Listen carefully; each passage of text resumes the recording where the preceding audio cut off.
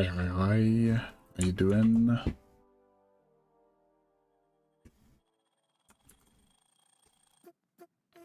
Falling short, diving deep. Where is the water taking me? Trying hard, bittersweet. Cabin fever's pulling me. I want to hold on to something greater. Sorry, I'm a tad groggy. I had a little pre-show nap. I'm drowning, drowning, drowning. Actually, just woke up 5 minutes ago.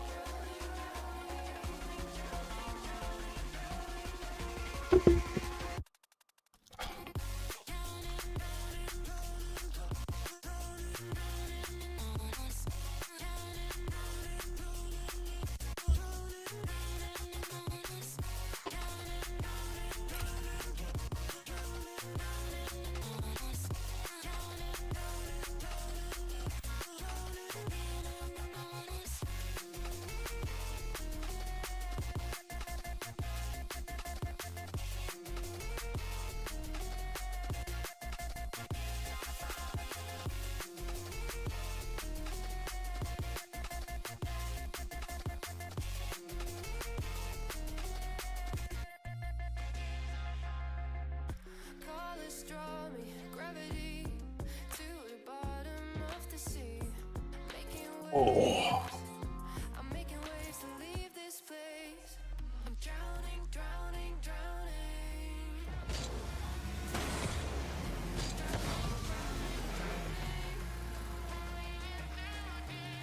Took my pill. I just did, right? Yeah. For Saturday. Not crazy.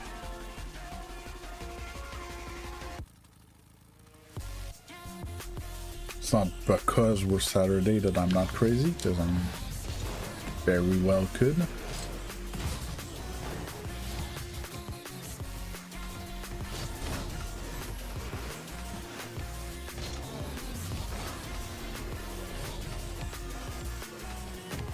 Hey Ross, how you doing?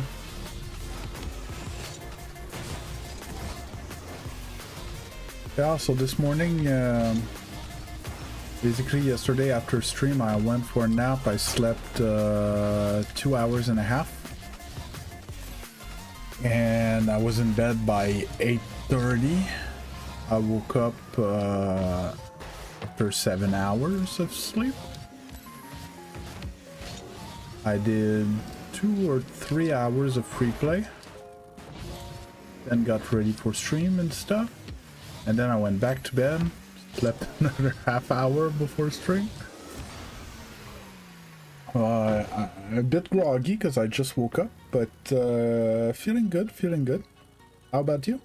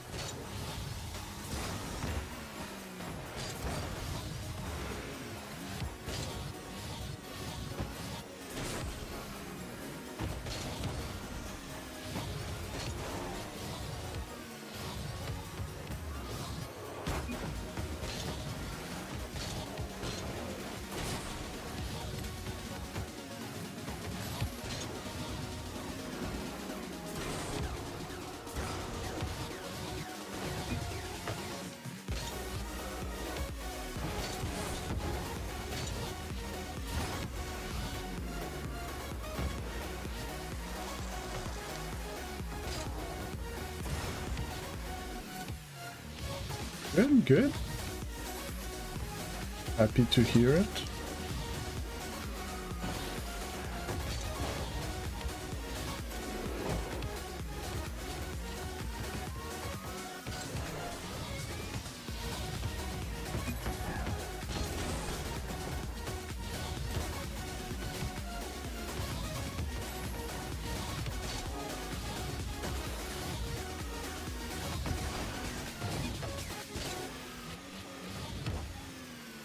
Hey, potato, how you doing?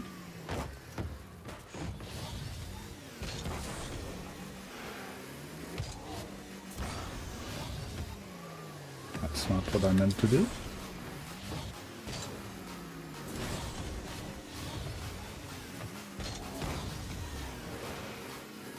Hey, weeds.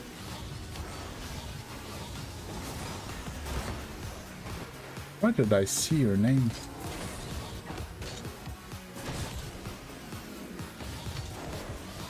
It's in Discord, right, that I saw your name? Yes, yes. Oh, you have coaching today. That's who you are, right? Yeah.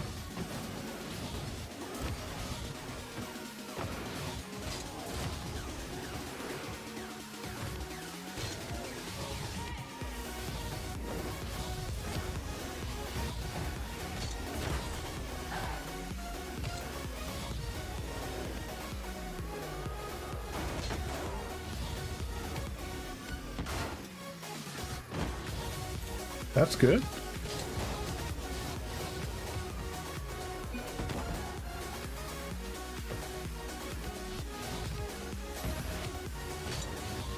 I can't not able to myself dribble.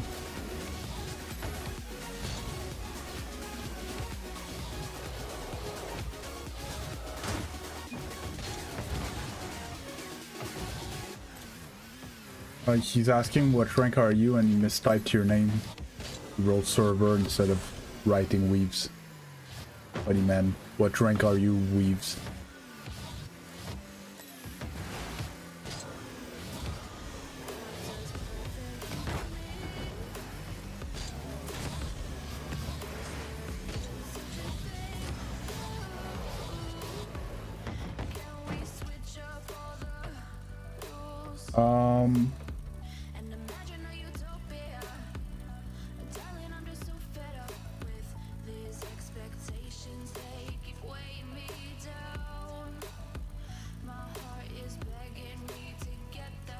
If you're here now, do you want to get to it now?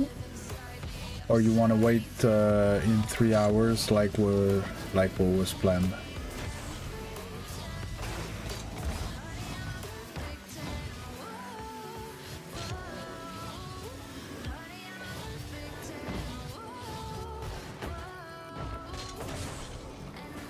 I think I'd prefer do it now, and then I'll warm up once and go uninterrupted.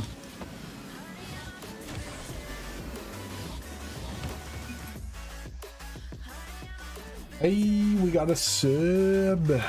Hi, new sub. Okay, so I'll get ready for that.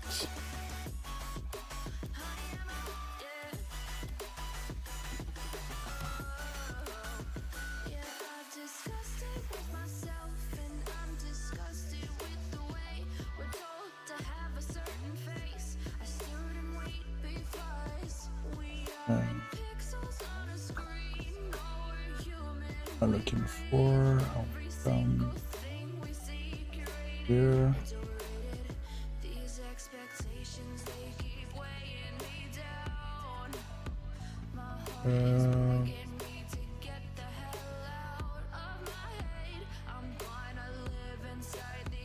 Hey, weaves with the sub, mommy. Demos.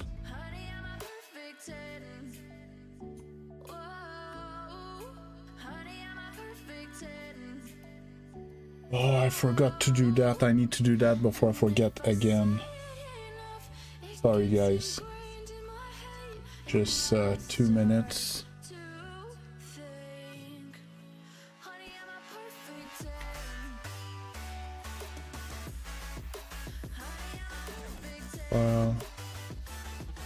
Take replays. OD and 3.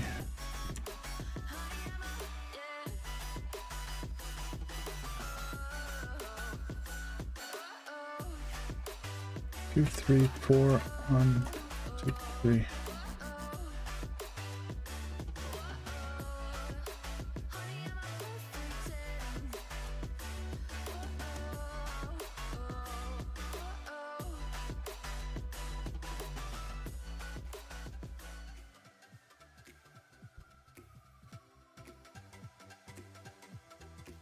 Hope they're the right games.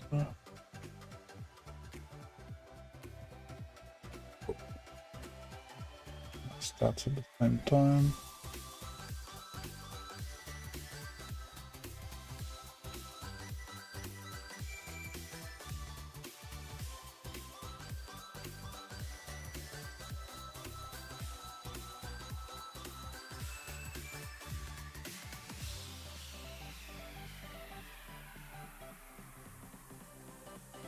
Not my best series.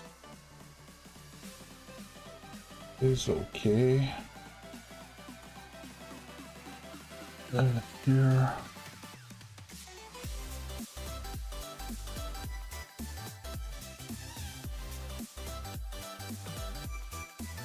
Oh, they did it already. Oh, well, that was useless. Okay. Itchy. Itchy, itchy, itchy.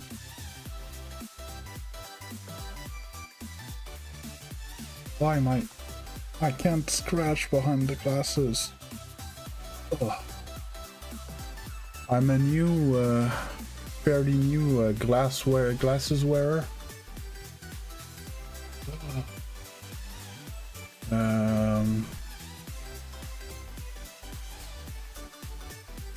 I'm not used to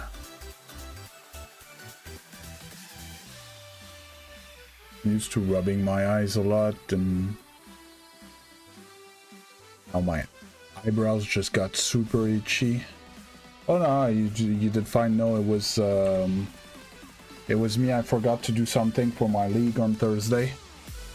Well, I forgot. I couldn't do it Thursday. Then I forgot Friday morning. This. Oh, you guys see my pen.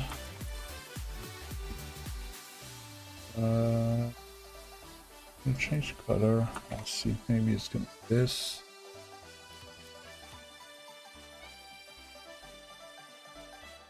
Okay, I think that's everything. Pause the music. Itchy, get a sip.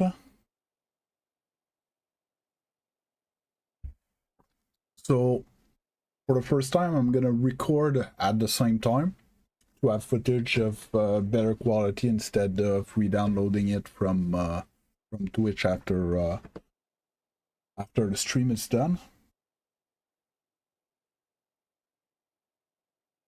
So please don't write anything obscene in the chat because I'm gonna have to blur it and it's gonna be a hassle.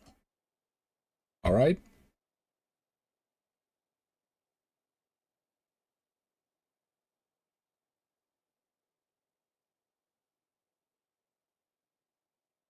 There you go.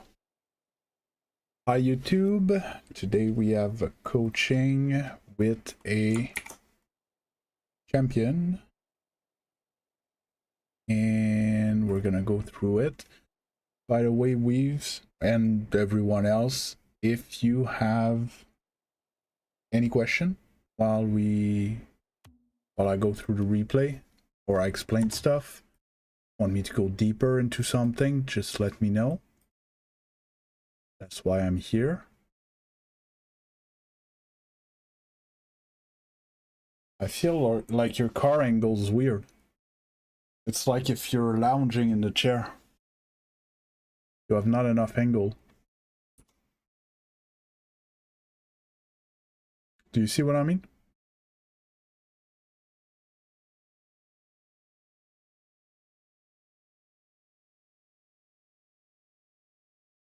You're very low behind your car and like flat.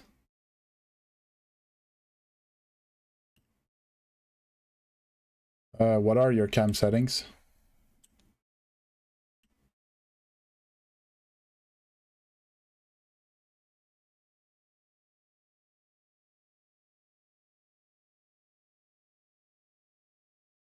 Yeah. Send put a pic in the ticket. If I go back here, setting. Yeah, it's gonna use.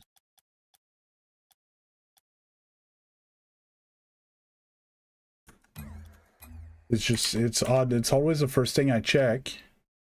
And I say something when I see something odd. Most of the time, what I notice is people, I call it sitting on the space station. You know, people that are super far from a car. Usually that's very common in platinum. Sometimes all the way into diamonds, I still see people sitting on the space station. But it gets rarer eventually in champion. Like your cameras don't seem bad per se, but let's say you dribble with the ball on your car, you don't see anything. For sure. Like with maybe a tad more height and angle. Well, no, we play with -3. It's not.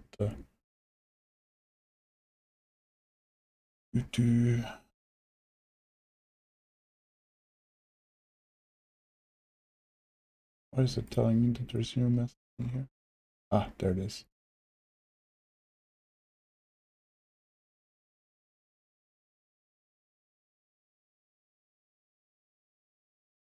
Oh yeah. Okay. It's fine. My bad.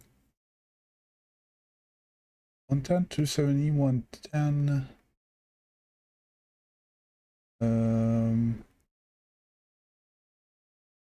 Before we start, I'll just go check sure what I run. It's weird. I didn't feel like it was when you wanna. No, don't worry, you're fine. A little more height, but it's not the end of the world. All right, moving on. My bad. Yeah, I don't know. It could be a replay bug.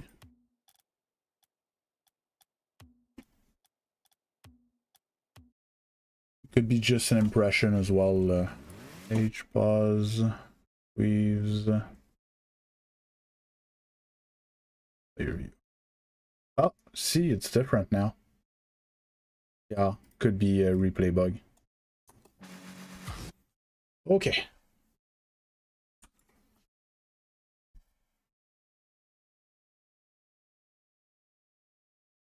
Okay, so is that a casual game?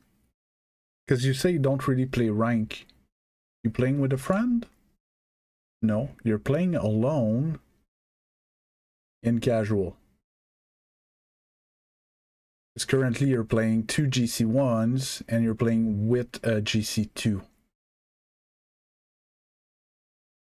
A Gc2 that has 1100 wins on his account. So most likely a Smurf. Okay. Good to know. And just question like that, why don't you play rank? Rank anxiety?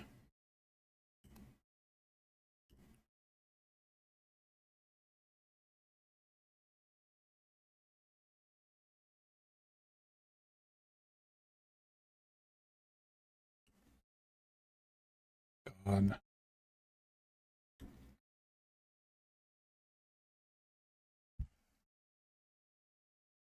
Yeah, there's quite a lot of that. That's fine.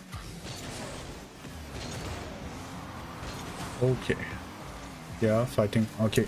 So here you lost the race for the mid boost. You can't try to get it again. You see what I mean? Like you're supposed to know that you lost. So forget about it. There's no more mid boost. You're gonna have to rotate behind your teammate, pick up a few pads and follow him.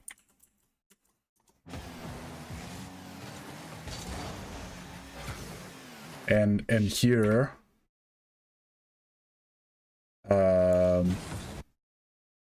your teammate coming from over there, you know that he took the back boost. You can't go there trying to get the back boost. Make sense? It's the type of awareness that is very important, because now you're gonna do this to get the mid boost, then go all the way there to get the back boost, and you're gonna end up here with 0 boost. So all of this is wasted. Might as well just pick up a few pads and try to follow him on attack with 2-3 pads.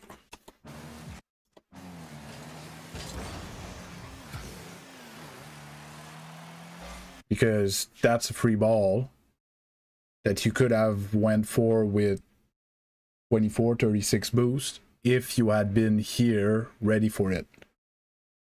But now you're here with 12 and no momentum. So missed an opportunity to put pressure.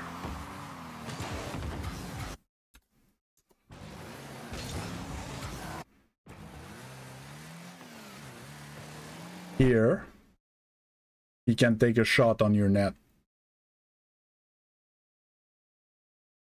Okay. I don't know why he didn't, but he's full boost and everything. If he hooks a bit upwards and side flip into it, this ball goes in your net and your teammate can't save it. He's not back yet. You're not goal side. You're not in between the ball and the goal. So if something goes towards net, you dead.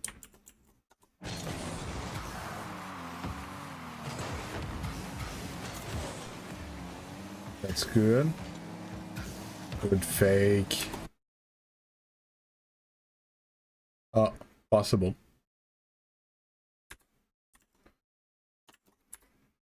Oh.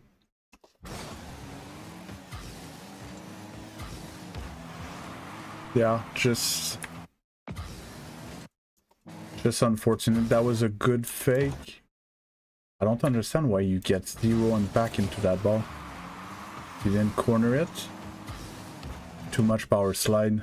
Much power slide. So when you hook shot, you're trying to hit this part of your car to get a hook. And when someone's positioned properly in net, aim for here. The ball's gonna bounce, and with your momentum, it's gonna bounce right back to you, and you can shoot it on net. You'll see if you try that a few times.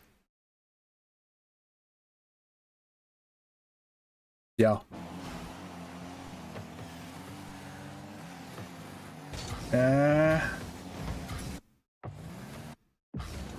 So that was great.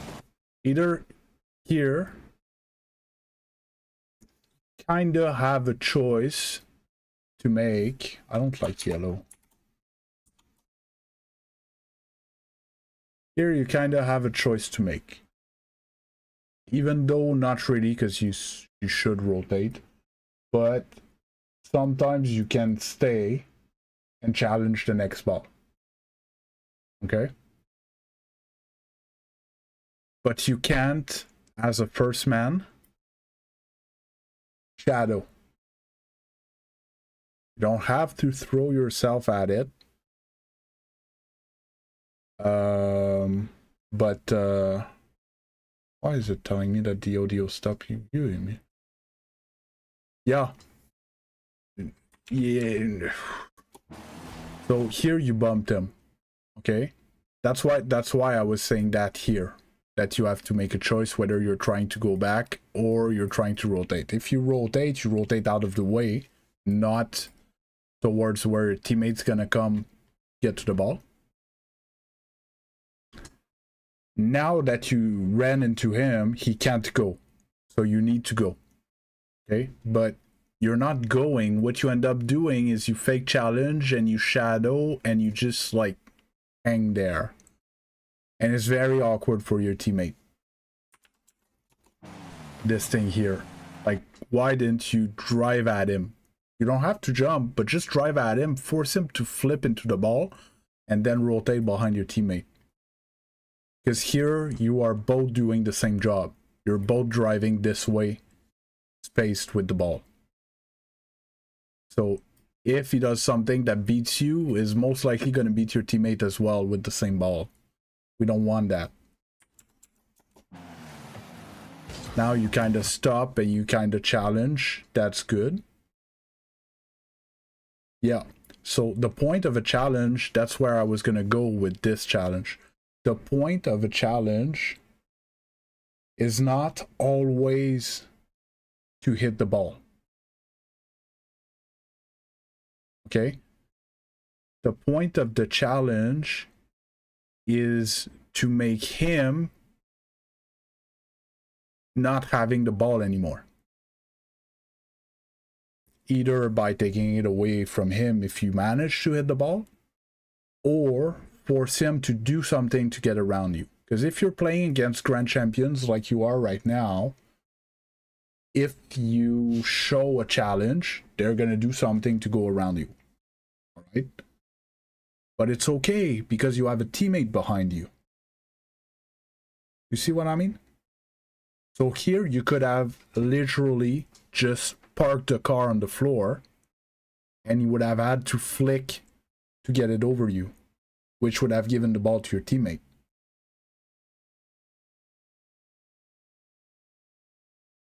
Here, by jumping like that and covering high,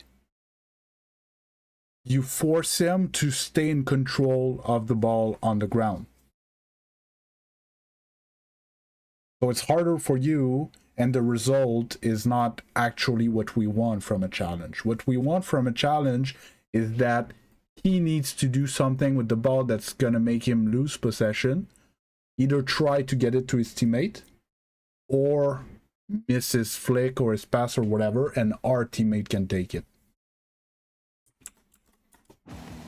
Kind of works because you got a touch on it. But yeah, and here you need to rotate, you need to get out of the way, because your teammate wants to come and challenge this way. You don't want to rotate there. Turns out that the ball's going to change side, but it's not going to be like that all the time. That's good, your spacing's good. Yeah, just moved up a little too much. So here, your teammate doesn't have the ball. Okay, if he plays slow and try to control, it's your teammate's job, right? What's your job? It's if he gets rid of the ball. So you need to stop moving up. Does it make sense? So everything in this zone is your teammate's job currently. Maybe I drew it a bit wide. Everything here is your teammate's job. What you're covering is pink. You're covering the pink. And here and here. These are your zones. So by moving up all the way to here, you can't cover what's behind you. So just moved up a tad too much.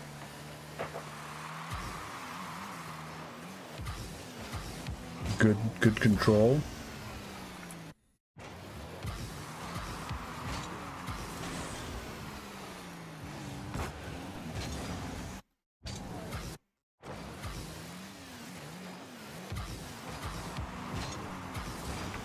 Yeah, because you didn't have boost. That was great. But here I think you need to, you can't go on the wall, you don't have boost. I think you need to just go around the ball, stay with the ball and push it towards their zone and be ready to take a 50. It's the best you can do. At least you're gonna eliminate a guy even though you don't have boost. Because he's gonna have to 50 you, and you guys are both gonna pop off the ball, and then either you or their second guy is gonna get the ball, not their first guy, so they won't have two chances to do something good. We're gonna have only one left. Am I making sense? My vape is driving me insane. Very old, and it doesn't detect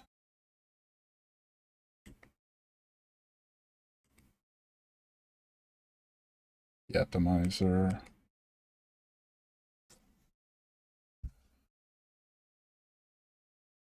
Well, yes, but that's on him. Did he jump off the wall?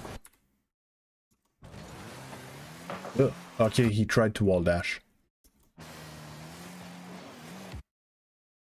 Yeah.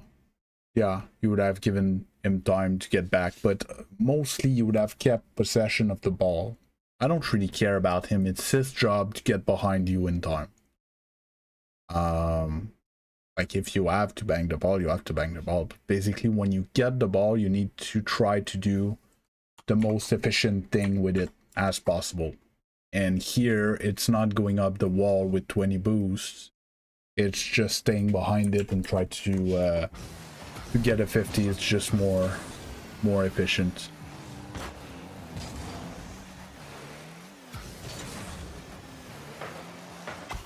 Yeah.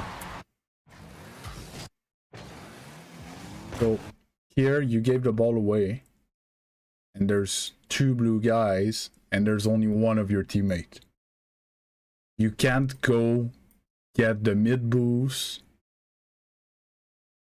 Well, it's not your recovery that took too much time. You didn't get back on defense at all.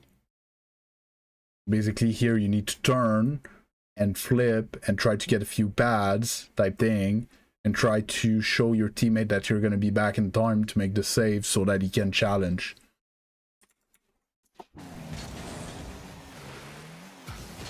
You went on a little vacation here.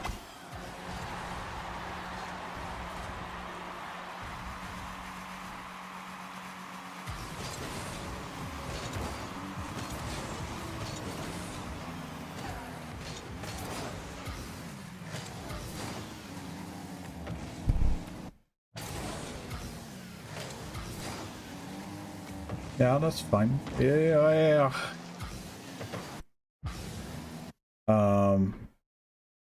You see this line of pad here? I call it the football pads. Ah, do you see? You see him? Where he is? He's on the football pad line. Okay? This is where you need to go when you rotate either on offense or on defense.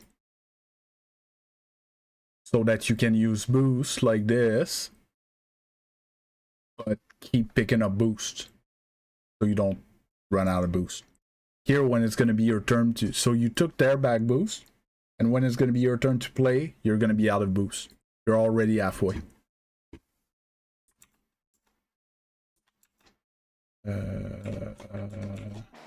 No. Here.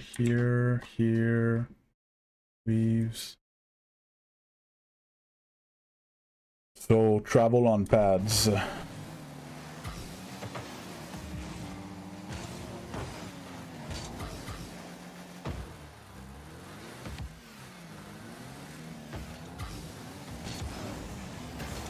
Yeah, that's the best you had. Like, I'm telling you here, hit them with your best shot. The best thing you have in your... Okay, dribble flick, air dribble, double tap. You have the best, like the creme de la creme ball right now. You have the best ball you can have.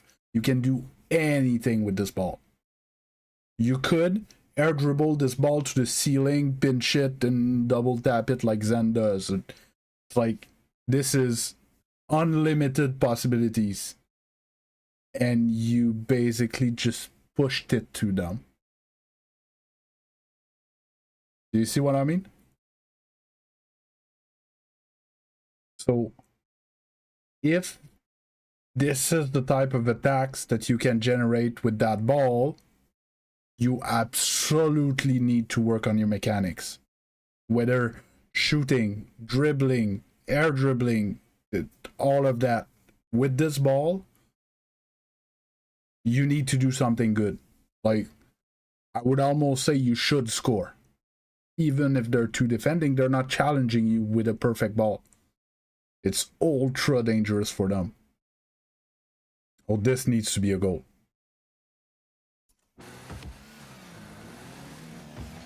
Like even like the first chip's not a bad idea. Like don't follow up the ball from that close. Time yourself with the bounce. Just take a power shot, right? But then you chip it. Oh well, you could have caught it and went for a flick, or on the first chip, this one you take off with the ball. You fast aerial and you push it towards their backboard. You know, you could have done plenty of things. You could even power shoot it here, and it's gonna come back to you, and then you shoot it again. You're gonna need an offensive, at least one offensive tool.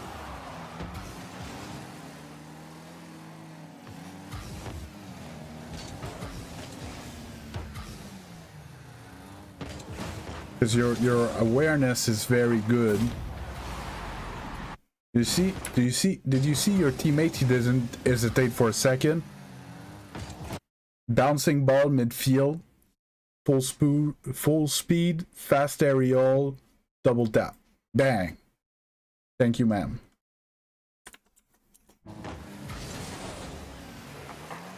You did an amazing play in the midfield to give him the ball, but you need scoring tools as well.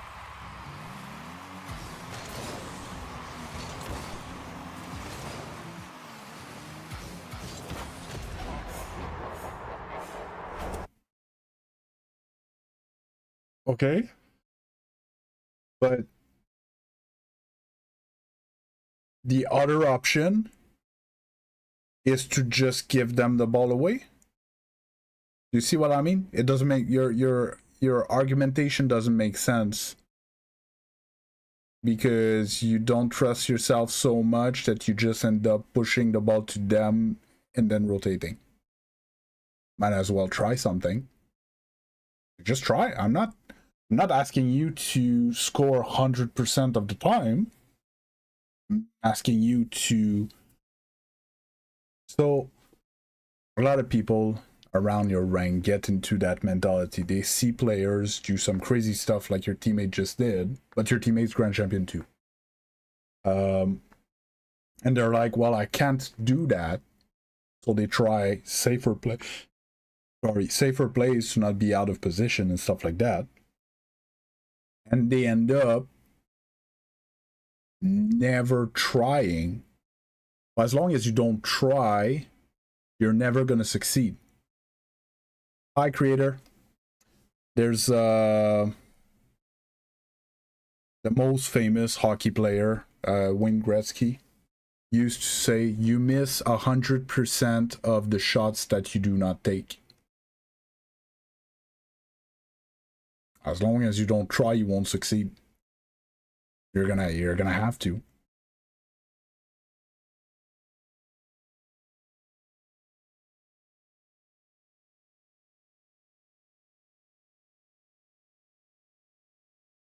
And like on the other side of that, you know, your teammate just scored that. Okay? He's Grand Champion 2. Do you know what I did today?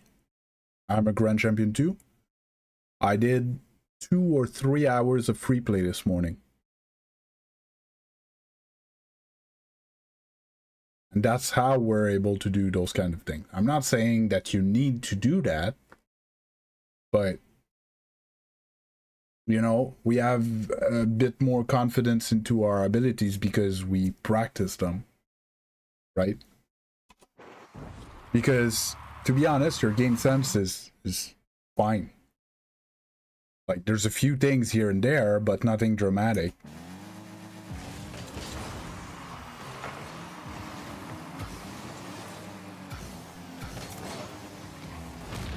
Yeah, great play. Yeah, no.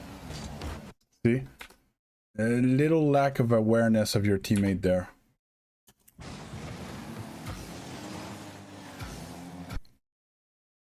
You took mid boost. What do you think your teammate wants? He's gonna want the back boost. right? So you bump him, you demo him, and the ball's going to the corner, where your teammate is obviously flipping to go get the back boost. Logically, he's gonna turn and want to play this ball. Okay? Look at his point of view here. I don't see him, but I know exactly what his point of view is gonna look like.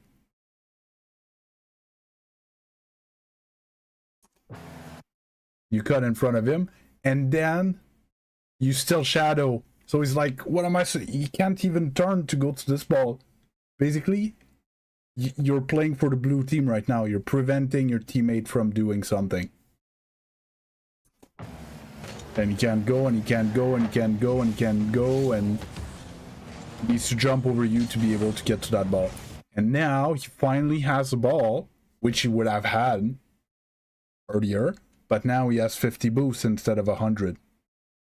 So he's not very happy with you.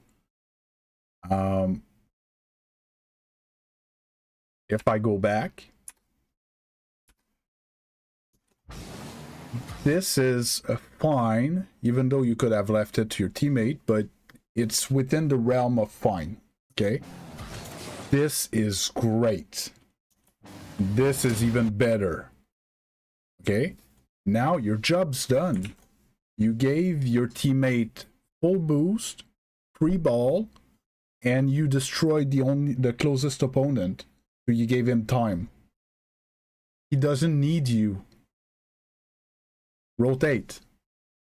Go, back pose, face the play, and then you're gonna come back and follow him. He's gonna love you if you just leave right now. You tried to do too much on this play.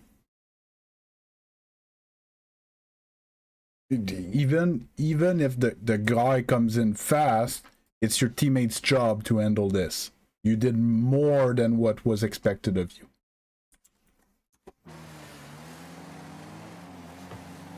And even if your teammate gets beat there, it's in your corner. There's nothing dangerous. If you're in net, there's nothing dangerous. Here, if he had put a ball strong enough, because you went and glued yourself to your teammate, he could have beat you both with the same ball again.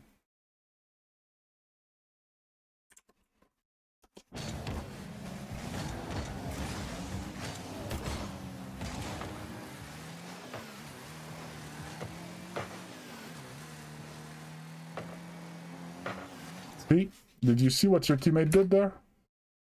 Look at your teammate. He played. He doesn't have boost. He can't go for this ball again. He grabs the boost and he rotates. He's like, it's your turn. I'm done. So it's your turn to go for this ball. You challenge and he's ready to go again. See what I mean? That's how we take turn. We need to get out of our teammate's way for him to play his turn, so it's going to be our turn again.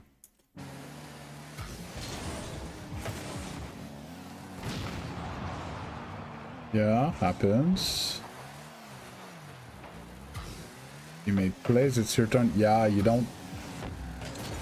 Yeah. Oof. You let them play.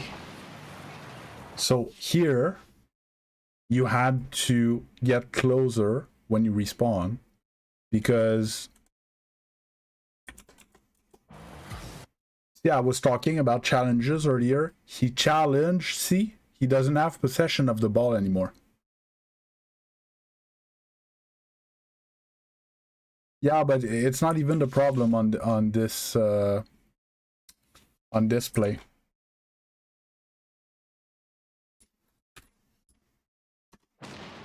Do you spawn? When do you spawn? You spawn there. Okay. Here, you need to get closer. Okay. So when he loses the ball like that, you can get that ball. And then maybe you decide not to go, then you shadow. And maybe you can get this ball. Do you see what I mean? From their point of view, you were not an obstacle. You never were an obstacle in this sequence. See? He knows there you're way too far. You're never getting to that ball. And then you ran away. So he's like, oh, I have room. So a little touch to himself. Recovered well on the wall. And then you still didn't go. And he had a shot on net. Normally this is scoreable. It's tough, but it's scoreable. So you didn't defend. You see what I mean? You had no added value on the play. Whether you were there or not, he most likely would have done the same thing.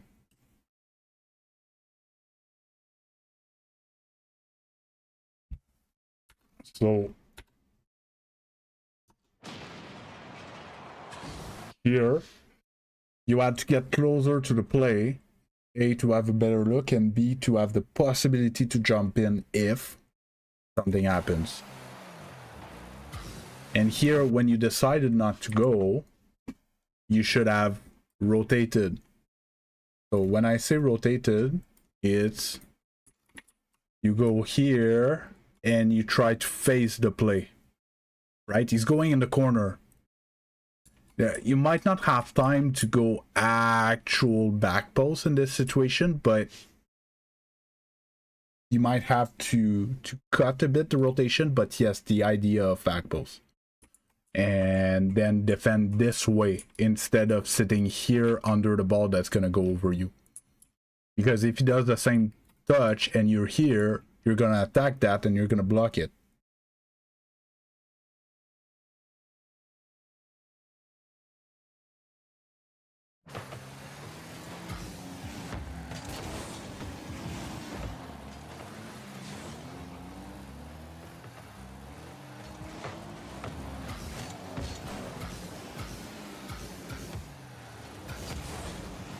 That's good. That's good. You did great there. Only thing I would say, so here you had to boost a little more. You air dribbled. I don't want to say that you didn't air dribble, but you didn't push that ball. You flew with it and touched it. Do you see what I mean?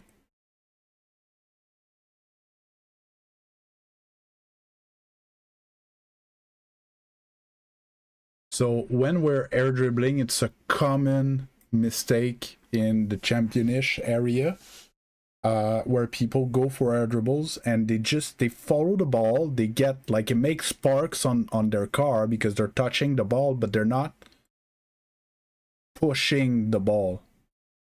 And air dribbles are good because by pushing the ball, we change the speed, change the direction and stuff like that. And so we need to use a bit more boost. So your first touch, it's a control touch to, match the speed with the ball. And then you need to actually and push it. But then you decided to land, which was a good decision, and you hit a shot. It's great. Like, you did good. I'm just saying, in the future, when you air dribble, if you want better air dribble, you need to boost more. You need to push it.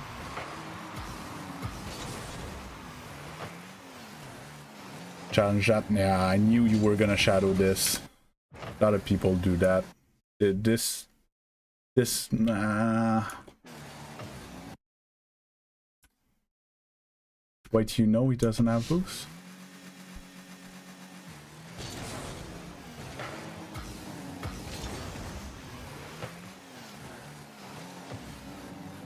Yeah, no, okay, it's fine. It's okay.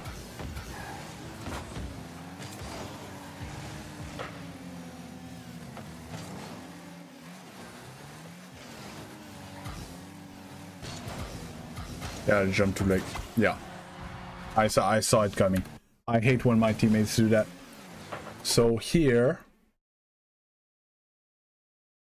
most likely in your mindset, yeah, but it's not trash for the reason that you think it is. Okay? In your mindset, you're second man, right?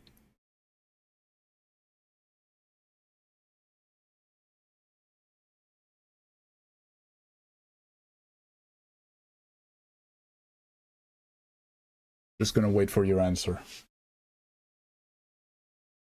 Okay.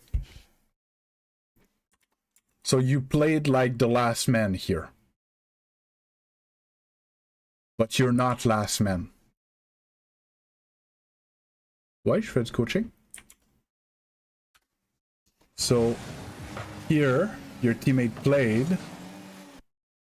So your teammate played, you are now the first man. You're the next one that can go on an actual, well, maybe more here, now that your teammate can't go anymore. So now you're the first man. Even though you're more behind than your teammate, you are the first man. You're the next one that needs to go to a challenge. And you can go to your challenge as soon as your teammate's gonna be able to go on the next ball after you. Hey, thanks a lot for the sub follow. Makes sense, Weaves? Because here, your teammate, he's recovered. He speed flipped. He has boost enough to make a save if a shot would end up going past you.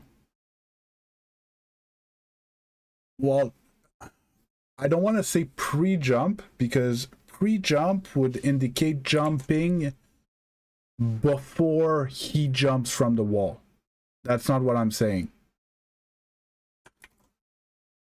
Now that he jumped and he's showing you that he's going for an airplay, you can jump and challenge him. Challenge him means like to how can I explain that? Basically, he's saying, I'm gonna go put the ball in the net, and you are saying, no, you're not. Okay? He might be able to get the ball around you, but it's gonna be much harder for him than if you weren't there. Right? Because he's gonna have to go around you. So higher or faster or slower, or get a reset, or much faster and get a double tap, or instead of just pushing it into the net. That's your job as the first man, is to make his life harder. Yes, exactly. And for your mate, it's gonna be much easier if you make his job harder. Make sense? Because it's much harder to beat you and still have control of the ball to beat your teammate as well than to just beat your teammate. Okay? But what happens is you took so long to jump that when you actually were at the challenge, the ball beats you both. You both are here. And your teammate can't space more because there's a wall here. Right? he can't go outside the field. Champion. So if you had challenged, how could I show that? Go back. Here. Go back.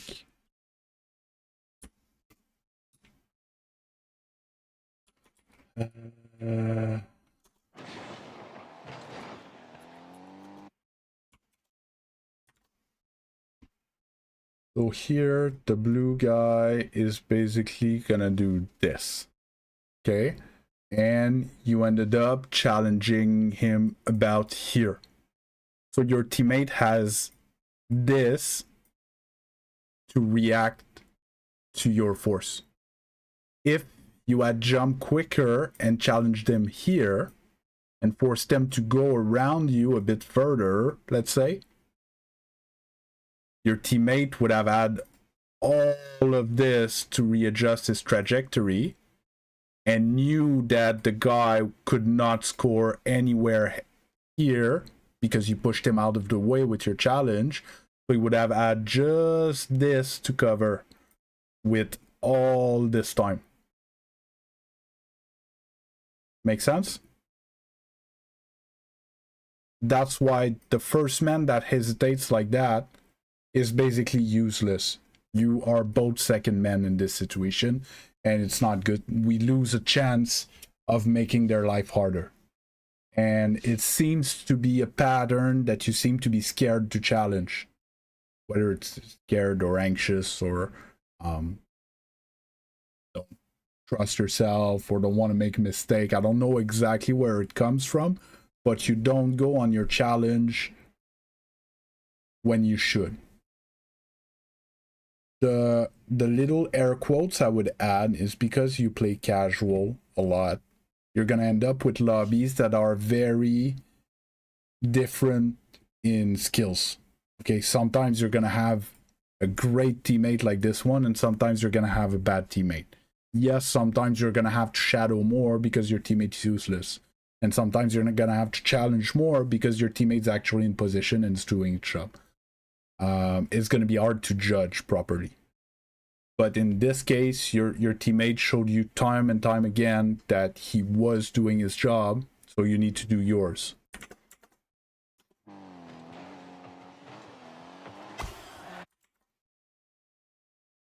Two weaves.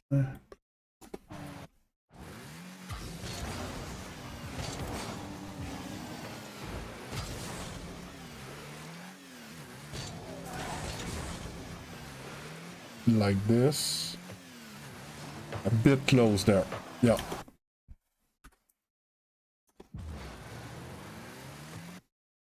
So you want to play and you want to score a goal. Okay?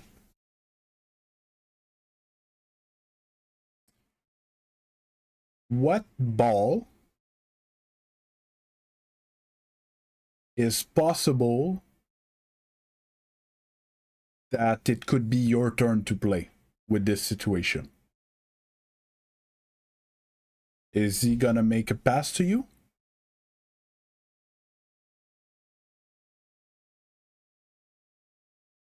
He can't make a pass to you. Option 2, miss double tap.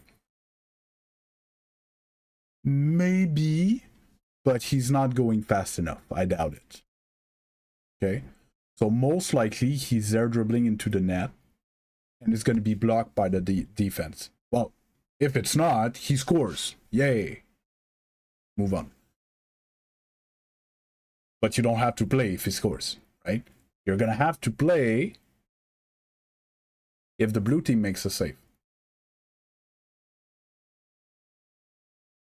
And you keep moving up, you move up, you move up, you move up, and then when they actually make the save, you're too close, so you run away. Right? Look at this ball.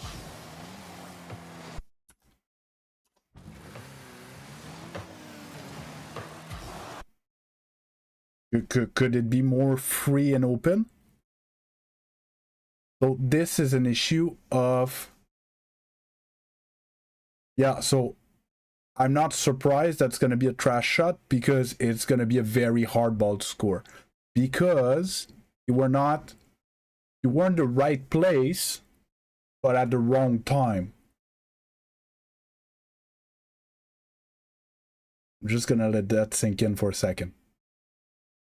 A lot of players think of Rocket League about positioning. They want to be in the right place. You were in the right place. Your positioning was great. You took the right line, but you were there much too early. Basically, what we wanted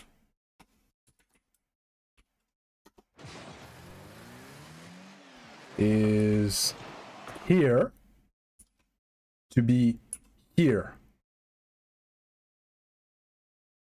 You see what I mean? Facing forward like that. And then we have a chance to score it. Do you see what I mean?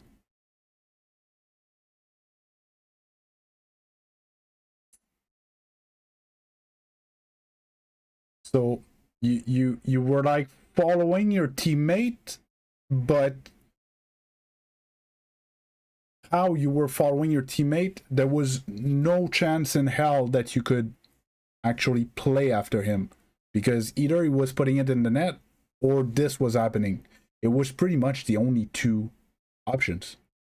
Well, the other one would be a massive clear towards their net, but they weren't well positioned, and it's your teammate's job to try not to get dunked cross field into your net. And again, let's say you get here and they get a decent save like this in the corner, you would have had a much better line to get to it than being here and having to do this S-wide turn to get there, right? So, in summary, a bit close, but it's not necessarily that you were close, it's that you were in position too early. Yeah. See, I don't mind that. That's fine. I miss shots like that all the time. No, it's fine. It wasn't open. They were defending. Like, yes, if you have, like, yes, maybe I would have scored top corner, but you need to put a top pixel top corner shot here. Right after a quick turn. Okay? I'm not expecting you to do that. My specialty is taking shots like that, and I'm not sure I would sink it 10 out of 10 times. It's more a 7 time out of 10, and I'm a Gc2 whose specialty is taking those type of shot. Okay? It's a tough shot. I like what you did. You're like, it's a tough shot. I'm gonna chip it backboard to myself and try to tap it in. Much easier. And you tried and you didn't succeed. It's fine. If you never try, you're never gonna succeed. Right? The other play where you tried an air dribble and ended up landing with the ball and then taking a shot, you tried something and it worked. This time you tried something and it didn't work. It's not the end of the world. I feel like you're tough on yourself.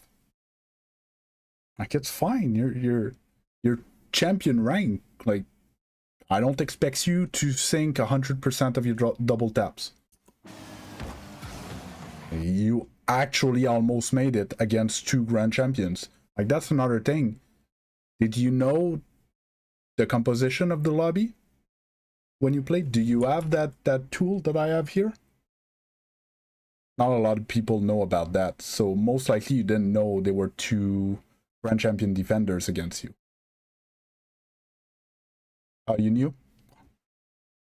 You. Are you a grand champion? You know, you're doing... How can I say? You're playing in a Gc2 lobby, and you're actually...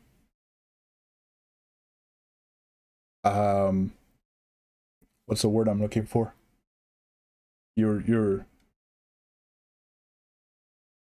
I don't want to say surviving, it's not what I mean, but like you're actually playing with them. It's not like, you know, when sometimes there's a viewer that is gold and wants to play and whatever. Even if I play casual with him, he can barely hit the ball.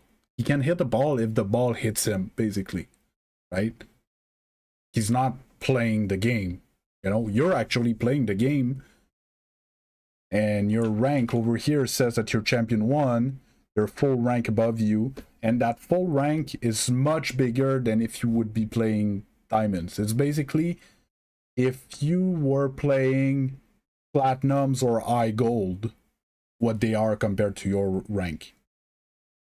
Keep up. That's what I was looking for. So you're not carrying the lobby. Like, I'm not being mean. I hope you can see that.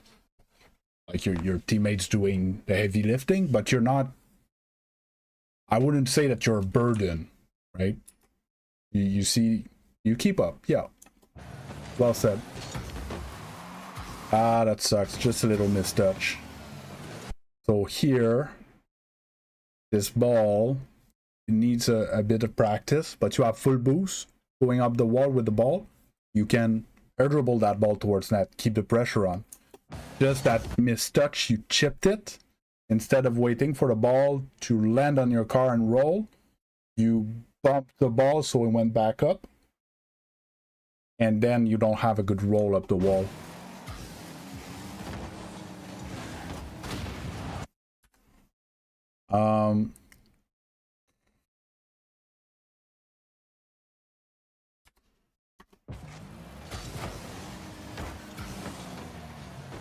So here, I have, I would suggest that you watch that video after. I have a video about rotations. And I have, yeah. So I have a situation like this where I mistouch the ball. And basically, beside the car, I have a text that updates every time I change roles, okay? First man, second man, rotating, first man, second man, rotating type thing. And as soon as you mistouched, it's like if you had whiffed the ball, right? You can't do anything more productive with that ball. You need to rotate, okay? You kind of did, but you rotated there. Your teammate wants to come there because the ball's going there, right? You need to cross the field, get to the mid, and get behind them. In the video, when I get this mistouch on the wall, it's different because my teammate is right here ready to play. So I just stay there. I make sure that I'm not in his way. He plays and I get behind him, but the idea is the same. In this case, because the ball's going this way enough, I would have taken the time to cross through mid. I remember people telling me to rotate through mid like that over and over again, and I was always thinking, but that's much too far, I'm gonna be so late. The thing is, what we forget is that 90% of the important play happens in mid, because the goals are in the middle of the field. So by being in the middle of the field, let's say your teammate decides to take a vacation and they take a shot on net, you can stop it because you're mid. If you're against the wall, yes, you're going to be further towards your zone, but you would never be able to make that save.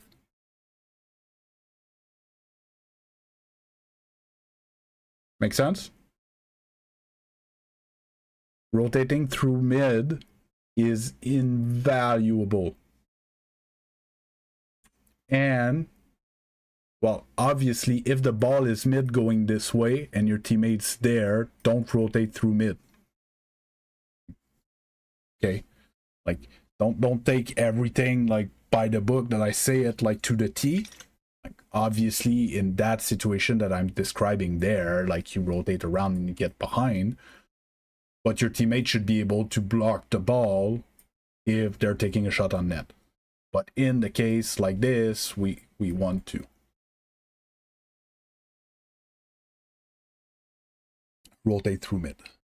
Touch everything. Back here. You see, if you had put a shot on net, your teammate would have saved it, but you see what I mean? Like the angle towards the net, like you can't help on this ball. If you touch this ball, you risk putting it in your own net. And you end up being demoed because you're in his drive path. Following is great. You need to, yeah. So I think that the detail you're missing is the midline when your second man should be you need to slow down on the midline. Like, if you have time to waste as the second man, it cannot be on the other side of the midline. Especially in GC plus lobbies. In gold, you can go park in front of their net and wait. Okay? But we're not there anymore. We're actually playing Rocket League. So I would want you to keep your momentum, but like go sideways on the line or turn before the line, and then depending on what you judge where the ball's gonna go. Okay? But I don't want to say don't cross the midline, because if the play is slow, you can cross the midline, but it's the line where you need to start thinking about, I need to kind of stay here and look what happens before I make my decision whether I play offensively or defensively. The midline should be like a red flag that pops up. Okay, I made it to the midline with a good spacing with my teammate. Do I keep the spacing? Do I slow down?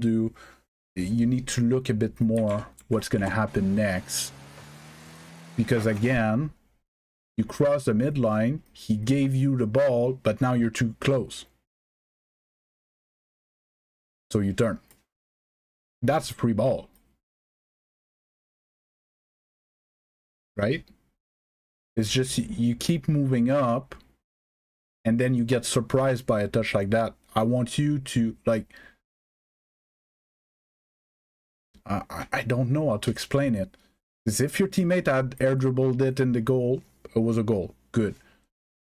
If he needs a double tap, yes, he's going to need you there eventually if they don't have a quick clear.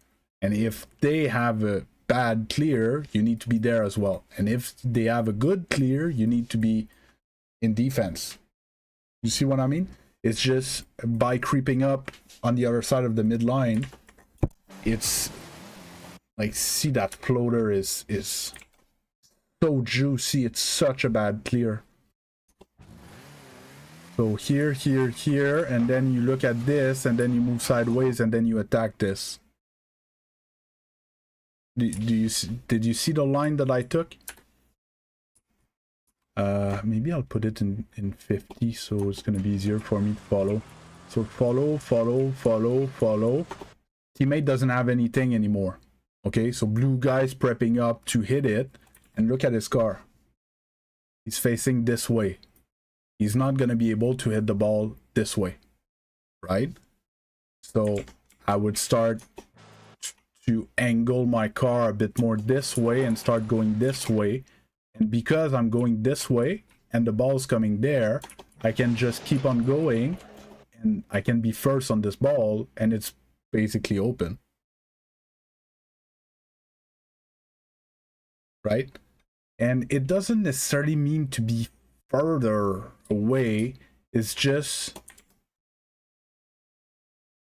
I see it right away when this mistake shows up, when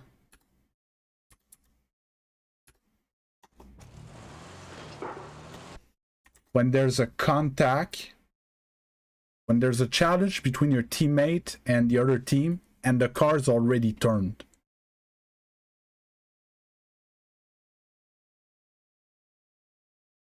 Ah, perfect, Zeno. Thanks a lot. I'll take it. You see what I mean? It's not normal that before you saw where the ball was going, you already had decided to turn.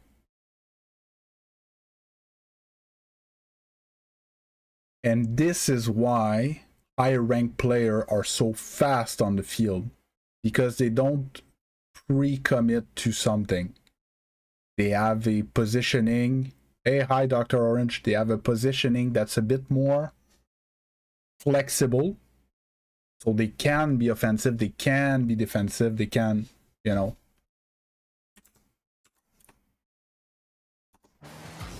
So there you're going to be late on this ball. Well, not late. You got there in time, but it was free. You could have taken a shot.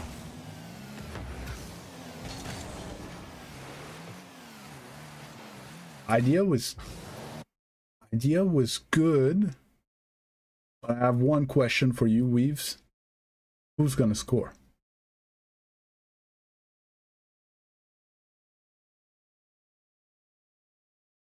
Your teammate can't score that. Even if you demo him, your teammate can score. Yeah, hopefully. Like, let's hope he's in position. He sadly he can't be in position. And just by the context, I know that's, to be honest, that's much more advanced. But if you want to see where my thinking goes when I'm playing, I need to go all the way back to here. Okay, why can't my teammate score a goal in, I don't know, I didn't check the time, suppose it's 10 seconds. Yeah, why can't my teammate will be able to score a goal in 10 seconds? He's going off the wall for an air dribble. Therefore, he's gonna land in their zone with 0 boost. He's gonna have to reposition and get boost and then come back to score. You won't have time to do all of this in 10 seconds. So this is a rhythm issue. Okay. This turns out still has boost a bit, but he's still gonna go for boost. And then now he was in position. See when he got in position, now he had to turn because he can't get there in time, and he's letting you rotate. So in Rocket League, it's the same idea in threes, and it's a very important concept, and it changed my game when I learned that. There is, and it's even more important in twos, there's a rhythm that your rotation can bring to the offense. Okay. In twos, your choices are limited. You can play fast, but then there's gonna be a dead time, and then you guys can play fast again. Okay?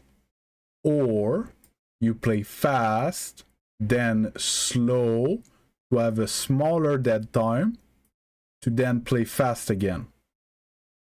Okay? And this time is basically for this guy to get back here.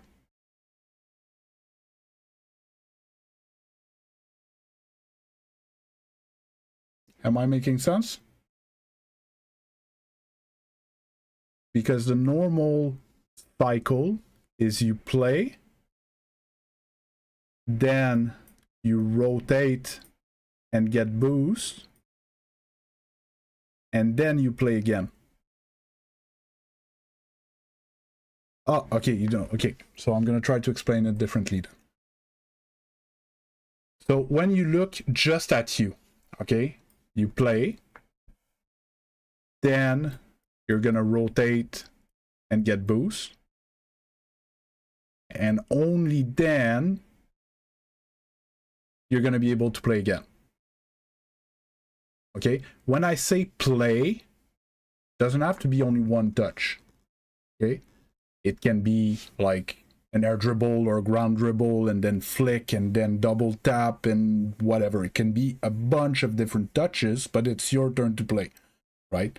After you're done playing, you're going to be out of position, and you're going to be out of boost. Okay, so you're going to have to rotate and get boost before you can play again, because it's not your turn anymore, because you're out of position and you don't have boost, right? Your teammate's doing the same thing, but if I take a music analogy, one beat off. Okay, so while you play, he's rotating and getting boost. Maybe I should have taken yellow.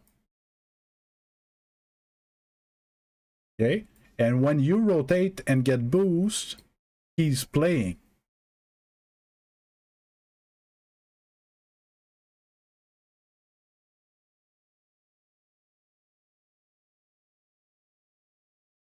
Does that make more sense?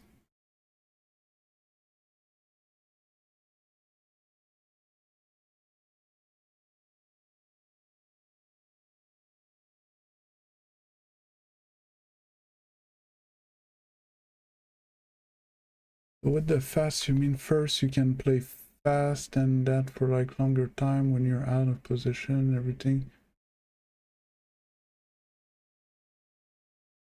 Okay. Yes and no. Basically, when you play, your teammate is rotating and getting boost to be in position to play when it's his turn. The problem that we have in twos is that this action can be longer than this action. Okay? Because if you just hit the ball and you say, "Ah, I played," and you rotate and you get boost, there's no way your teammate had time to rotate and get boost. Right? So that's what I mean by slow and fast play.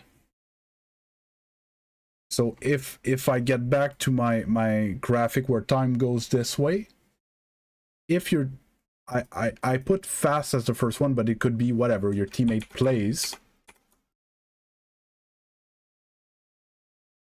I know. TP. Teammate plays. Even though it looks like toilet paper. Then, if you play fast, you don't give him much time to rotate and get boost. So there's gonna be we're gonna have to fill the timeline with a dead time where none of you two can go before your teammate can play again.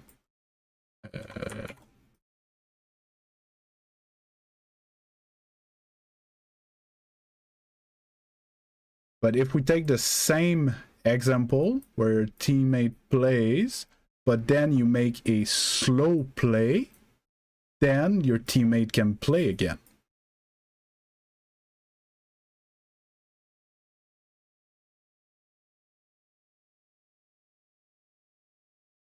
Yes.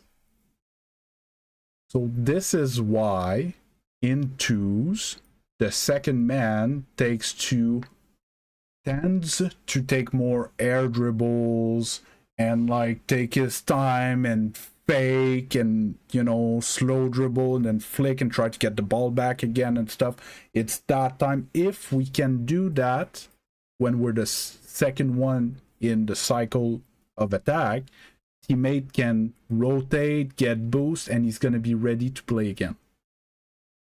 Okay, so that's the very long theoretical explanation of why when I asked you 10 minutes ago, sorry, who's gonna score this, it cannot be your teammate.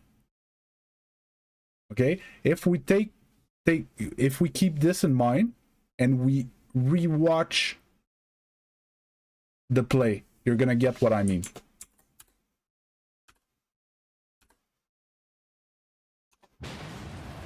Okay, so we start over here when we're in our zone. So teammates playing. Teammate plays, teammate plays, teammate plays, teammate plays, stop there. Now it's your turn to play. Okay? And basically what you do, you hit the ball and you rotate. And you're like, teammate, play again.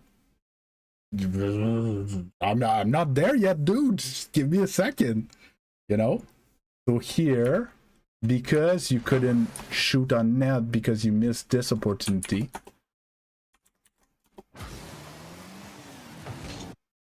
you would have had to try to get a controlled touch on that. A touch that you can get back to yourself. And it's why the play fast and demo play could not be a viable solution, because currently you're alone on offense for at least another 2 seconds by the time he gets boost and rotates.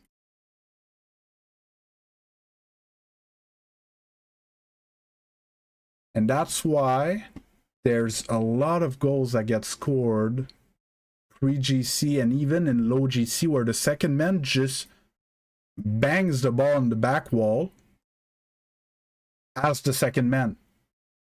What happens? Your teammate can, like, making a pass to nobody, makes a pass to the other team, and then they score against you.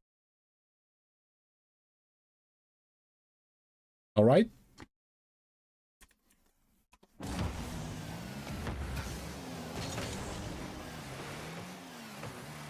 Because see, your pass, even though you bumped this guy, and he's the guy who ended up getting possession of the ball anyways. So you made a pass, you bumped the guy, and he's the one who got the ball back.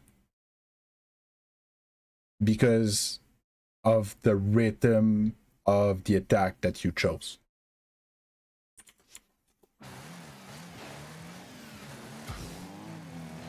And this is a good example.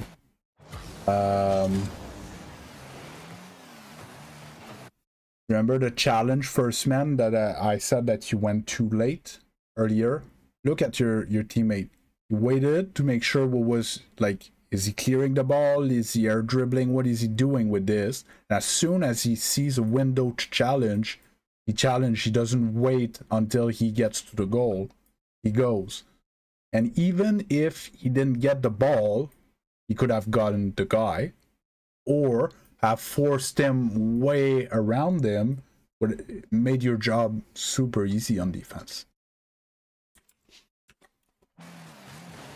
Let's say he whiffs this, the ball still rolls to you, and you take possession of it, and you still have room before you actually get to the net, because his challenge, I don't want to say was faster, because again there's a rhythm to it. He needs to make sure that you're in position before he challenges, but this was like perfect timing. You have boosts, you're in position. That was perfect defensive play on the transition. Now you need to follow him. Okay, gets challenged, that's fine. Control of the ball. Okay. Here you can't jump, because as soon as you jump off the wall, he knows that you can't do anything with it.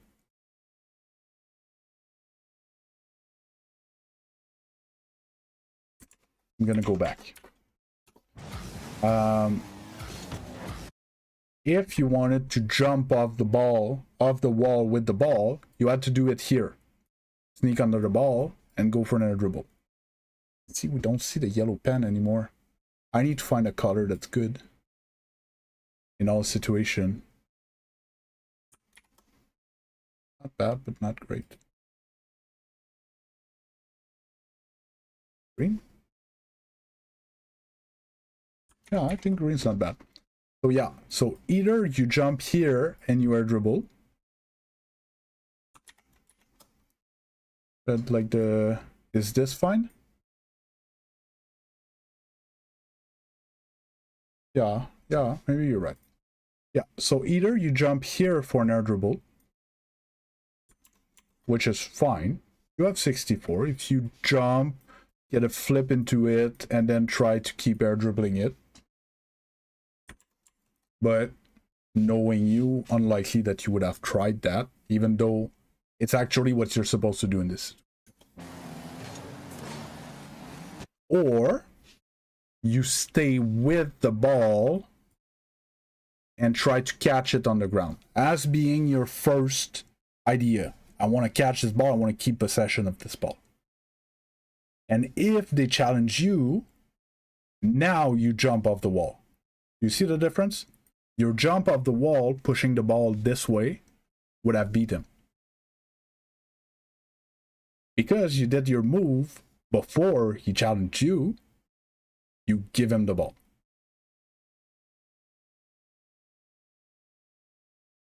You see what I mean? And even if you get dunked here, well, basically the ball's going to stay here. Or it's going to roll around the board and go to your teammate. There's nothing dangerous here. Yeah, the corner is supposed to be your best friend. Your defensive corner, it's your best friend. It's the safest place you can be. Even their corner is more dangerous towards your net than your own corner. There's no angle from your corner. You need to be actually ultra good to score from the opponent's corner. Either like very tight air dribble with a few resets, or like the perfect pinch, like there's a pro that does that. Sorry, I don't know his name off the top of my head, but they call that pinch off of that pro's name. Somebody might be able to say it in chat. Or you need to make a pass, astral pinch, yeah. Pass to a teammate or a dish, which is pretty easy to defend. So there's nothing dangerous here. Even if you lose possession, it's fine. I'd rather you stay close to the ball and try to control it, because if you screw up, should be fine. In this case, normally he was supposed to take the ball from you. Oh, I'm glad you didn't jump. A lot of champion jump for this ball here. I'm glad that you saw your teammate go and you just rotated. That's great. You still did good. It was more of a, hey, it's a bit more this that we're trying to do when we're in this situation. See, you did it again. Look at your car movement. I'd say it's your flip. Your flip killed you. You can't flip there.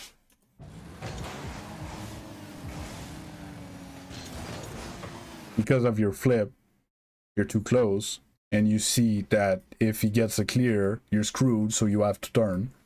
Instead of, at this moment, be here. You see the difference? You're not scared of being cleared over the head from here. You can actually just drive and go defend it. And you're not going to be needed at the net unless he misses, right? Because you can be here, but as long as he doesn't miss, you can't score. Right?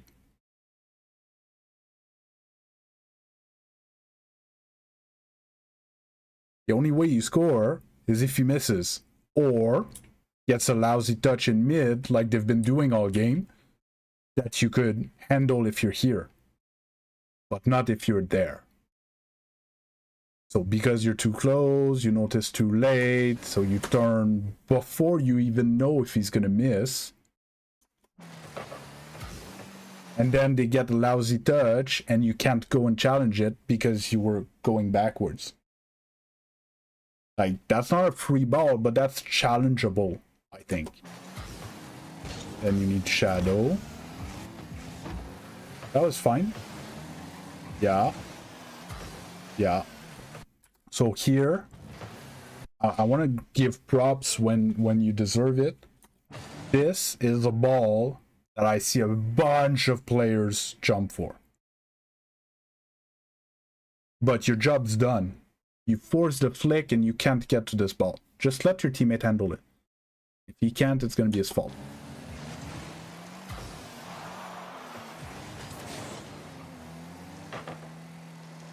See again. Every time you're, other than maybe once, no, I wouldn't even go as far as saying twice. Every time your teammate has the ball and gets challenged, you're too close. And you turn as the challenge happens. Every time. And then there's a free ball and you can't go. It's biggest flaw in your game. And it's easy to fix. You just let him play a bit more. Just slow down here. Slow down, slow down, slow down, slow down. And this is a free ball. You jump for it. You dust that Gc2 every time if you're positioned properly. And you don't even need a good shot because he's facing forward in the midfield, no momentum.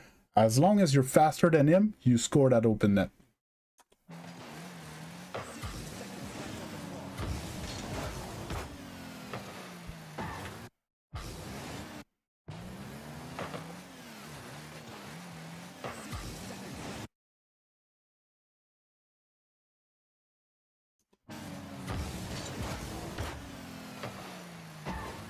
That's fine. Go, go, go, go. Three. No, really. You need to hit that ball before him. And from what I've seen, you're able to. You didn't trust yourself. You need to jump, boost a little bit, and flip into that ball to shoot on net. You don't. When I'm in this situation, I don't even look at him anymore. I know he can't beat me to this ball. All I focus on, for once, I don't need to look at anything else. It's the ball and my car and where I know the net is. Because you take that shot a bit blind, but you kind of know where the net is. Roughly, at least, you know.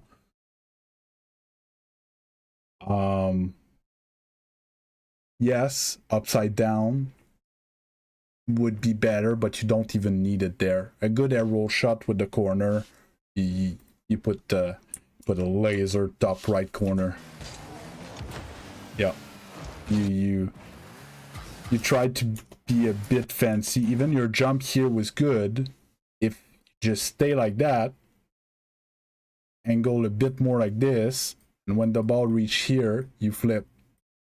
Yeah, shooting is the most by far most underrated mechanic in the game. I reached Grand Champion 2 16-10 with air dribbles slightly better than yours. Very slightly better than yours, but not that much better. Shooting, rotation, dribbles. That's it. But I have one of these shots though, you know, and I believe in my shots. Sometimes a bit too much, but when I get a free ball, top of the box, anything that's in here, I don't even care if there's a defender. It's going bar down and in. That's it. And I trained them so much that I don't train them anymore, and I still have like dominating shots for my MMR.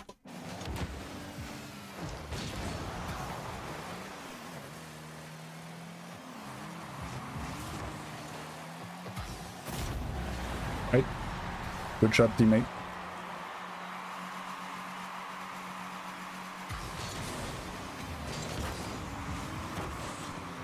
Oh my god. Your teammate did a threes kickoff. So in threes we kick off like that as the second man, but don't do that there. Oh, too bad.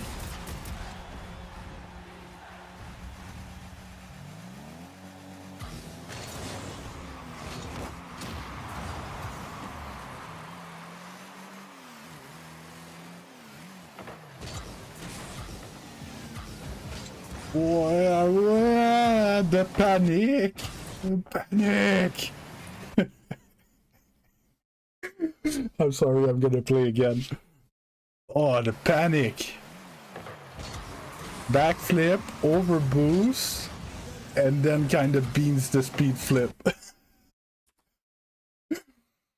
It's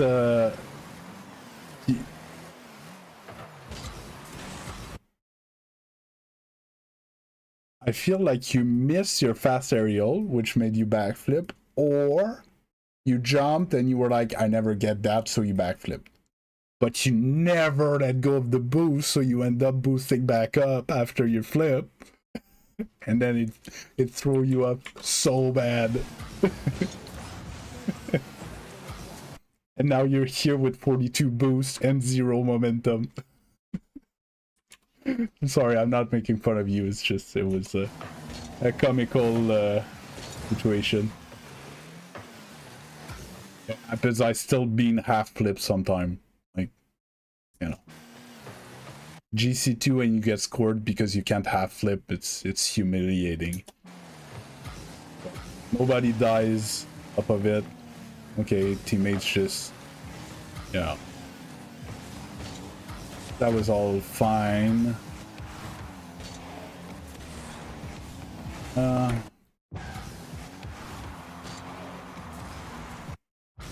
I want it to be peaky, would have need to put your nose slightly more downwards before you jump, because I feel like you kind of jump a bit too much upwards. So it took you so long to land, and you landed like on the other side of the ball.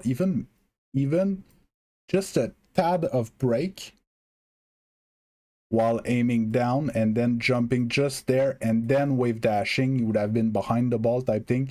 You could have gotten good 50/pinch on him or get control of the ball. Now you just ended up on the other side of the ball, so not much you could do.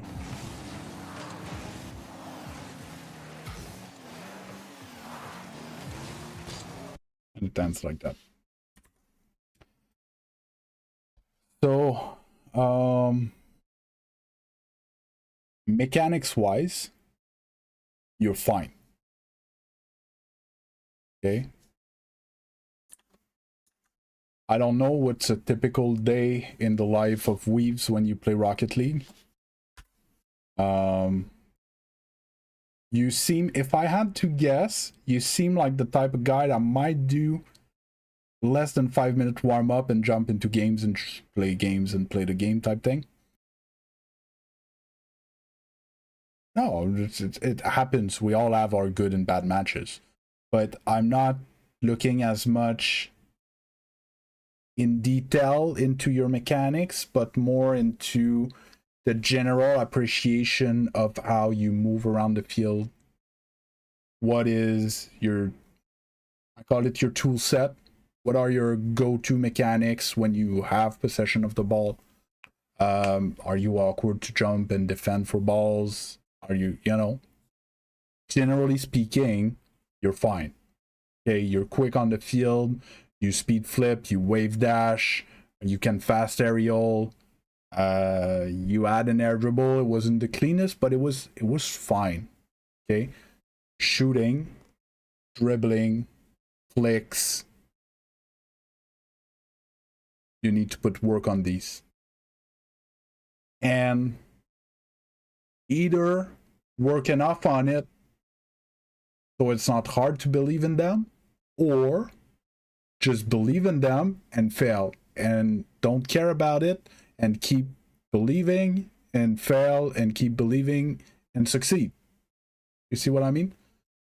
It's just you really get the ball and you're like so afraid to screw up that you don't try anything with it,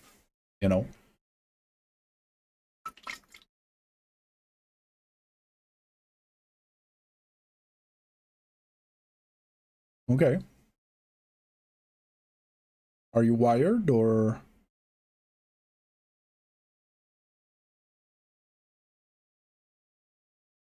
Bluetooth? Get a new wire. Depending on your controller, especially if it's not a USB-C, it's like $5 to get a new wire.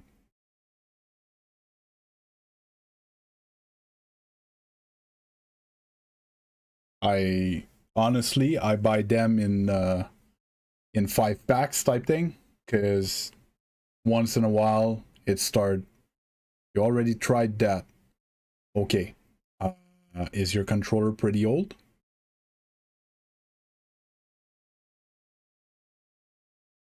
Because my son had issues with that, and it was the. Okay, is your controller a year old? Yeah. Okay. Is it Xbox?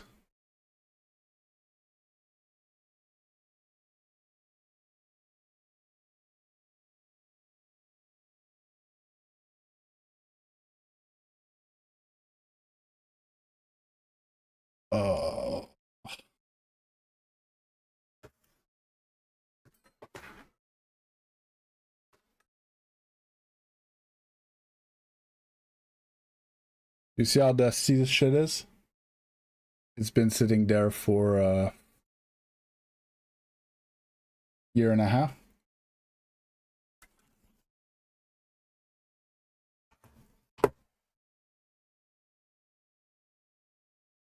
within the first few months, I had 3 joystick like stick drift unusable, and eventually they sent me new ones.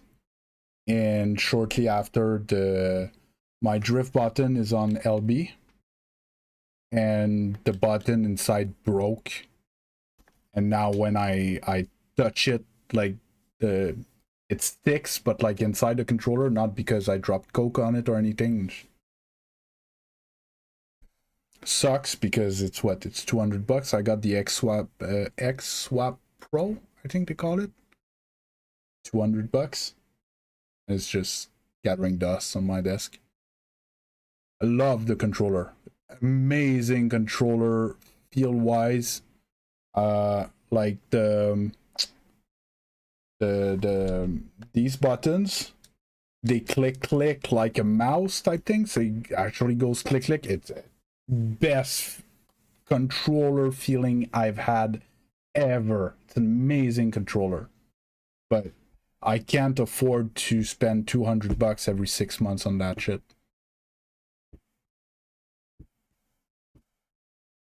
And now I'm on I'm using DS4s,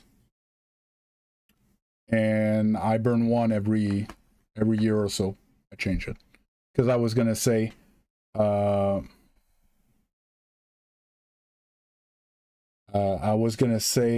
my son with an Xbox controller, basically the module inside where you plug in your wire, like desoldered or something, and sometimes it would touch, it was fine, and sometimes it would move and it would lose connection. So I had to change controller. I don't know in your case, I don't know enough about the Trustmaster to tell you that that's the issue. I hope it's not. But yeah. So yeah, a bit, I would say. You tend to be a bit too far forward when you actually have to take your decision. You're a bit antsy to get on offense, a bit too much. You need to be a bit more laid back on transition. Defensively, if you're the first man, you gotta go. You can't fuck around for 5 minutes and then doing the save with your teammate. Like, I'd rather, if I'm your teammate, I'd rather you go and miss than wait and wait and wait, and I can't go either because you're in front of me, and wait and wait and wait, and then try to make the save at the same time as me. Most of the time you're gonna bump me, or we're both gonna miss. Like, it doesn't do any good. And yes, fundamental offensive mechanics: shooting, dribble, flicks. And I'm gonna put air dribble because you're getting to the rank where you're gonna start slowly to need aerial mechanics. Champion, not, you can get away with it, but soon it's not going to be enough. You're not going to be dangerous enough because they're going to be too good on defense. And that's where I'm at personally. I got to 1600 and I'm a flying potato for a Gc2, high Gc2. So I need to work on my air game type thing. And that is why I did 3 hours of free play this morning before streaming.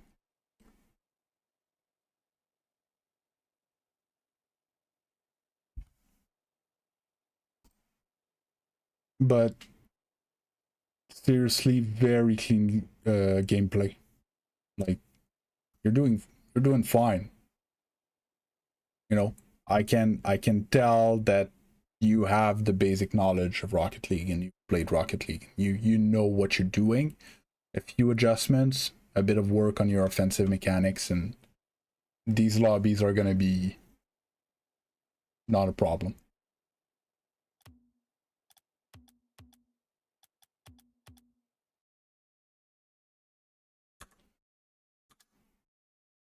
game crashed. All right. Anything else? Question, comments, insults?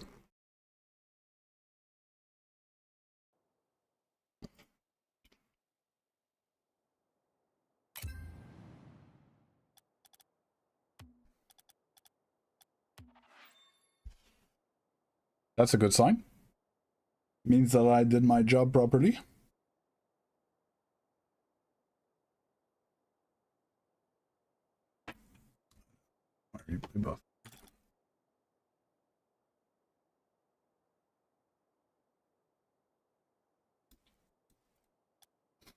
Did you enjoy? Was it fine? Was it what you were expecting? I forgot. Usually I ask the coachee what they think is their biggest issue.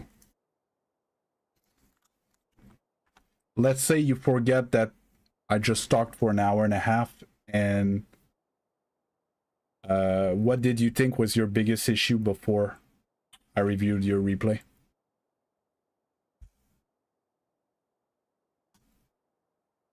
Oh, don't start in that mentality.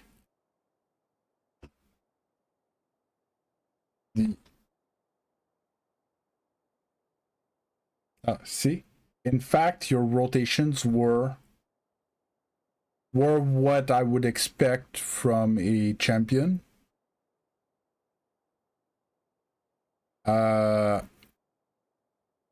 Basically, you need to refine it.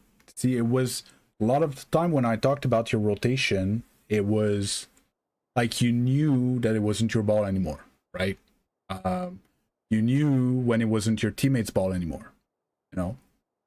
A bit of indecision on defense and didn't rotate through mid. That's the biggest thing. Other than that, your rotations are fine. And yeah, being a bit too far forward when the decision needs to be taken on offense, so you can actually capitalize when the defense does something stupid. But your rotations are fine. I think you're lacking confidence, definitely, in your capabilities. I think, like, on one hand, you could work on your offensive toolbox, but on the other hand, I think you're still a bit too tough on yourself. You see what I mean? I think you could believe a bit more in yourself. I feel like you think that you're worse than you actually are. Like, no, you were not the greatest mechanical player in the lobby, but I don't think you're as bad as you think you are.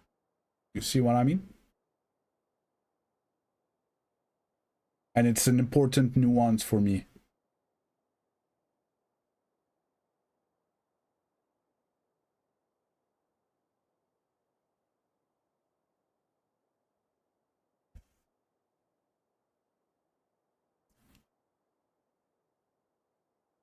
Yeah, I think after that, I would say that your biggest weakness is confidence.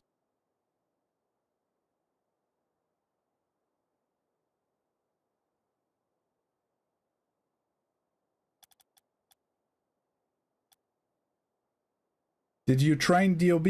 Or you just kept playing, whine about your teammate, and show up every other week to my stream to ask me how to get out of gold?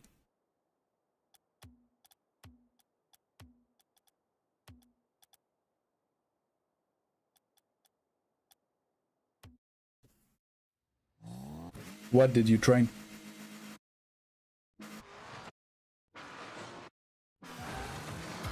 Oh, by the way, we've loved the minimalist look on your car. That's my type of car.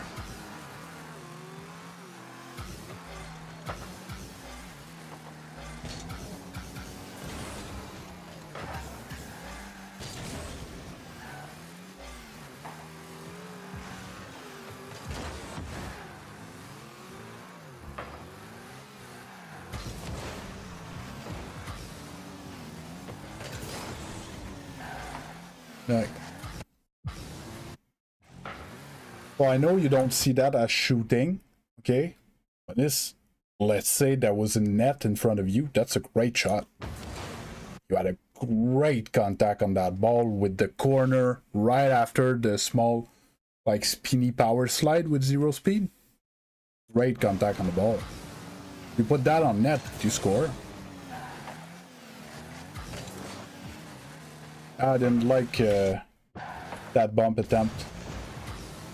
So here you're basically 2-0. Like, screw him, I don't care, I want to go score. You gave up. You have plenty of boost, and your teammate doesn't have boost, so if it's not straight in, he needs your help. Yeah, you did take a shot.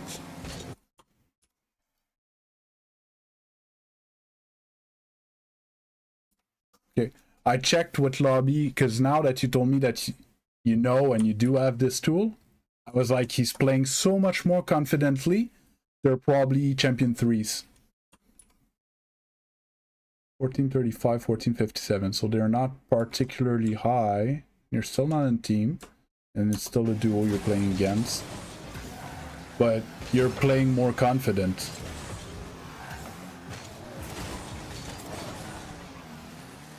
Yeah, bad. Did that thing again that you were a bit close. Great control.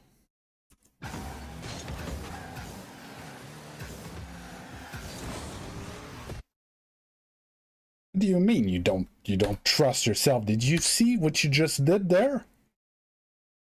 Like, that's GC plus control. Like, there's a lot of GCs that can't do that. This touch is amazing.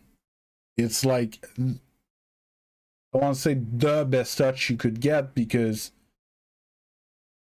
could have been a few pixels underneath to have the possibility to air dribble, but you still have possession of the ball, you have full boost type thing, you hear the guy coming, you just outspeed him to the wall to yourself and score.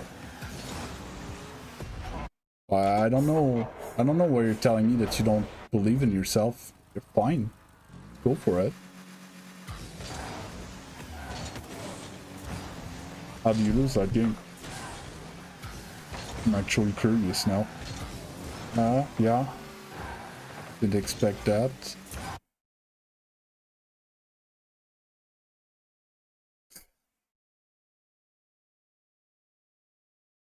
You told me that you trained, and I asked you, what did you train? And you did not answer. So start by answering my question, and then I'm going to be able to answer yours. And you're going to have to be slightly less entitled, because spending 22 days in a rank is nothing. Most people spend a year in their rank where they are stuck. Dribbles. Air dribbles or ground dribbles?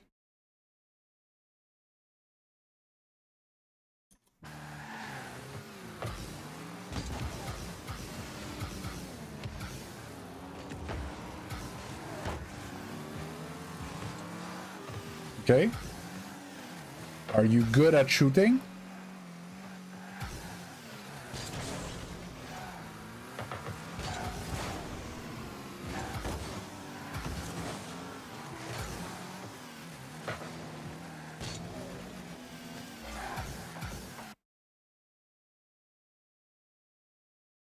You asked me a few weeks ago, and I told you, get better at shooting. What you did, you practiced dribbles.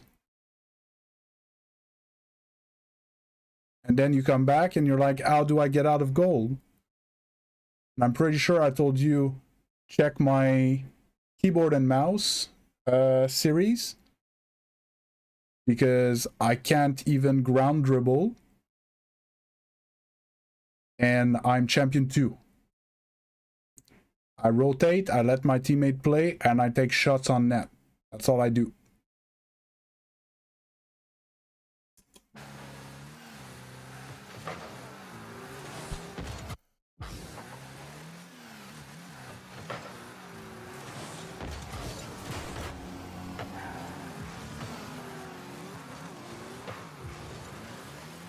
great. Again, you did that thing. Why you like that? Every time your teammate takes a challenge, you're backwards. Even if Okinamota wins, it's not going in your net. It's crazy. It's and to me, like, it jumps in my face like a jump scare. I'm like, what's he doing?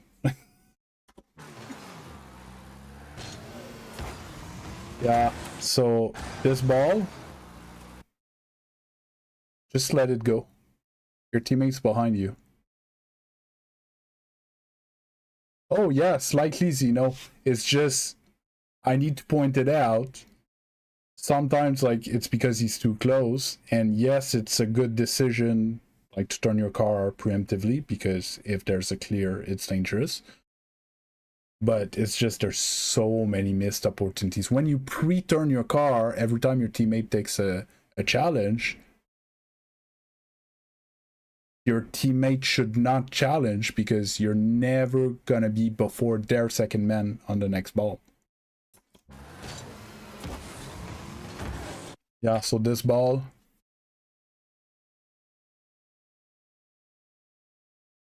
but this ball here, okay, at this, you just turn right and you rotate through mid. Like, we hear your teammate in the back left corner. Like, this ball's going to your teammate. In fact, by touching this ball, you help them. If you don't touch this ball, it's free ball for your teammate. But by touching the ball, you give it back to them.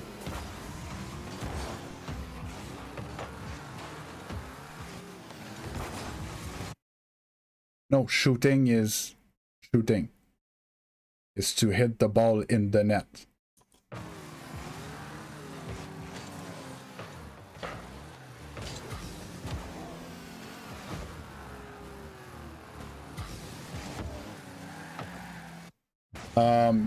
Here, you need to put on your car cam weaves.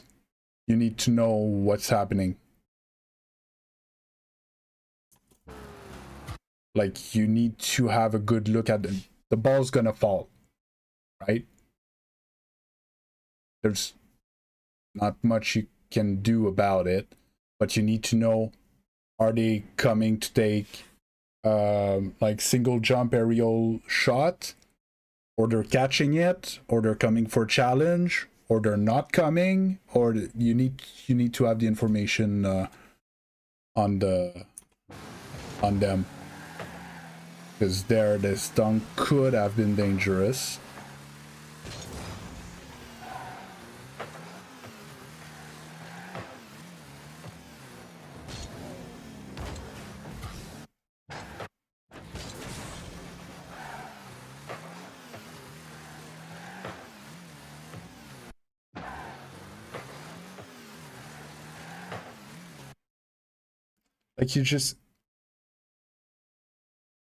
Like, you assume that every time that an orange car is gonna hit the ball, it's gonna be a laser towards your net. I feel like it's the only thing I can think of for this habit. It's like, he didn't have anything there. He was gonna hit it up the wall. It's the only thing he has. We see him left to right up there. Gonna hit it up the wall. Get up the wall. Just go get that ball. He's giving it to you. That's a horrible touch, and he lands downwards. He can't even get to it. You need to try to take the ball away from them a bit more. Like, you're a very safe player, but safe's not always safe. Oh, that pre-jump though. Yeah. Oh. You're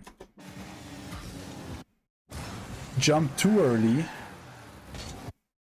You need to stay grounded a bit, because again, yeah, so it's information gathering on the opponents. You're struggling to read what the opponent can do in that situation. There was no way that he could put a laser on net there. You see what I mean? He's too close. He's flying upwards. And he's not even going fast. So he can't shoot the ball hard on net. So either it's going to be a floater, or he's going to try to keep control like that. So you stay grounded, and as soon as he gets his control touch, and you see that it's not a floater on net, then you fast aerial at him and dunk him into their net.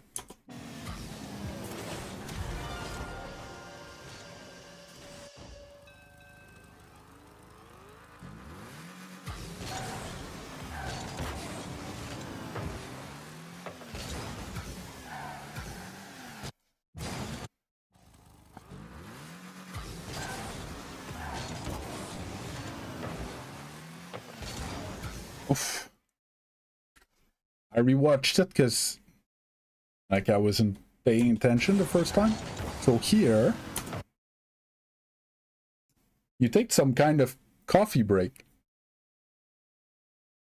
You whipped out your camera and you're taking pictures of the situation.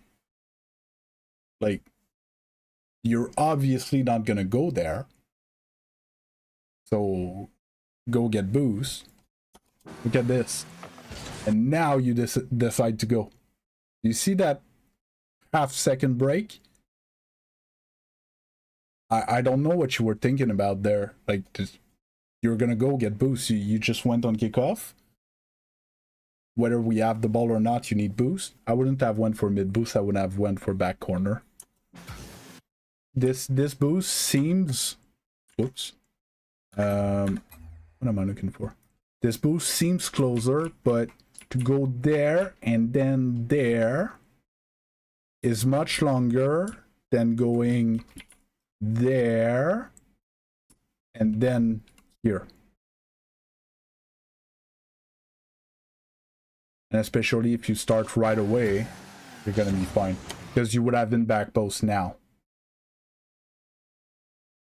Or about. You might make this safe.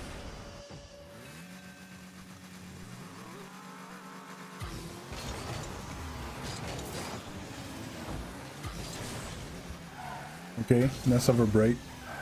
That's something I said in another coaching though.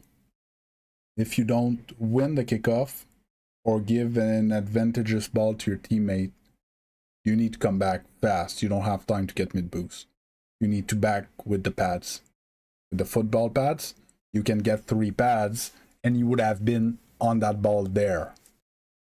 Instead of just arriving back post and you get scored there, I guess. No? Oh. Lucky.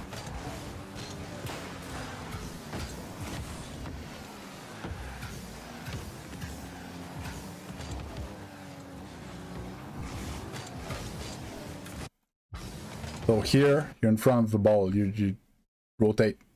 Rotate through mid, let your teammate come and play. And if they have the ball, well, they have the ball. Just too bad.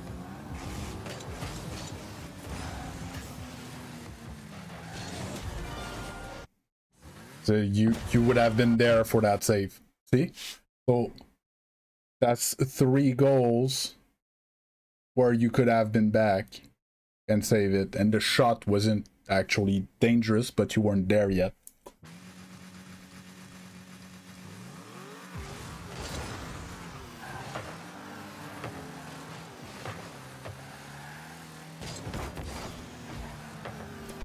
This one you chip over. You timed yourself with the bounce of the ball. Don't flip into it, just drive into it. It would go over him.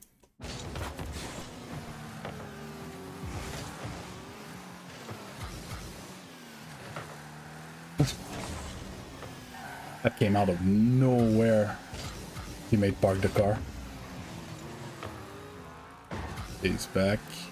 Behind. Yeah. See? Here.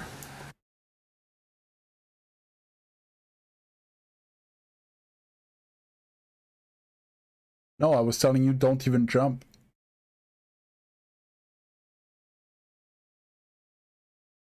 You just drive into the ball and you, when I say chip it, I don't have my pen, I'm not on window.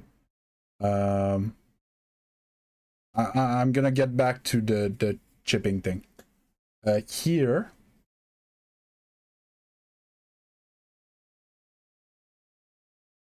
but if you had jumped too late, it would have been like an air dribble setup. You jumped too early. You jumped before you made contact with the ball. I was saying drive into the ball, then jump. Like the ball and you boop, and the ball goes up. Especially if it bounces.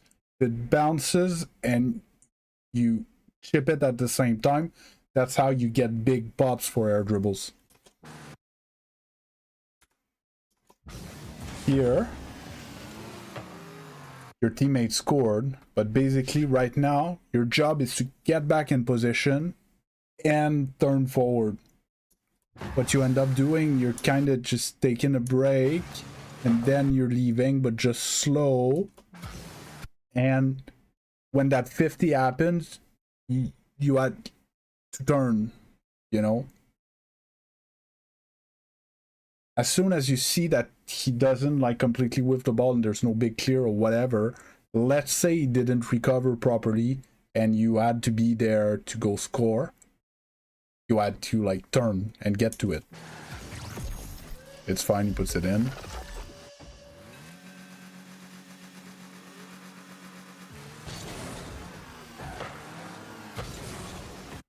Just weird question. Do you know that speed flipping there does nothing more than a front flip?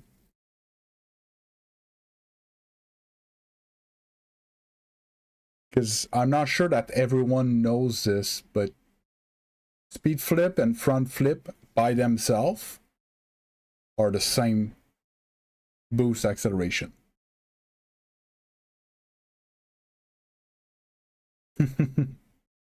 So you're a free-to-play player, right?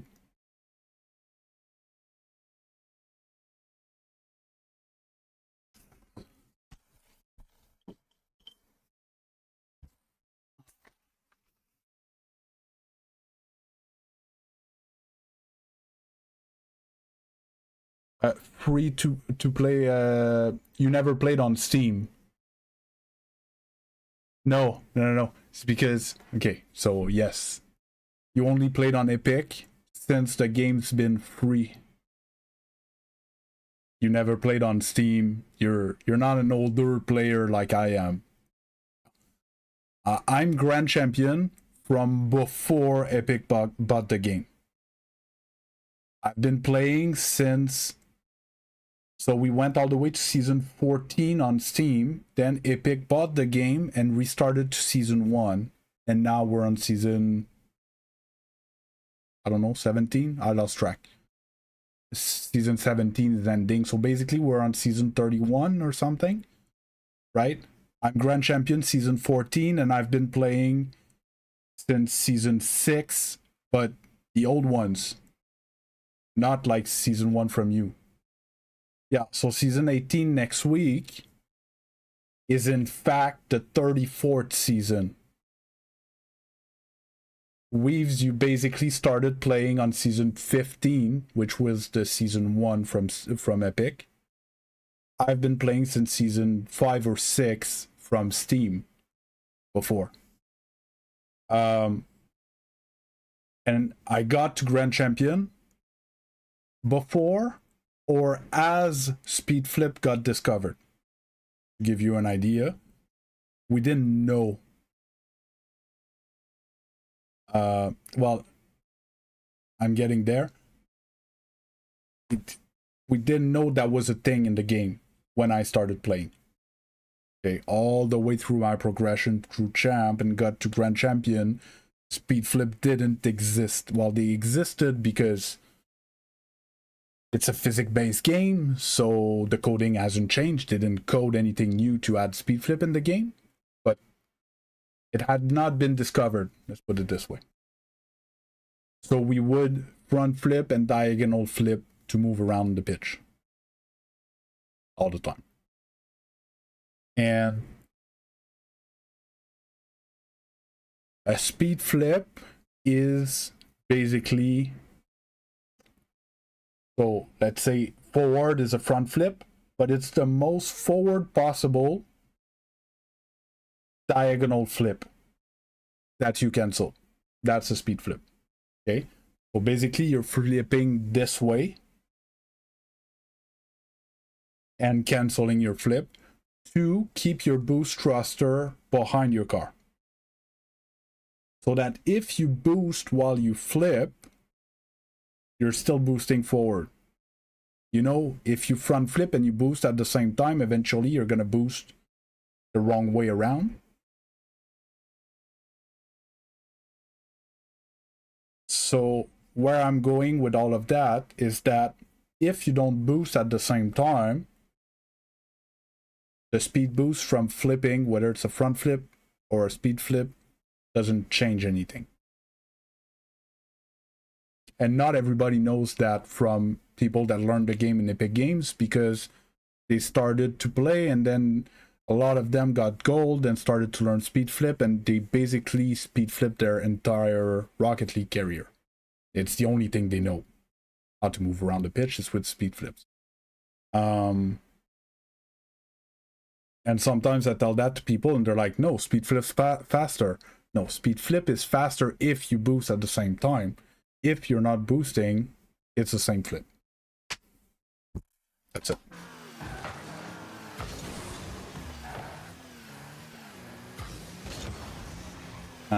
Yeah, I don't like that. I don't like. See, that is the confidence that you can't give that ball away. Oh, you're lucky they give it back. Yeah. So see, when I say that you don't push the ball.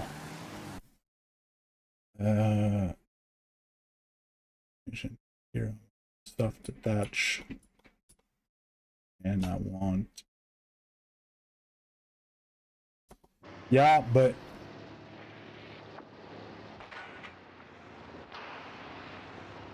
so basically your fast aerial wasn't backward enough, so you moved a bit too far under the ball.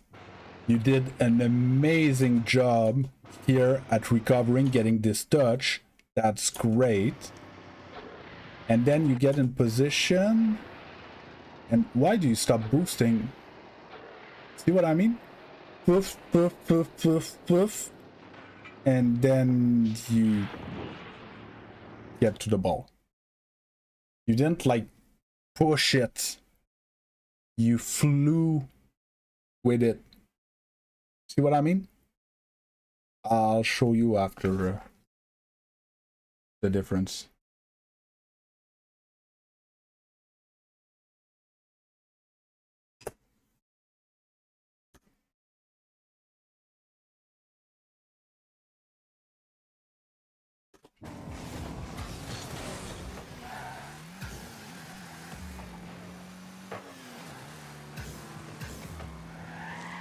Why?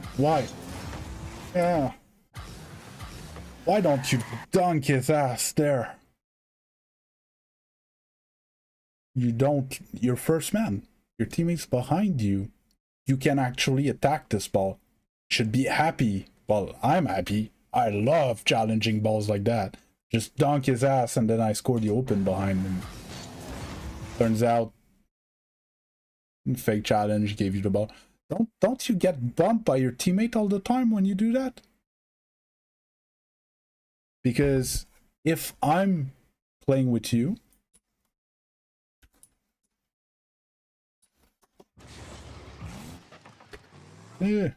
wrong button.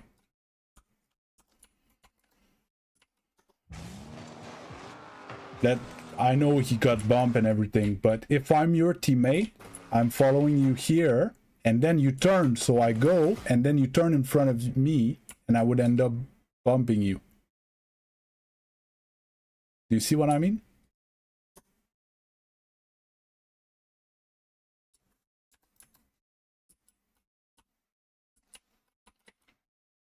like I said, forget about him. Don't take this situation to the T. But normally, I want to follow you when you go for a challenge, and then when you turn, I'm gonna keep on going. You see what I mean? And when you turn again, let's say I was coming here, you'll turn a second time in front of me to decide to end up going back. I would run into you all the time or slam on the brakes, and then I have no speed behind you. Like you're playing like you're playing once. You fake challenge, you shadow, you fake, you know, you're trying to make him give you the ball type thing, but there's a guy behind you. You can just go at him and demo him or bump him or dunk him or whiff the ball and he flicks it to your teammate. There's so many other easier, faster, and less confusing for your teammate stuff that you could be doing. In this case, your teammate was out of play. Yes, maybe, but you didn't really check how much out of play he was. That's unfortunate.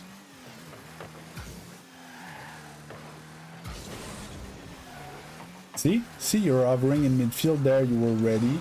Yeah. Here you're, as soon as your teammate flips like that, he's telling you that he's not going. You're first man now. You need to turn offensively there and try to go disturb him. Because for a second there, you were both last man.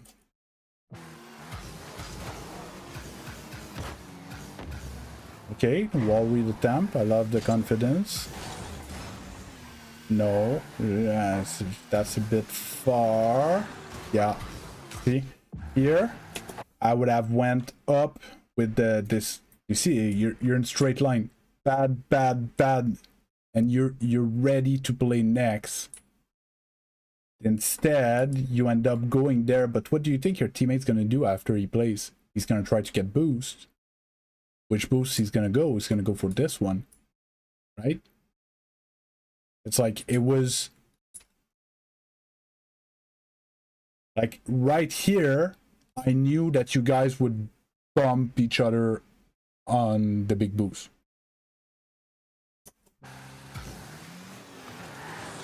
Because he doesn't have time to check. He's gonna land, turn, put car cam on, to line up, speed flip, and then you show up. Like it's too late. He's gonna run into you. Yeah. See? And you weren't there to challenge your ball.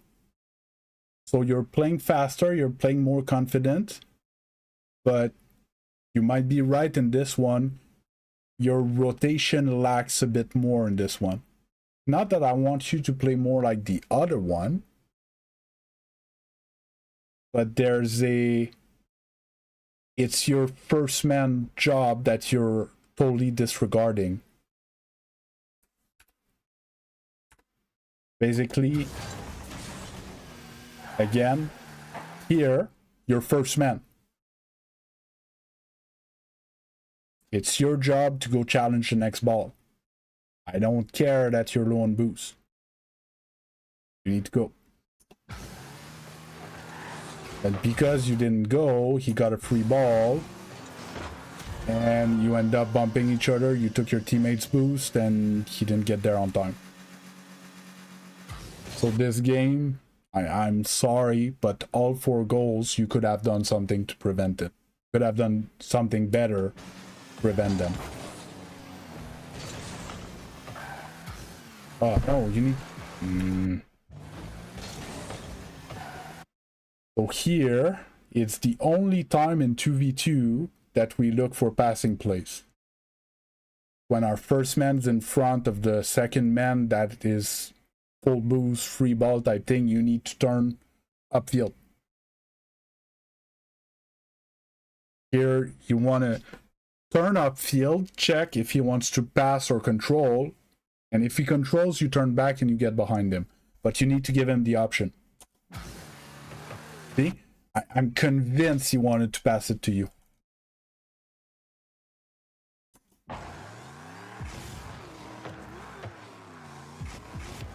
I'm pretty sure if you turn upfield, he puts a boomer on you.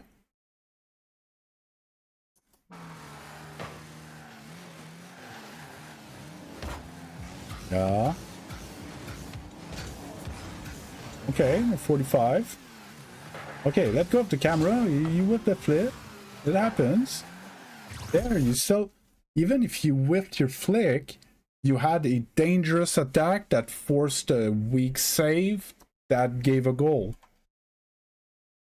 See? When I say, like, try and fail and try and fail and try and succeed type thing, it's the type of thing. Like, even if you failed your flick, yes, you won't clip a highlight flick, bar down, but you generated that goal with that attack. You still there, Weaves? You haven't answered my stuff in a while.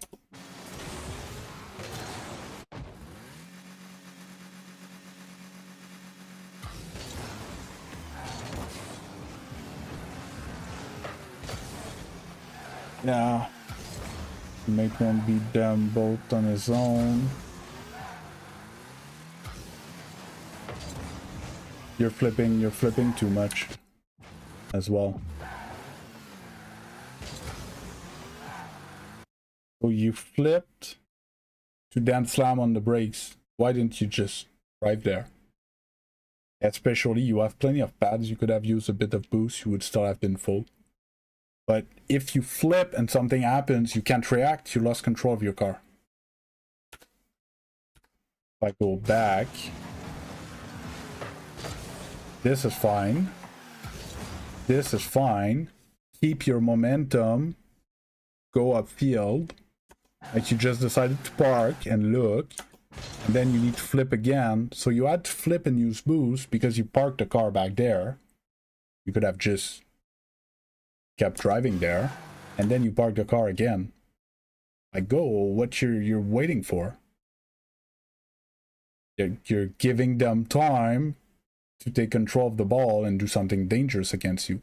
And there's 6 seconds left, and you need to score. And you're just parked and waiting for them. Actually, they bump each other. Actually, if they do nothing, and they just wait behind the ball, they win. Say, if you had went right away, like, you get first to that ball. They screwed up so much.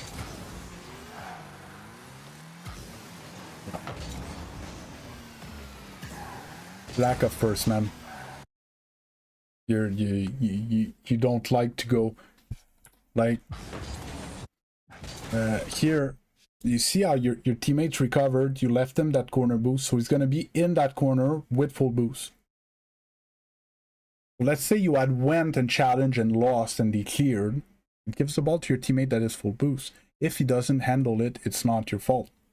He's in position to get the ball after you. You need to challenge. Right?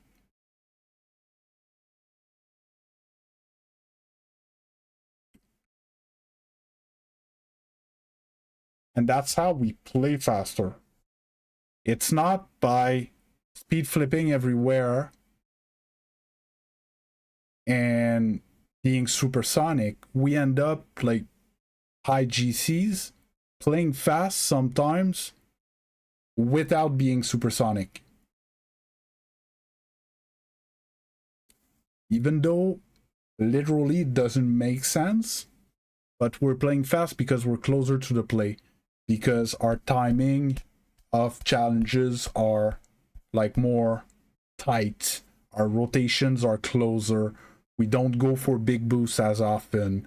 We don't get out of the play for no reason. We need a good reason to be out of the play type thing.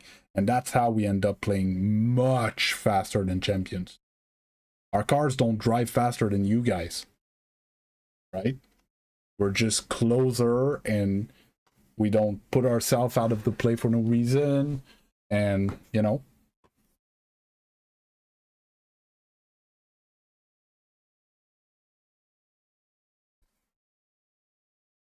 I get what you mean, Dr. Orange, but it's not exactly that. It's more it's more pressure, because to link that to the last comments from Weave, to go more often when he's first man, it's not I don't want you to throw yourself, okay, but I want you to go. So you go, and if you're beat, you do not jump. Not if I jump I might be able to touch it. No, you go, and if you don't reach it in time, you turn. But by going at him, he needs to do something. Like if you have control of the ball and I go supersonic at you, whether I actually challenge you or not, you have to react to that. Or else I can just drive into you and demo you, right? Yes, forcing. That's where the term comes from, is we force them to get rid of the ball to give it to our teammate behind. Because if they don't, we're going to take it from them, right? But by driving fast at him for the challenge, if we just turn our car and keep our momentum, we're still driving fast to come back, and it didn't require more boost. We just kept our momentum, turned around, drove on pad, just a bit of boost to keep supersonic during the turn, but pick up a few pads on the way, and then we're supersonic back, and then get behind teammate, and then we just run like that at them over and over and over and over again. Eventually they're gonna screw up, and it makes us how can I say, by keeping our momentum, there's an amazing video, I think it was Verge, I saw that years ago, about zones of control, I think is the term that he used. So basically, when you're stopped, let's say I need to act on a ball in the next half a second, okay? The further I can go is, you know, the top of the box, right? Not even about halfway in the box. But if I'm already driving fast,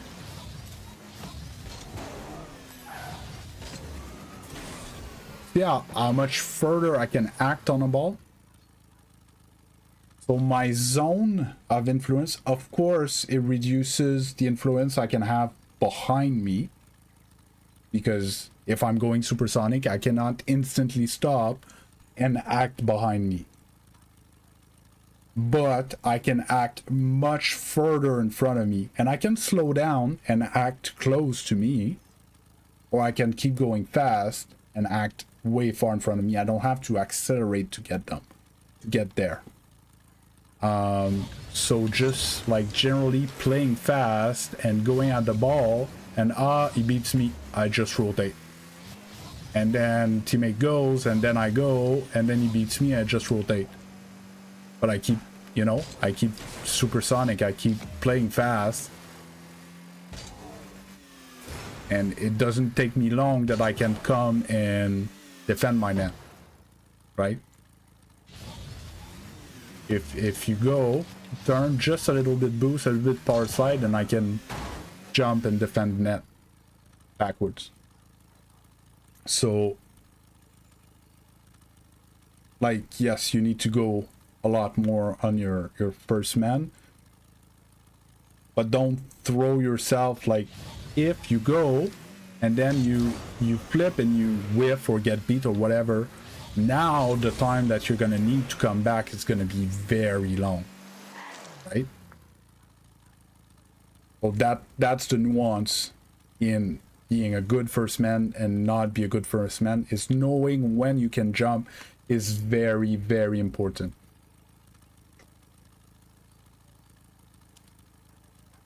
Yes, it is, because if they don't have time to set up a play, there's nothing dangerous that's going to happen on your net. And that's another, it refers, everything revolves about that concept. why are gold and platinum able to flip resets? It's because there's no pressure. Nobody can pressure you in the air.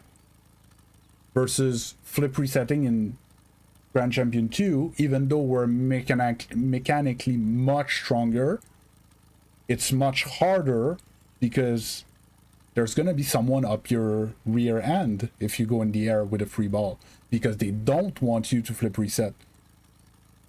It's going to be much easier for the second man to defend if you're forced to air dribble it around them rather than catching a reset and then air dribbling to them with the flip, right?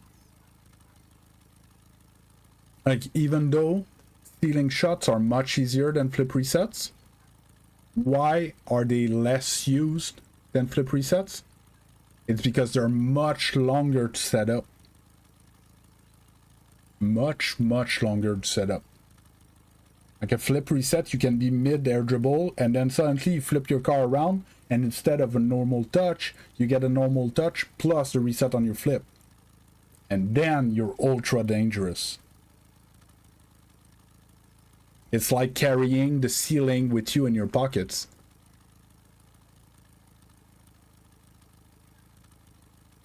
So, two things. The first one, just to be clear, when I was saying chip the ball, it's this action. I call this chipping the ball. A bit like in golf, when you use your pitching wedge, you just chip it, just boop. It always goes up.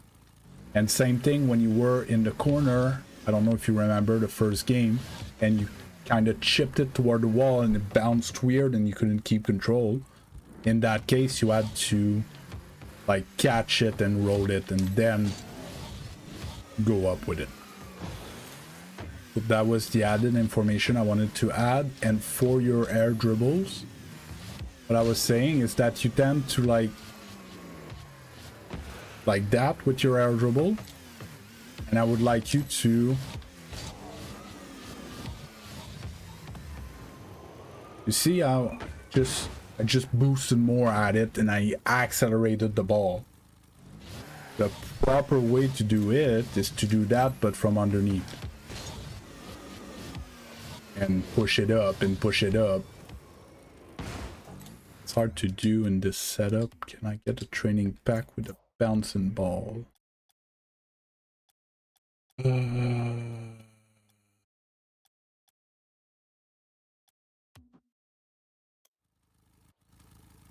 Oops. So here, if you pop it and you just like fly at it, it does nothing. You need to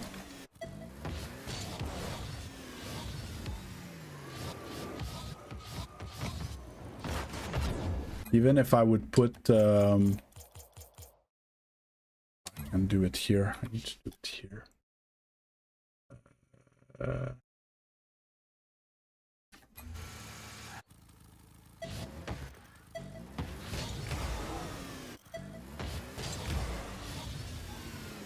We'll see, I don't have unlimited. Ah, that's not a good one.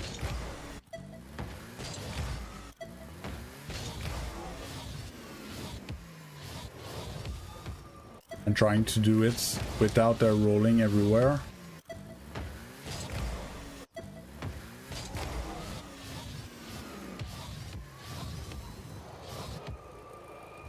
Do you see?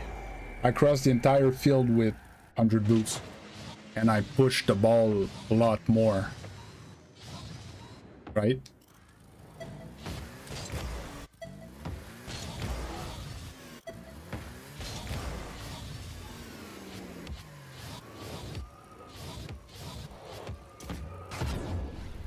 Even made it to the crossbar on the other side.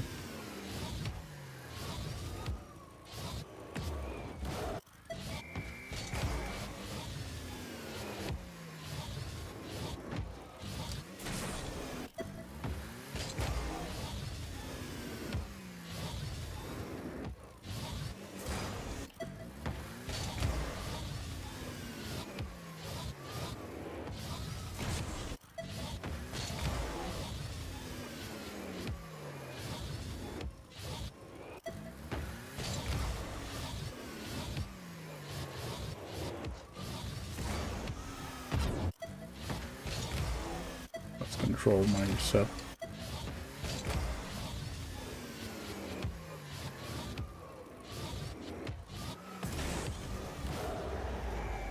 I almost went to the ceiling and I still made it to the top of the net.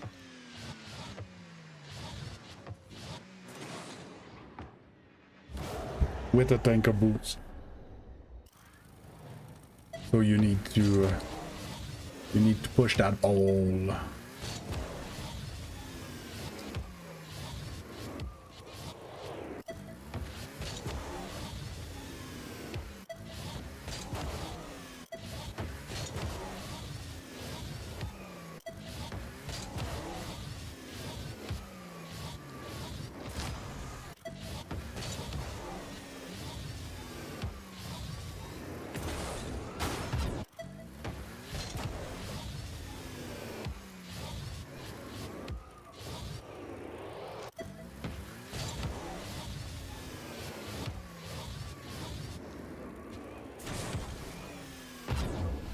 Didn't make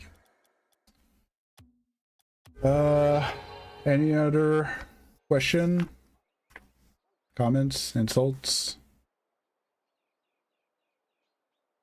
I spend too much time on this.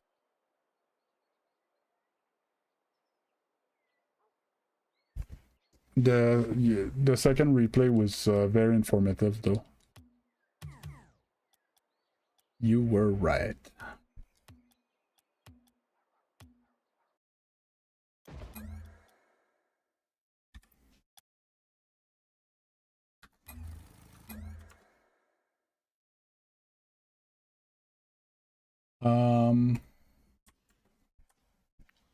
I don't know if you're still gonna be there, Weaves, when I'll start playing games, but you can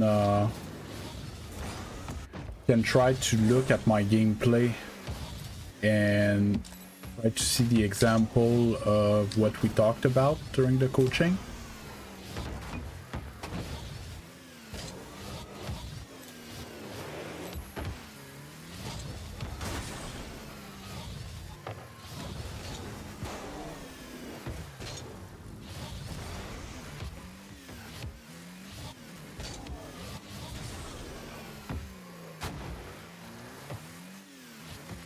Okay, bye-bye.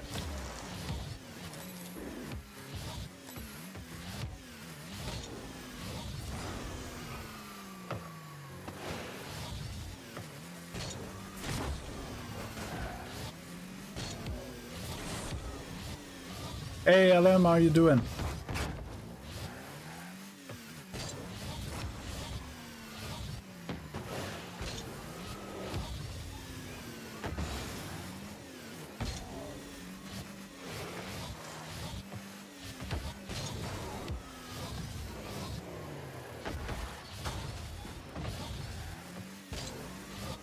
What you doing on this fine Saturday?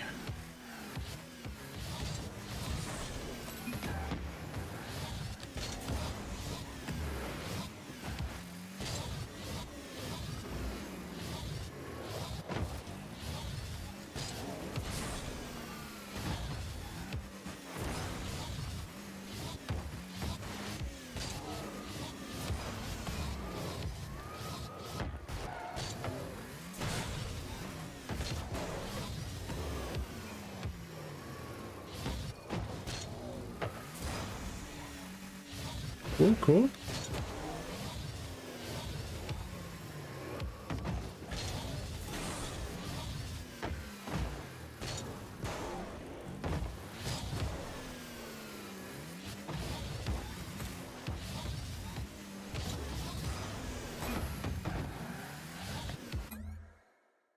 To warm up these hands before I jump into games. Check out.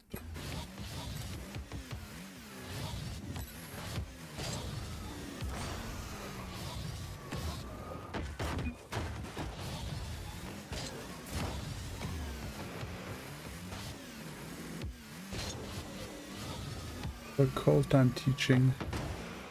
Colt is it's a breed of horse, I guess. It's also a type of gun, but I wouldn't be surprised that it's a horse as well.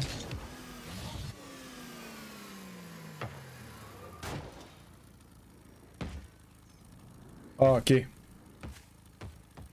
I'm doing pretty good. A lot of sleep since yesterday's stream. Had a 2.5 hour nap in the afternoon yesterday. Basically woke up for supper. And then at 8 p.m. I went back to bed. Slept 8.5.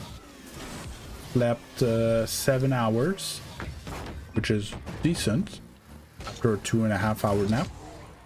And then half an hour before stream, I went for a quick nap. I slept another half hour there, trying to catch up on all the sleep from that I lost from streaming at night last week and stuff.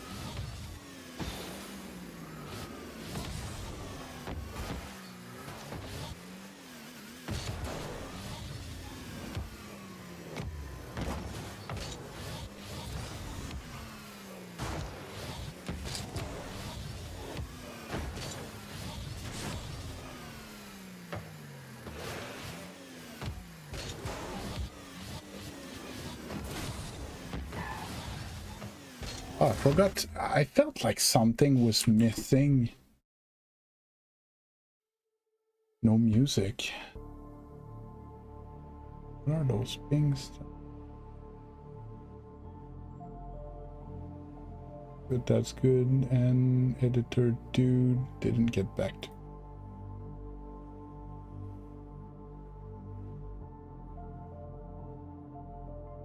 Yeah, I'm glad. And I'm happy. There was supposed to be coaching today at noon, but Coachy was there early. So I decided to do it at the beginning of the stream to then keep the rest of the time for playing in case I run over the time. And I think it's gonna be pretty educational one because didn't have many people that had those issues. It's most likely not gonna be out for a while. But I'm glad you enjoyed the videos. Basically, that's where I was going, and there's some different content that's gonna pop up soon. I mean, coaching as well, but you know what I mean, different types of players, different ranks, different, because now it's been the last 2 batches that I uploaded were Champion 1 and Champion 2. I think we have like Platinum and Diamond coming up, and SSL, Gc2, and now Champion, but with different issues.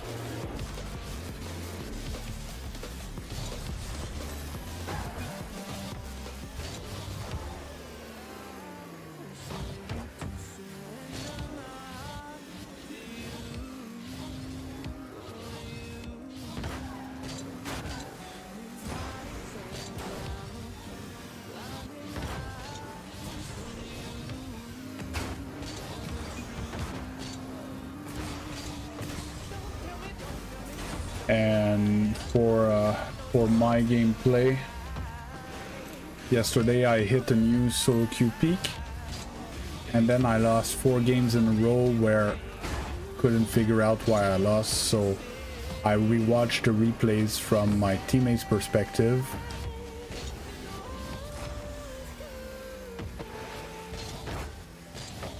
Because I really felt like my teammate was subpar. For the first game, we just got smurfed on. Okay, happens. The second game was obviously a guy that had no business at this rank. So either a boosted account or a purchased account, one or the other. But it was an obvious champion in Grand Champion 2 lobbies. He had no business there. But third and fourth games were winnable. I just didn't make the difference. And I didn't make the difference because my aerial play is subpar. So I played a bit of ones at the end of the session. But most likely I'm gonna try to play a bit more ones. And this morning I did solid 2 to maybe 3 hours of pre-play. Yet try to develop a bit more my... I need to stop doing that.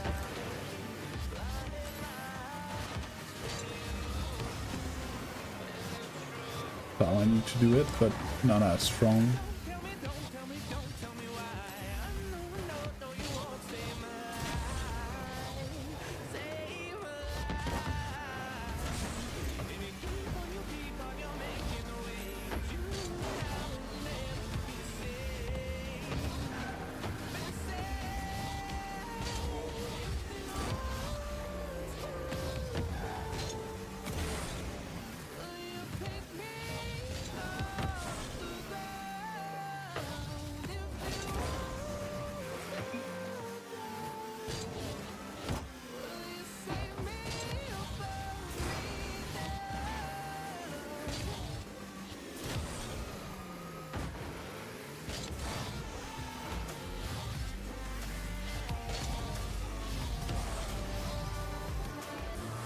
To do that with some losses looking from my teammates POV. Well, you should look at your own point of view as well, and primarily. But yes, it's not a bad idea sometimes to look at your teammates' point of view. Put yourself in their shoes type thing.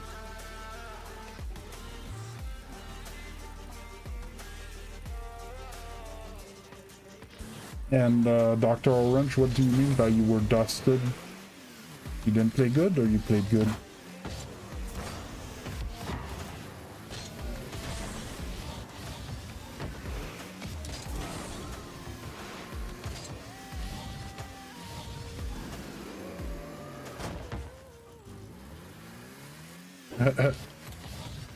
Yeah, it happens.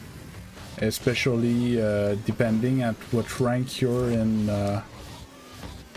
ones.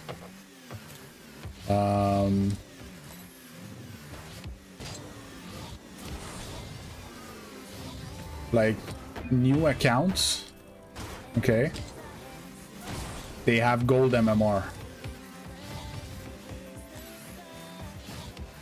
So what happens when you're goldish, gold, plat? You're gonna have pretty big waves of smurfs, basically involuntarily, because they kind of, that's where they start. They need to win those games. So it's not impossible that you faced a lot of people that were either they don't play a lot of ones, so they're severely underrated in ones, which is the vast majority of the player base, and the new accounts and stuff. So it's where you at, it's a tough rank to play ones. Like sometimes I'm playing on my alt account with a friend and it's like, oh dude, I need to step away for 15-20 minutes.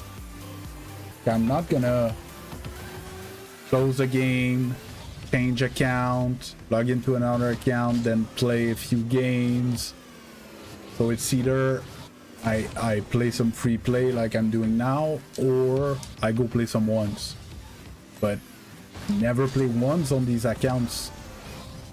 So I end up playing like in platinum or something like that, but I'm champion 1 in once. So I just smash people back to back to back until I get back up.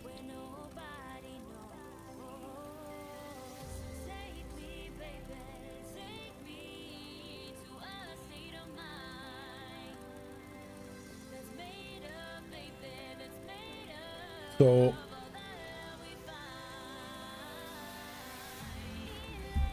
I think you need to see it is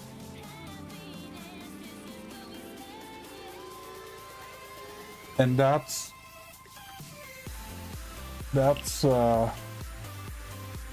as true as in threes, as in twos. If you see your teammates, most likely they don't see you. So if a double commit happens, it's your fault. Okay? And in threes, it's the last man.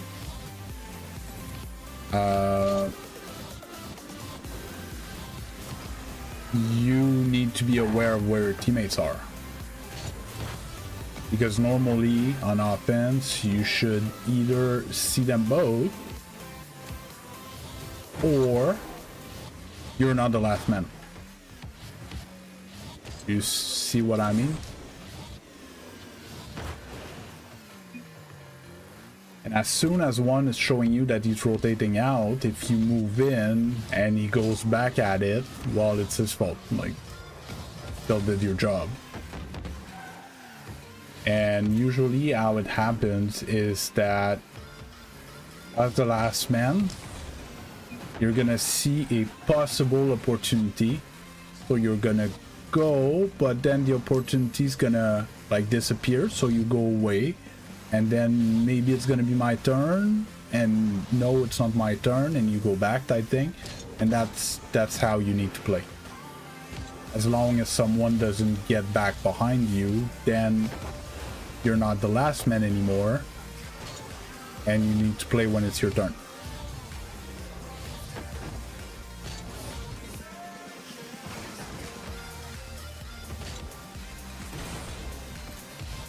Oh, yes. I would say Dr. Orange, as long as I had a comment about that yesterday. So I played some ones. I played 8 games of ones yesterday. I won my first 7.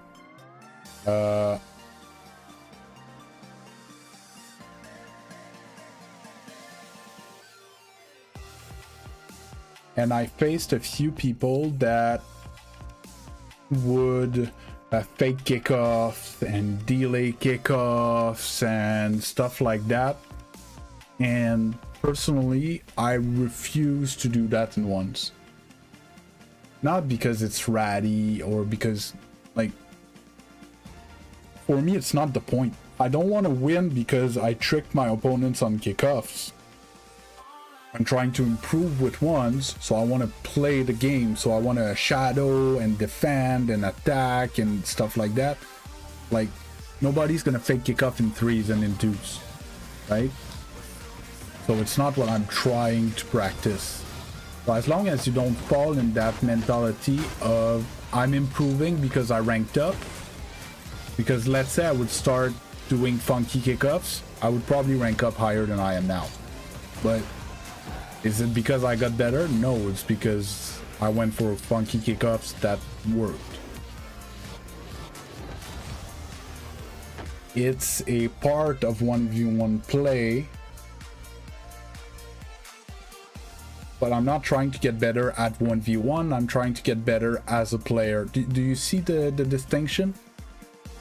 Like, I want to take better challenges. I want to be better in the air. I want to have better control and flicks. I want to, you know, take better shots that can be stopped by my opponents and stuff like that. That's how I want to win my ones games. I'm trying to do stuff that I'm not very good at to get better at it.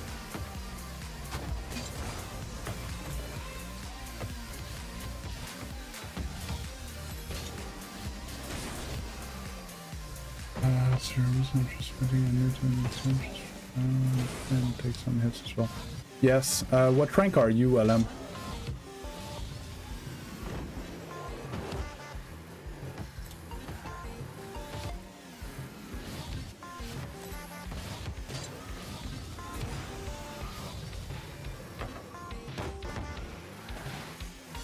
Okay. Are you playing threes because you prefer playing threes? Or you're playing threes because you're trying to be a more complete player? Or what's your idea of playing threes as a plat 3?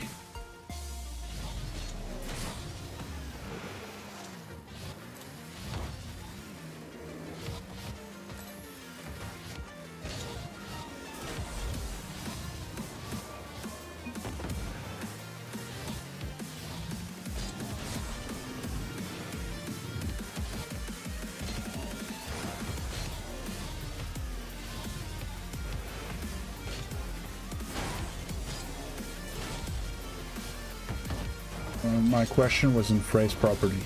Do you enjoy it much, or your goal is to get better at threes?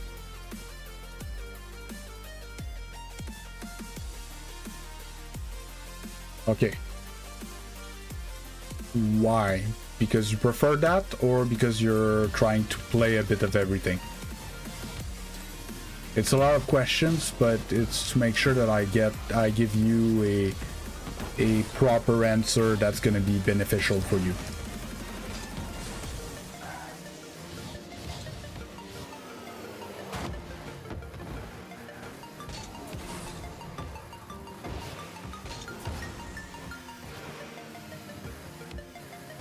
Okay, that's what you and your friends play. Okay, so you're at 3 stacks, so when they're not there...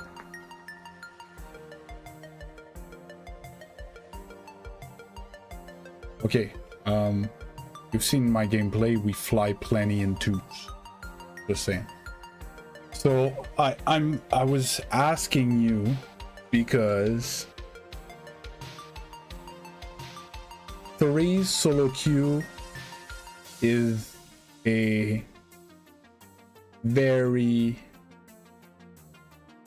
chaotic environment, okay? And maybe I shouldn't be that what's the word I'm looking for? That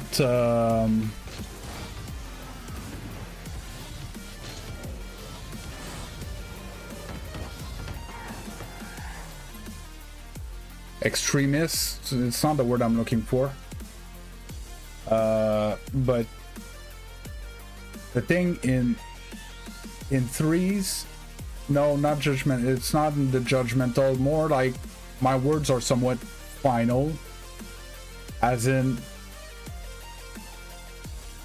I would say as long as you're not champion-ish, I think there's no benefit for you playing 3's. Other than liking to play with 2 of your friends at the same time, so might as well go play 3's altogether. Because you don't have enough ball time. You need to split the ball possession in 6. And if you're aware of rotations and stuff like that, like you seem to be, you actually probably divide it in 8 or in 10. Because you're not chasing like the other monkeys on the field. So I would say if your friends aren't there, I would tell you if you want to improve, don't play 3's. If you play 3's because you like it even when your friends are not there, go ahead. But just the fact that you're aware of what the third man should do in 3's, therefore, you probably have more rotational sense than 99 or 99.9% of the population at your level in 3's. Population at your level in 3's, they're like ball, ball, ball, ball, ball, ball, ball, ball, ball, ball, ball, ball, ball, ball in my net. Oh. That's pretty much anything that goes through their mind at your level. So there's no, you know, I agree, creator, but in 2's if you only have one monkey on your team, eventually he will not be able to go for the ball. He won't have boost, he's going to be out of position, whatever happens. When you have two monkeys on your team, they can actually play together forever, right? You can actually spend a whole game of threes with fewer than 10 touches if your teammates are monkeying enough. And it's not beneficial.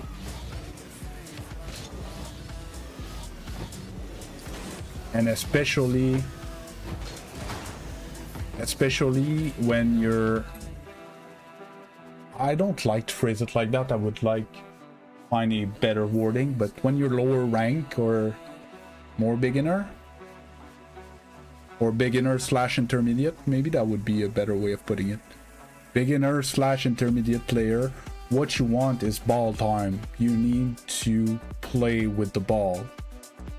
So in reverse order of having the ball the bigger portion of the time, right? I would go in reverse order, obviously. Threes, then twos, then ones, then free play. Nobody that's fighting you for the ball in free play.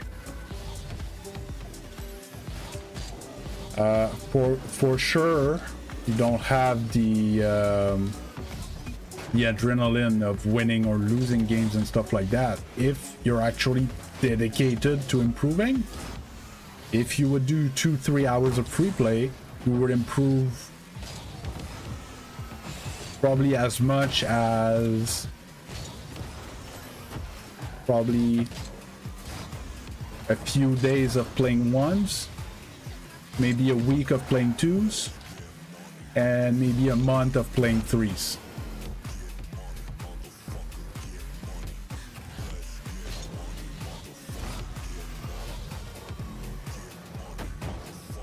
Okay, but the thing,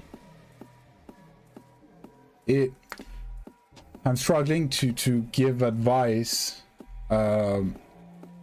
because how I understood it when I was your rank is that you're not gonna learn that in game.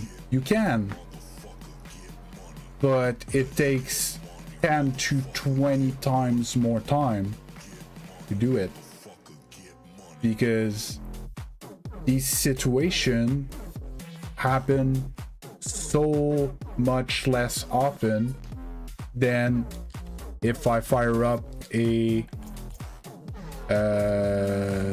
where is it? I'm sure I saved it.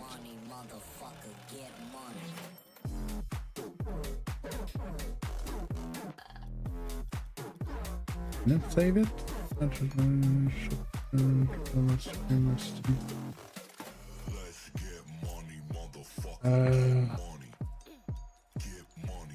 Just a sec. Okay, enough of that song.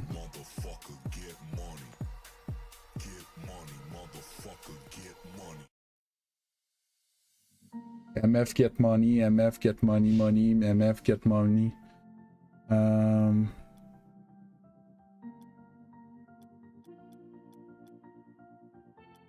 Or is it why you suck at shadow defense? More uncomfortable saves.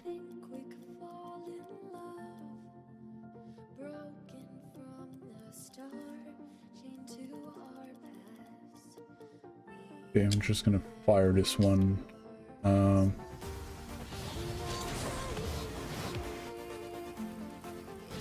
Yeah, like, let's say I would do 5 minutes of this.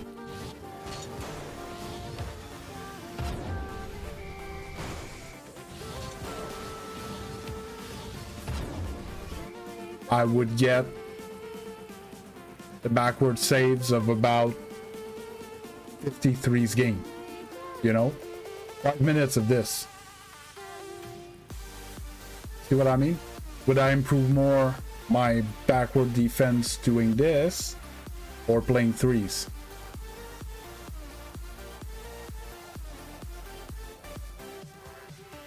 Or twos or whatever. It always depends what's your goal. if your goal is to play games,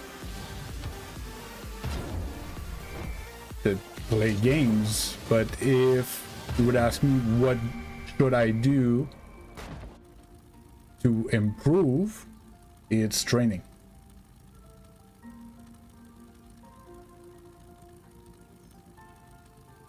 But you're right, creator, but you can do that learning whether you have mechanics or not. But even with all that learning, if you do not have any mechanics, you won't climb more. Do you see what I mean? It's you're right, but like playing without doing any actual mechanical ability development things. How can I say? You can have all the knowledge of the game that you want if you're a platinum player and I put you in a GC lobby. Even if you know everything about the game, you won't be able to do it. It's they go hand in hand. And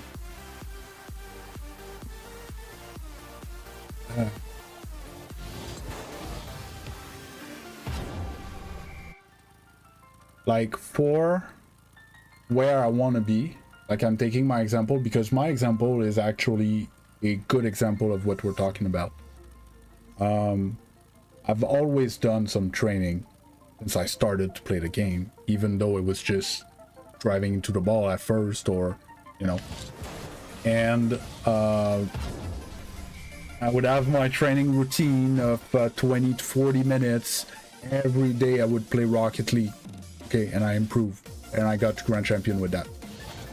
And then I got to 1600, like doing that pretty much. And sometimes I would have I call these like candy mechanic session, where I would just boot up wall to air dribble, and I would go and, you know, work on my double taps or whatever, you know, for an hour or two, my ceiling shot. I remember doing that a lot in lower rank. And the rest of the time I was playing games. Okay, so I would do 20 minutes of training for 3 hours of play every time I would play the game.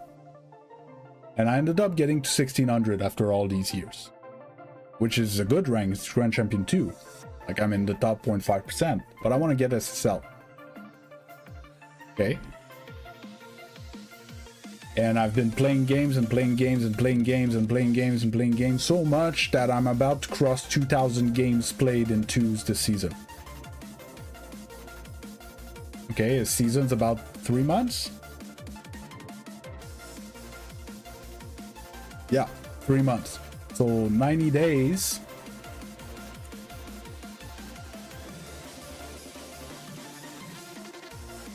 Uh, 2,000 divided in 90 days.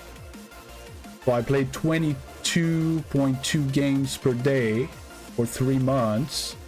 Let's call it 25 because there's 4 days I didn't play. 25 games a day. Okay. 25 times 8 minutes a game in 60. That's 3 hours and 20 minutes a day of ranked games played for the last 3 months. And I did not progress. Why is that? Because my issue is not anymore about game sense and stuff like that. Is that mechanically I'm not strong enough. And I can keep either trying to do this for another season or two, or I'm gonna have to up my training regiment to work on my mechanics, so when I play games I'm slightly better in the air, slightly faster, I screw up a bit less my movements and stuff like that, you know. Yeah, basically. And about 20 shots, 15 minutes ish. If you consider your clears and stuff like that as shooting, as like hitting the ball, yeah, 20 shot, but shooting on net, 20 shots in 15 minutes in game, no way.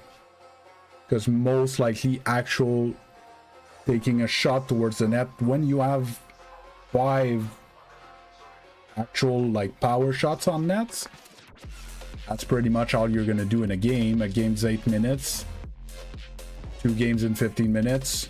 Almost likely it's more like 10 shots in 15 minutes, where I timed it in aim training by Coco. I took a shot every 4 seconds, 4 or 5. I put 5 seconds just to make round numbers, so 12 shots a minute times 15.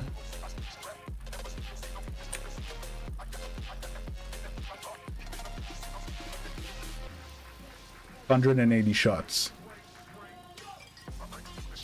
But yeah, the idea was pretty much there, Dr. Orange. It's definitely not the same volume of training. It's all about basically your time on ball.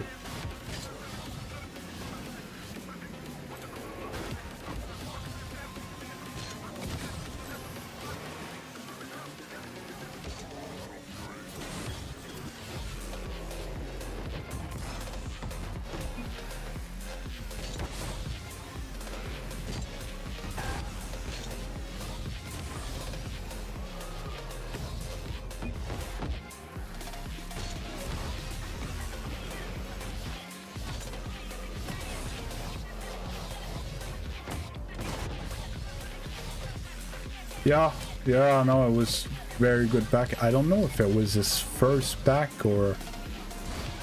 I've never made a training back, and it was... I feel like he worked a lot on it to get the, you know, the timings for the bounces and the distance of the ball and stuff like that. Which one?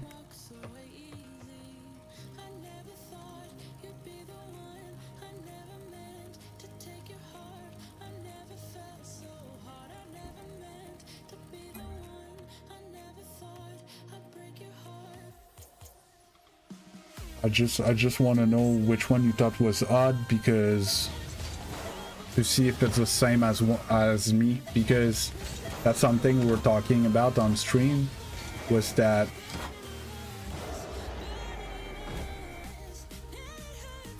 I was in the middle a bit on the side of the car.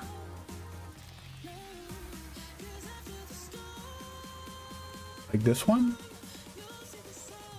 This one?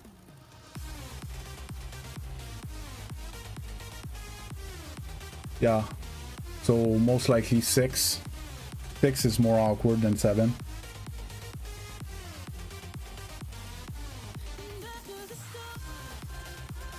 Not 6? 7? 7?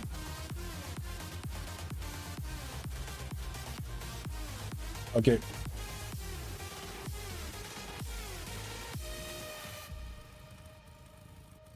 This one.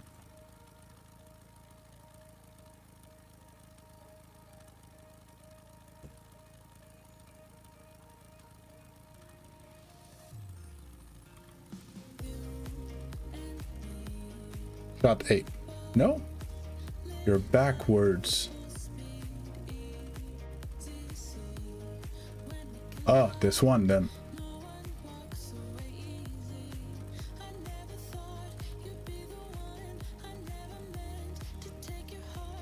The one from in the net?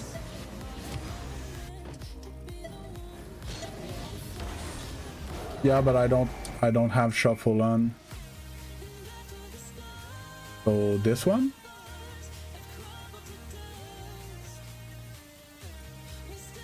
We're gonna find it. Not a big deal.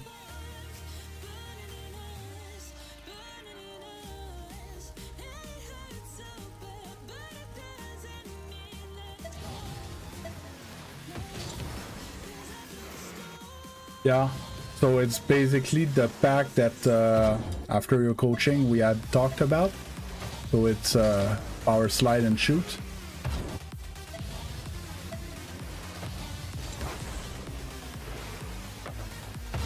It's funny that it's this one that you said that was awkward, because I thought you would have struggled a lot more with other shots that were oriented for higher rank players. Well, involuntarily, because what Isaac had in mind was all power shots and volleys, other than this one, which is supposed to be a Doomsday dish.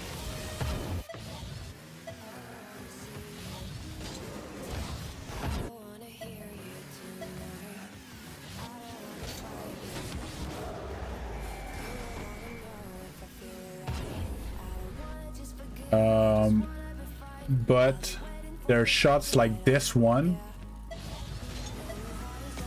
I'm not sure I would go for a shot like that in my games. I might try to double it. It's awkward to double. It's like in between. You know, for me that's a bit more of a double tap shot.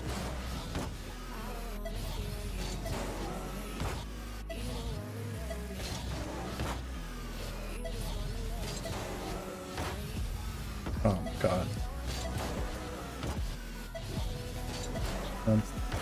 Yeah, that's too light. Or what I did the first time I was trying to put it in the corner, but it's an awkward shot to take.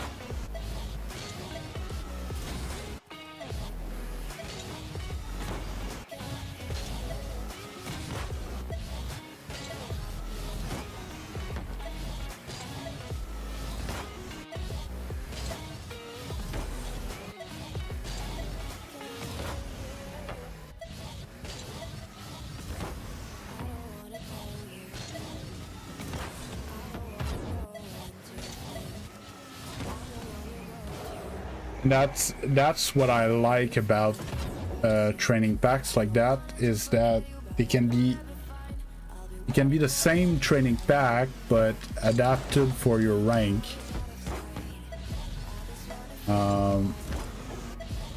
That shot. So I'm not just trying to shoot it right, I'm trying to either get a good shot or get a double tap. So for me, I never shoot this in game. There's no way I would take a shot on a rolling ball like that. It's so hard to get power and accuracy and stuff. That's a double tap. You know?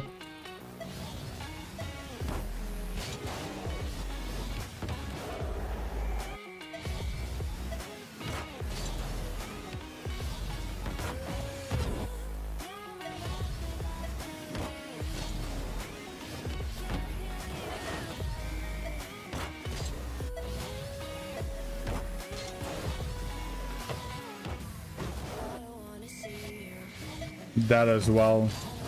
I can't. Gc2, I cannot hit into this ball unless it's open. Right? I'm gonna give them the ball.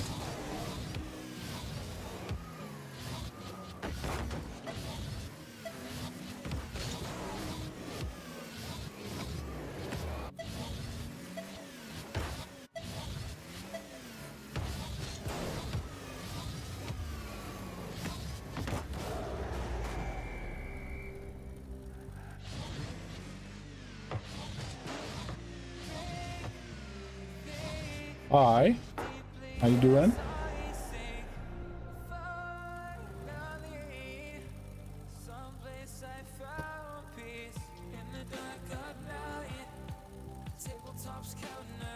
I'm due for a liquid refill and then we'll start the games. How about that? You guys good with that?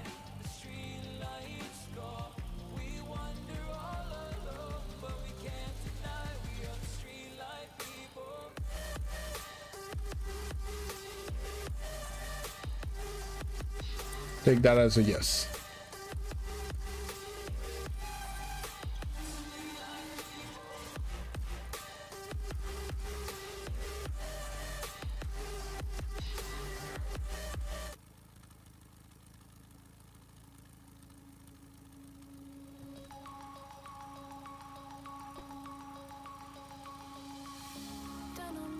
these broken dreams in my pocket. Golden thing round my neck like a locket. Carve your name in my mind, 'cause you caught it. You caught it. You're golden, golden. Honestly, you know it. Meet under the street light at the so I could show you. You're golden, golden. Honestly, you're glowing. Meet under the mezzanine just so that I could show you. You're golden. Hey, you're golden. You're golden. Hey, you're golden. Golden.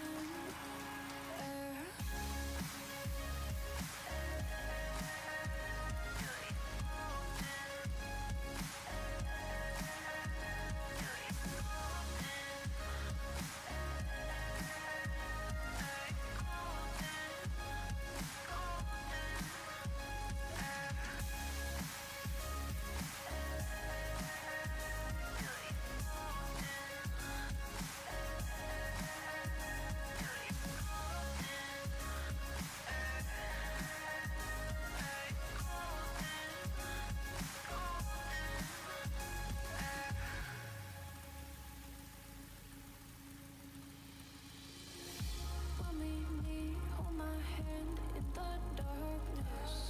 Summer heat, bodies laid on the carpet. Eye to eye, glistening. No, I saw it. I saw it.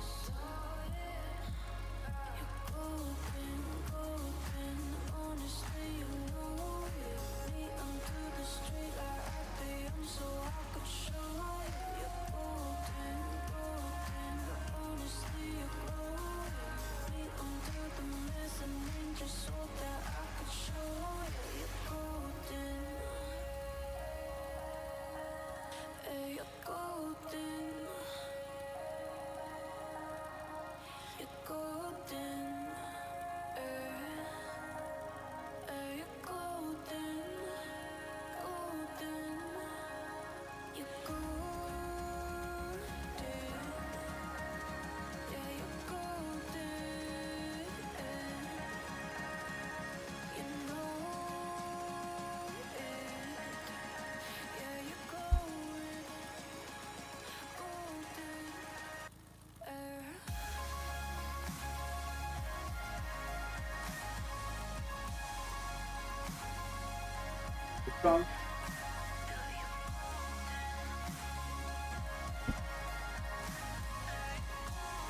I'm back, I'm back, I'm back. Don't you all leave. Hey Lenny, how was the first week of school?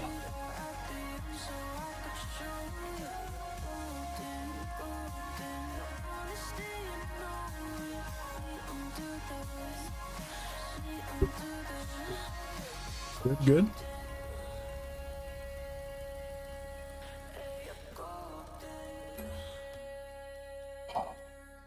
Nope.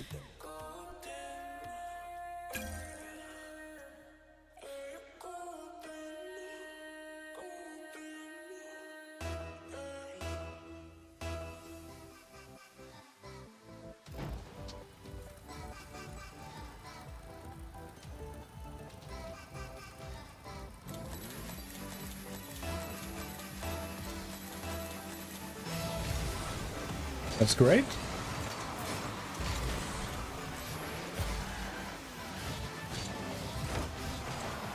Bad touch.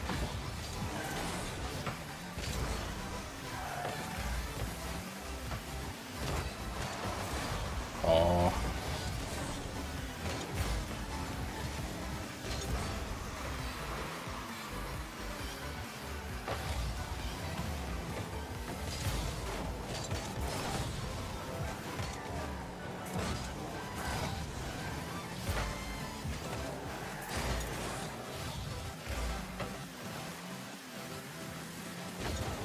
Oh my god.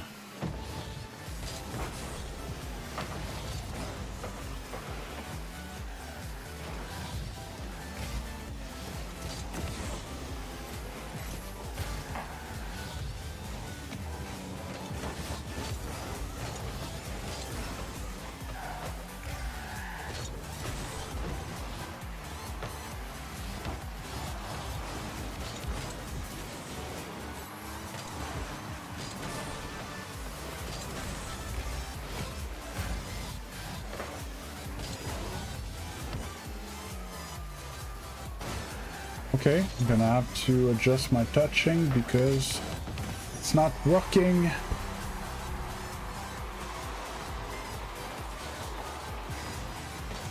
I'm Grand Champion too, buddy.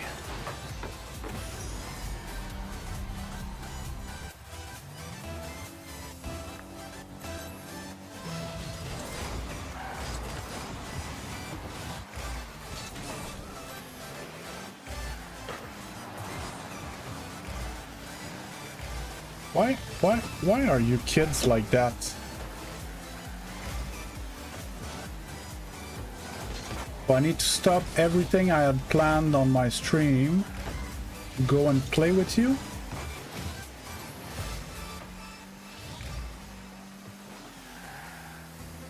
Like, who do you think you are?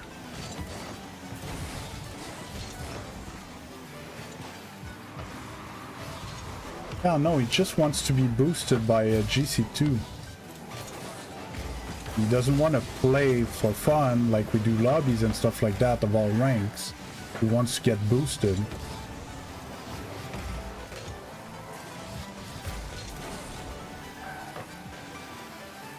He's not interested. He probably left already.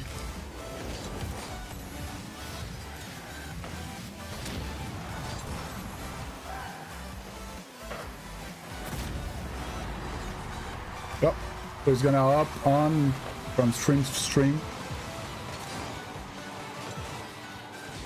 until he finds a streamer with no viewers that has nothing to do better than playing with him to win us up.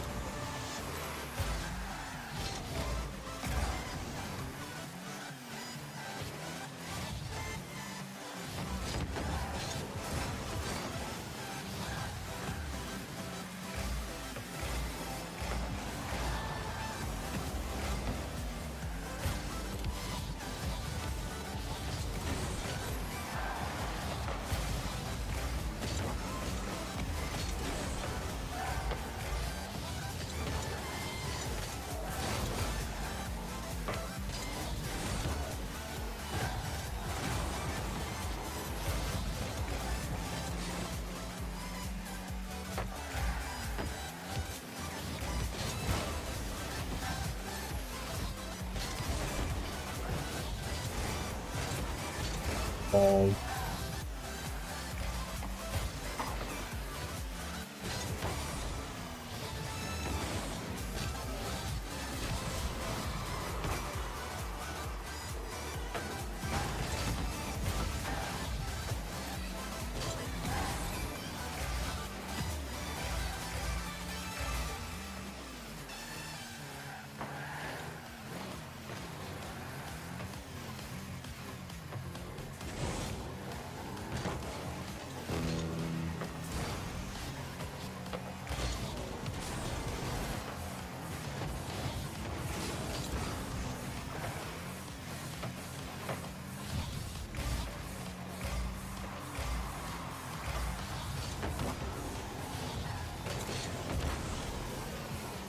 that's unmet.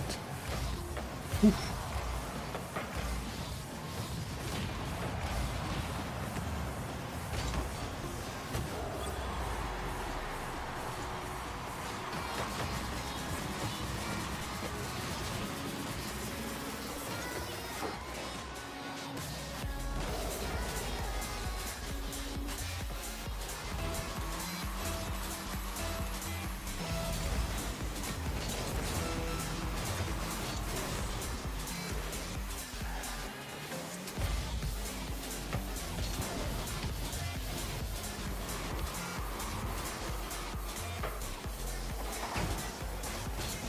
Thank you.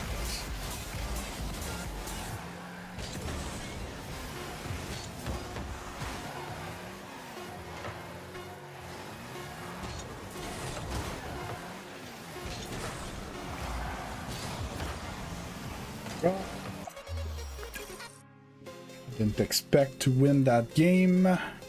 Screwed up every play I went for.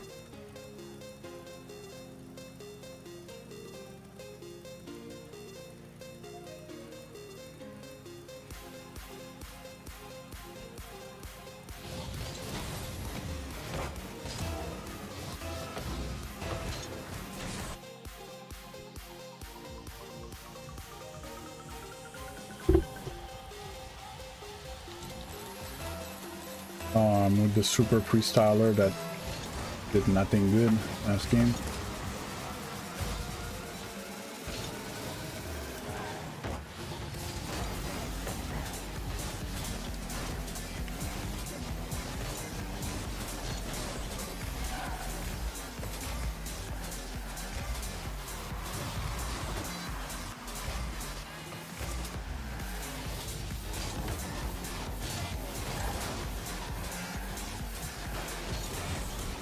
I wanted to attack fast and teammate was like, no, let's slow down to make sure that their second man that you beat recovers.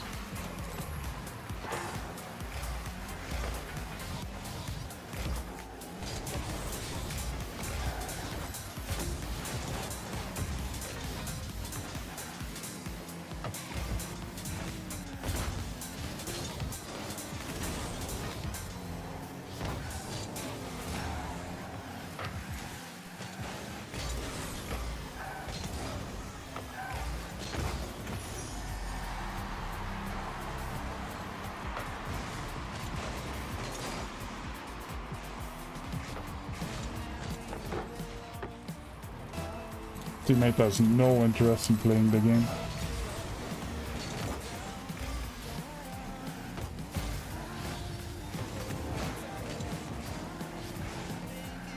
He just wants to clip.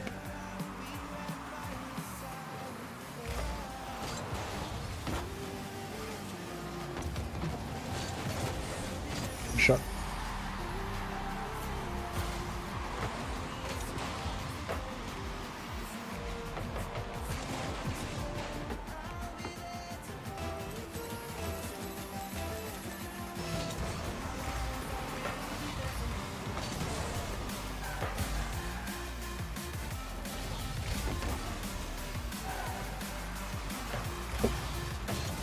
Would have been nuts.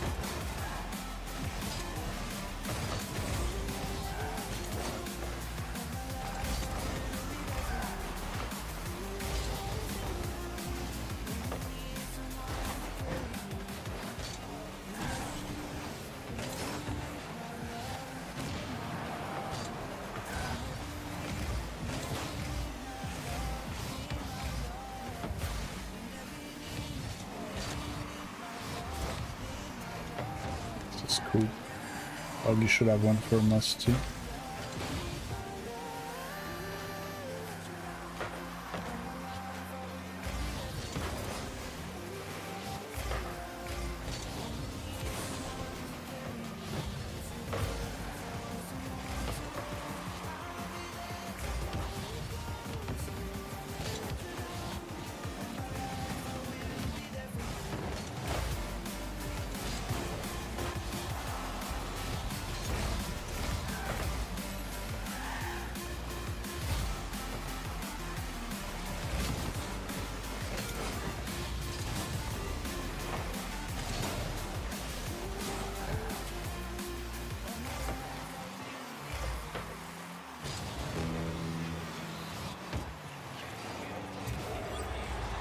Cool.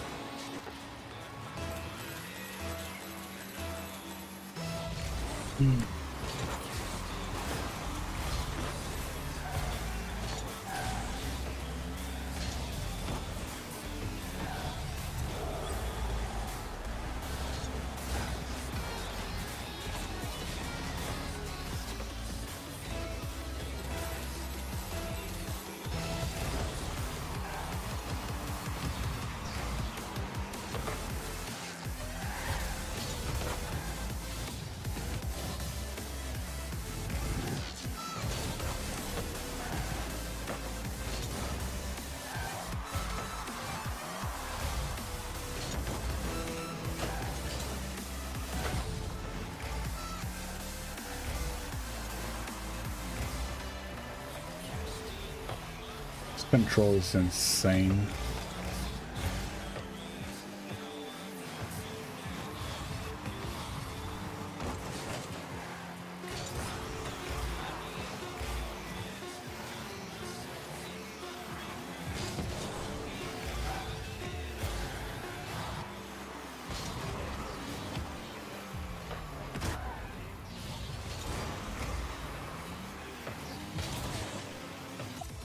There you go. That's how you do.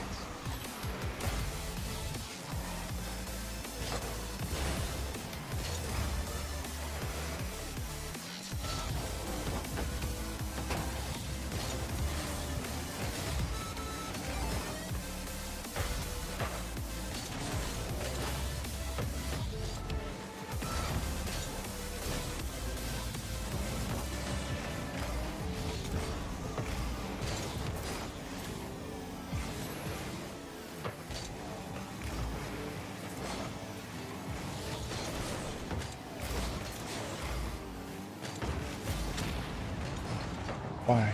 Why would you come and take the ball away from me like that?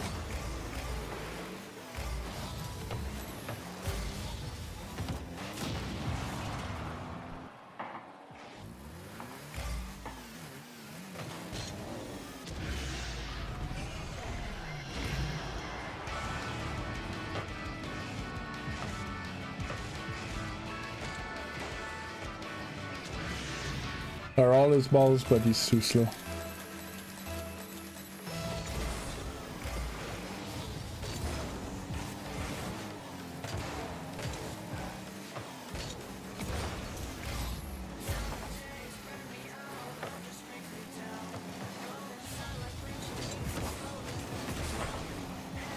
Takes the ball away from me to give it back to them, then burn all his booze.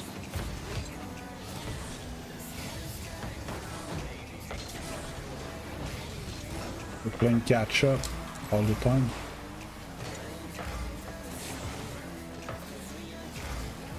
Now he's taking their bag boost while I'm defending 1v2.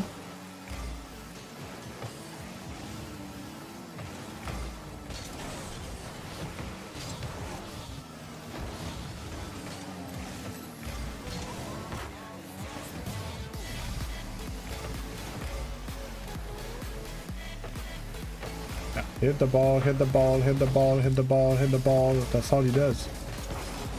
Nothing I can do, man. Oh.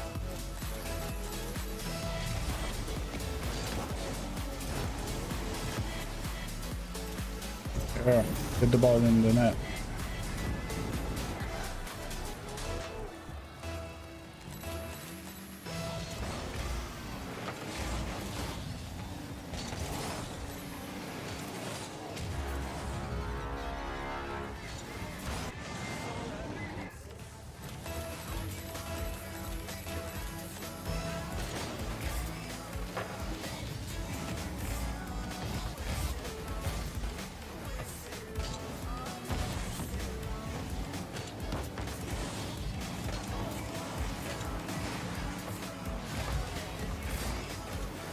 How can you already be out of booze?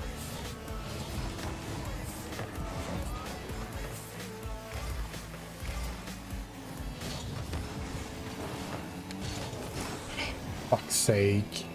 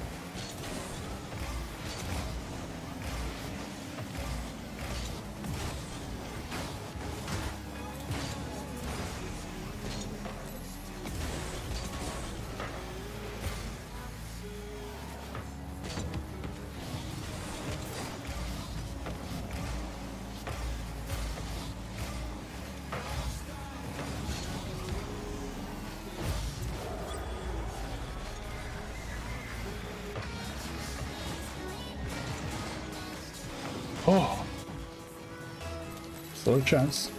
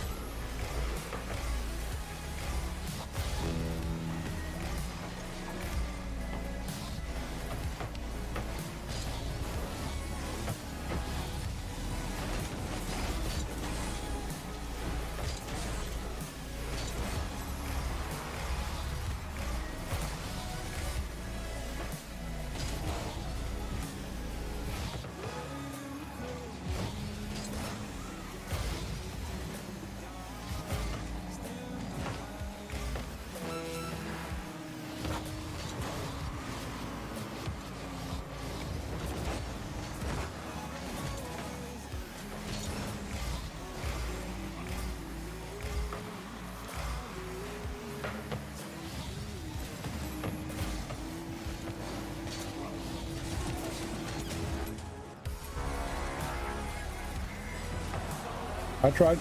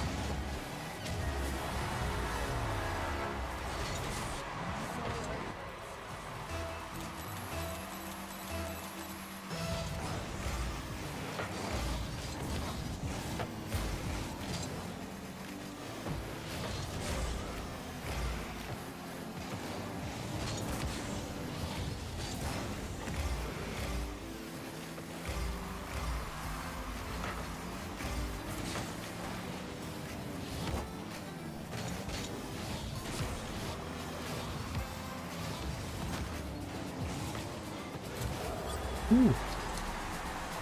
Bees from downtown! Controlled it enough to get a pinch with him in his net.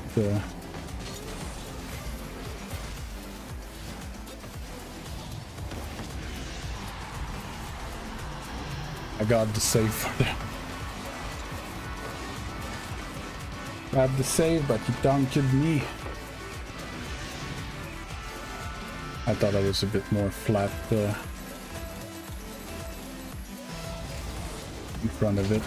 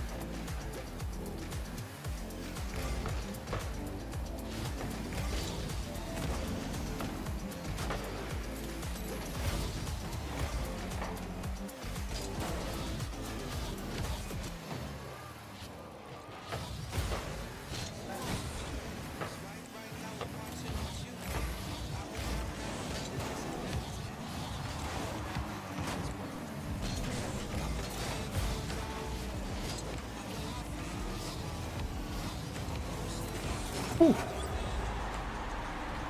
Oh.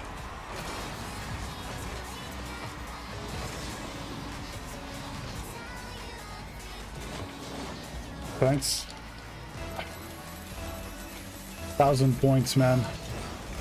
At basically my peak MMR. And game's not over. There's still a minute left.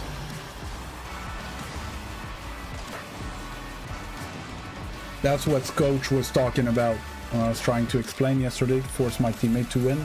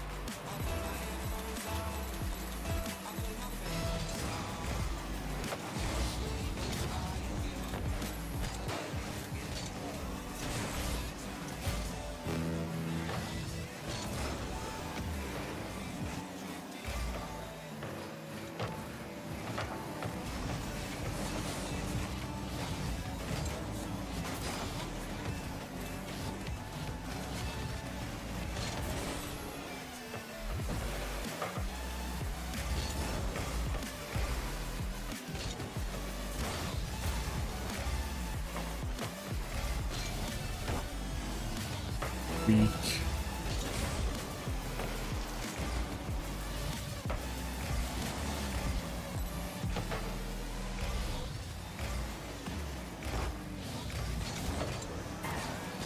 On.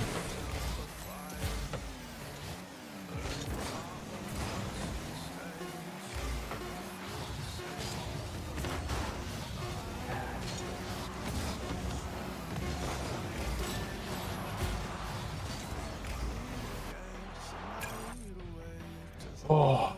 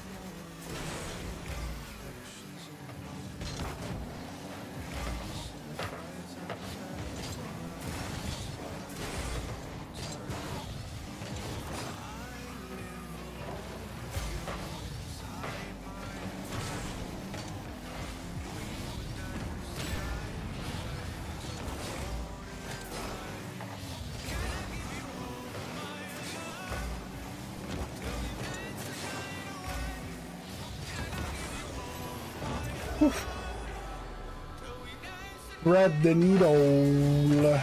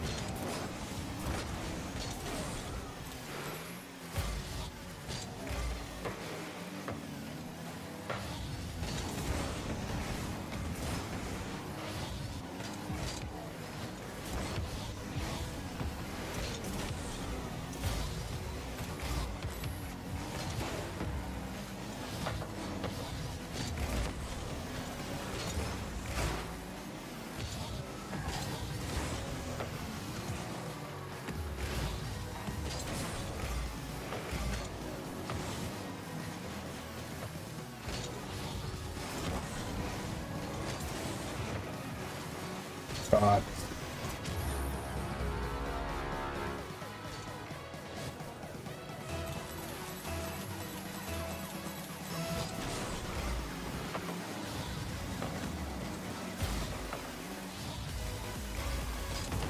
Ah.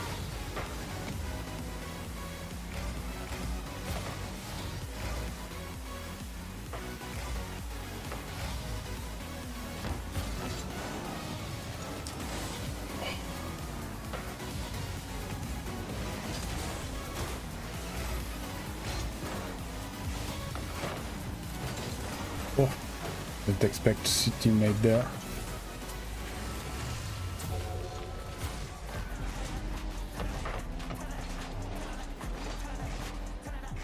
Made cut in front of me out of nowhere and stole my boost.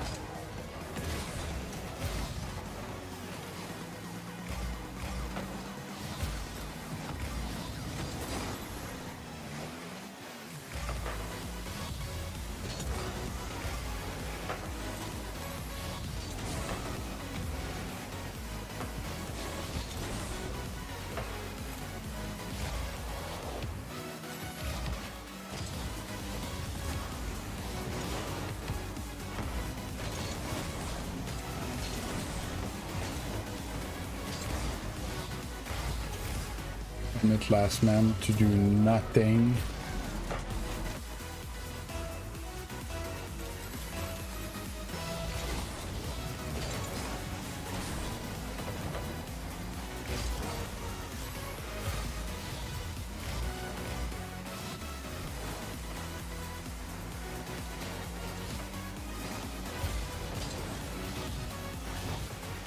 Oh, I was free ball.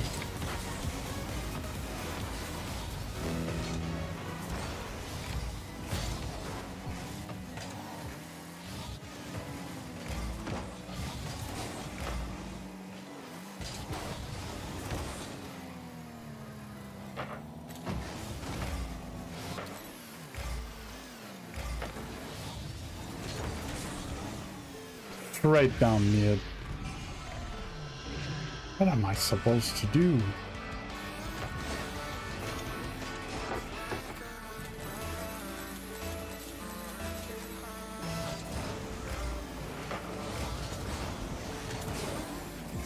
How did it not explode?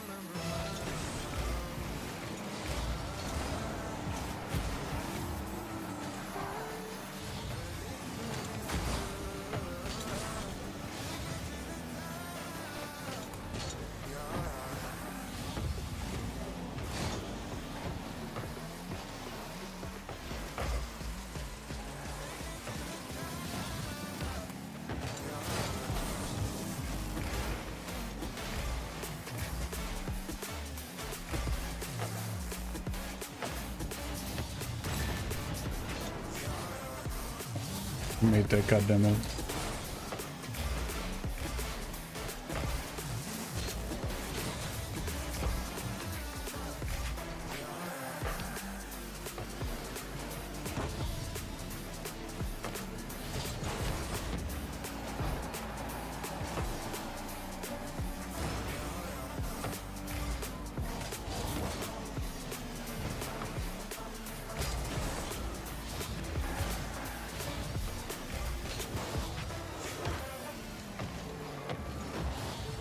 Like those bows.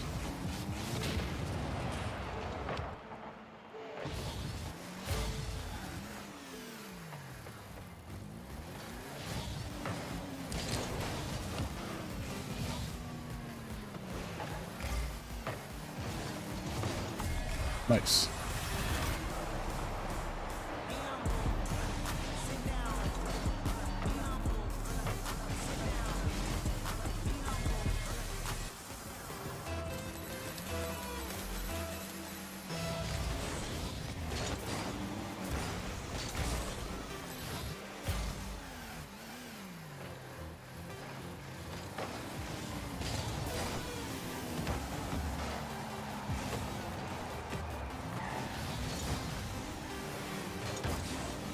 That's too aggressive. My fault. Rotate. I had to rotate.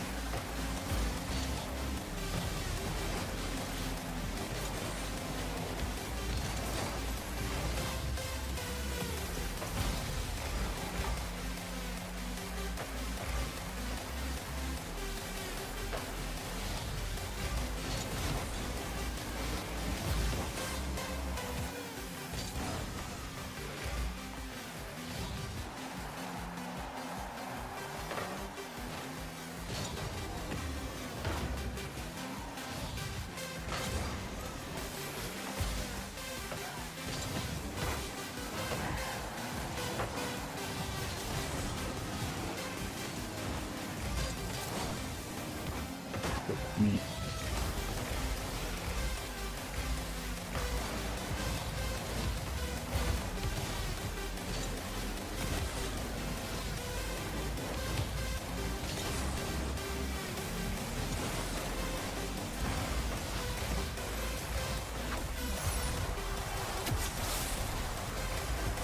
One, calm down.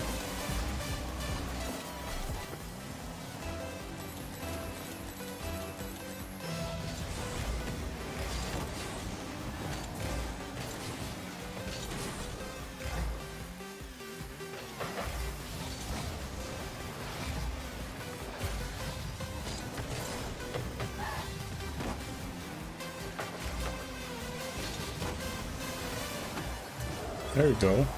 Good too.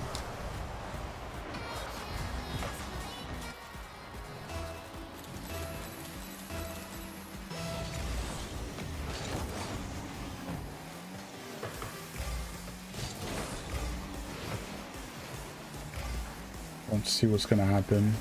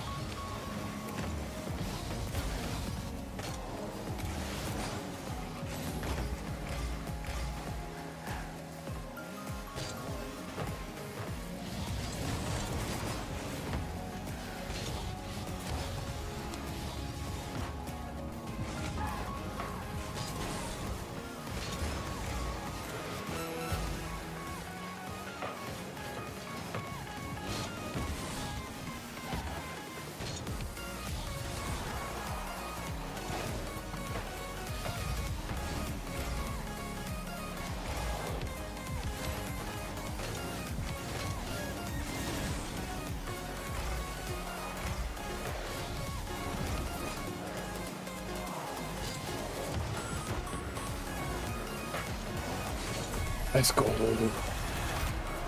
A shot, teammate.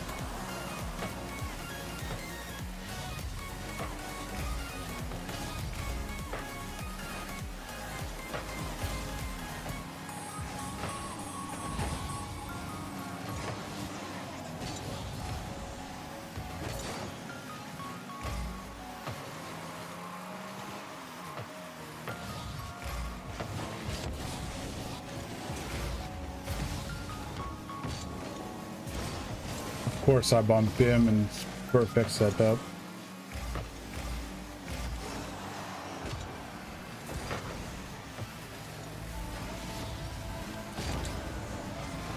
Bang!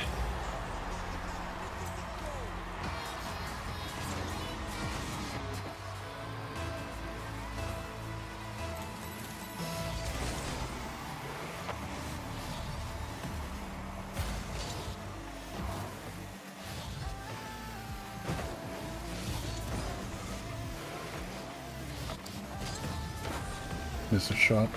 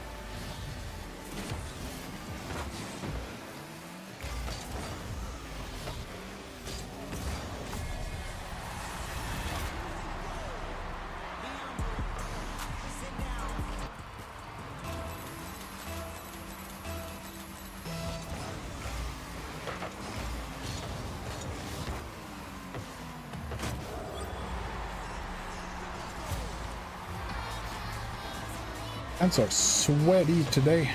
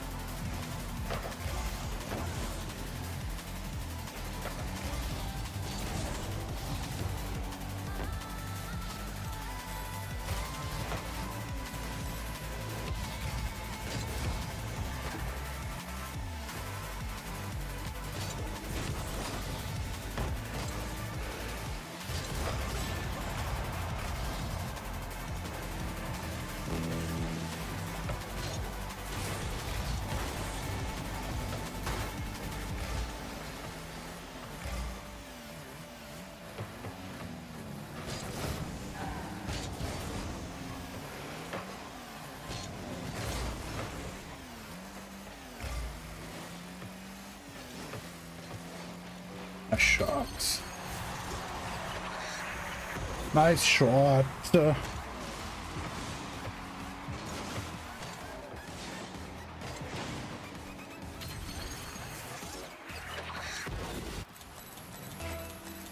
Seven saves, you made.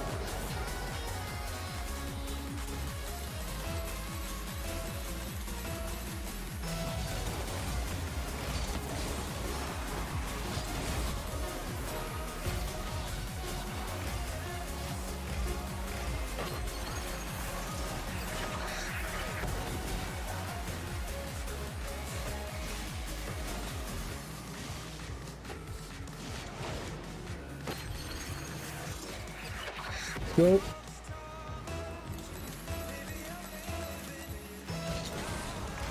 $45.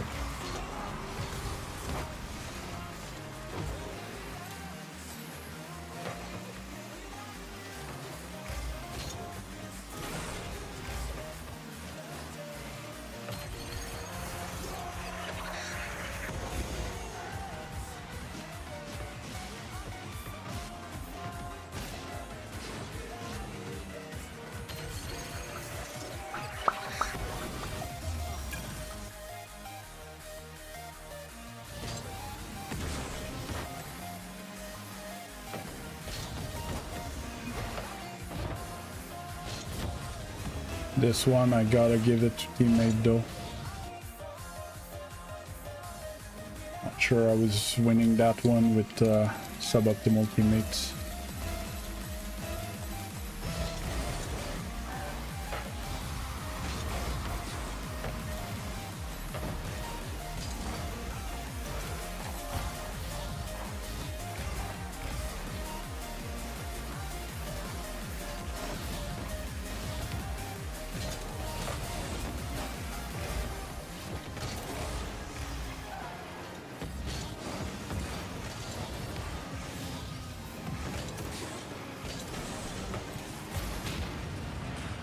The boost please.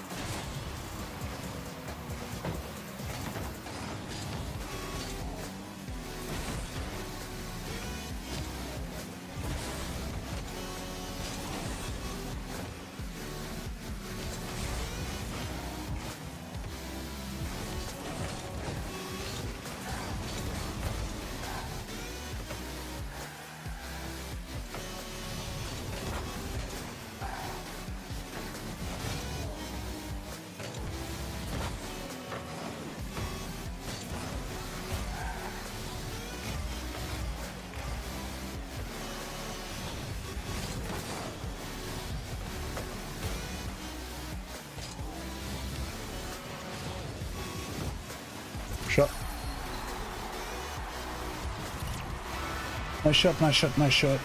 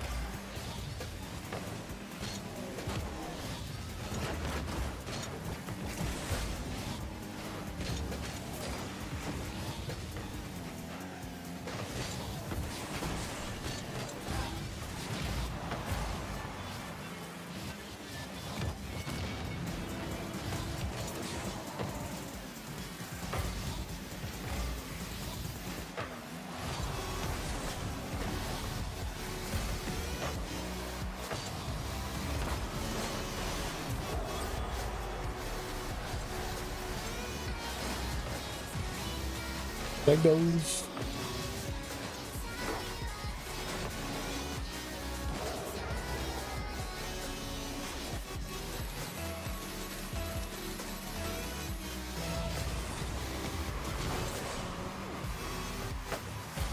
Quiet is tilted.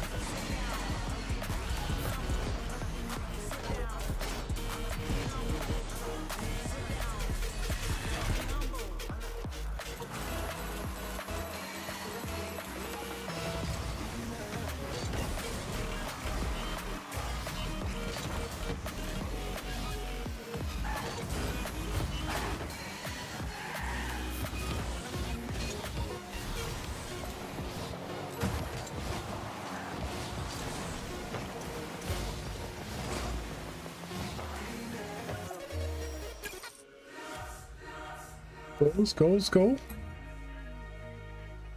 3 in a row. 56 were...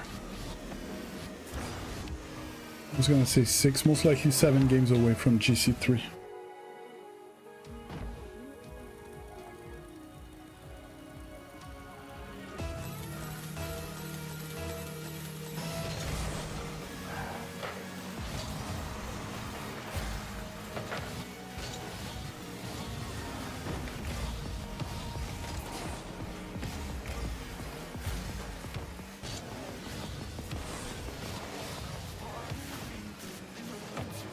And we lost that game.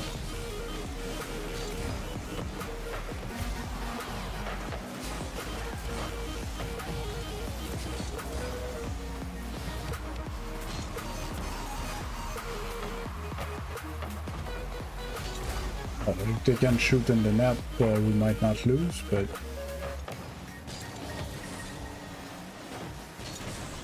Why would you cut in front of me? I was already there.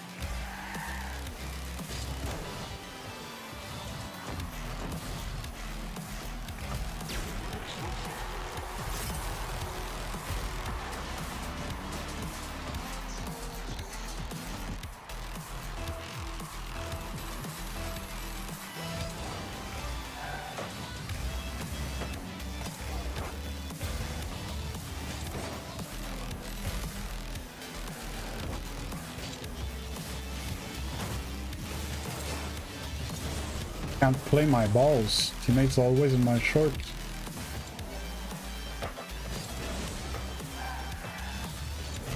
Of course.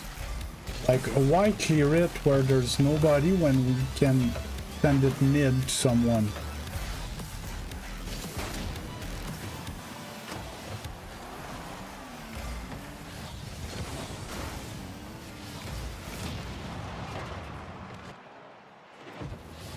I feel like I'm playing a 3v1 in this game.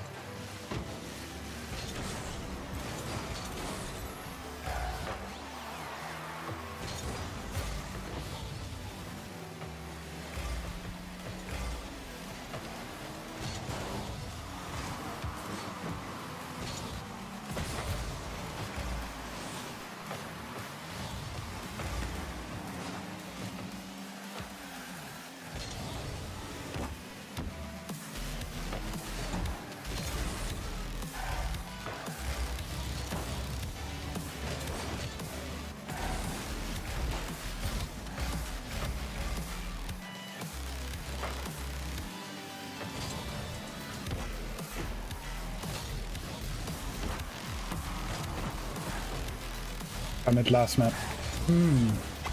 Always like that. Fucking shit.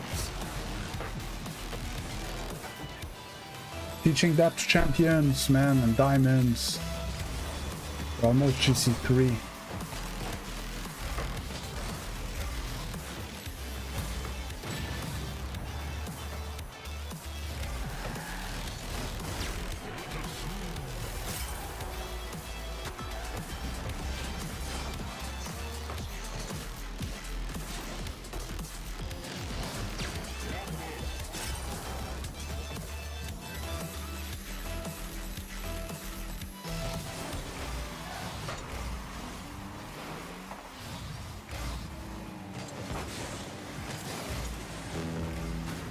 Okay, thought he would play the ball.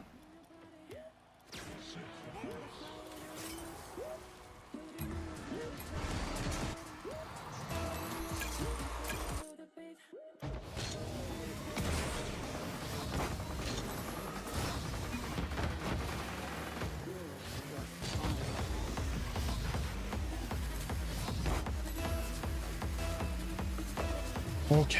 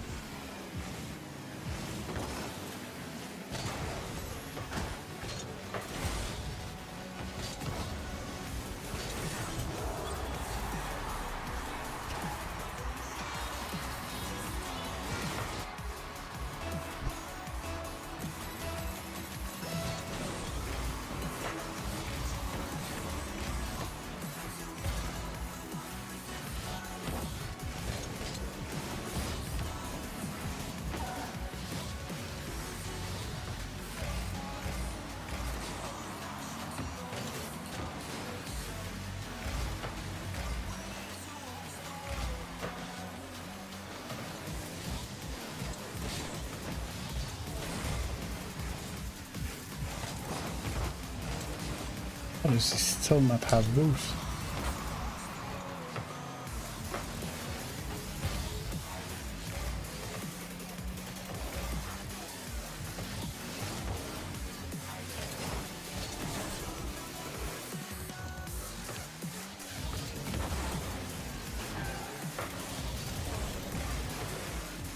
Oh no.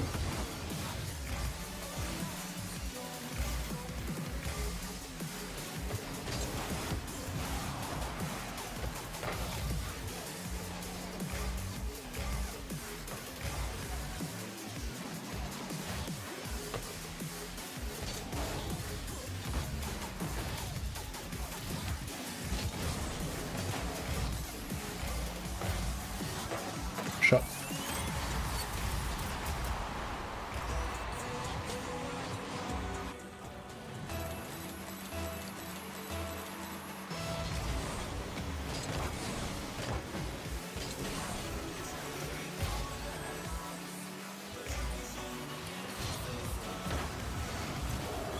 That is dead today. What are you guys up to?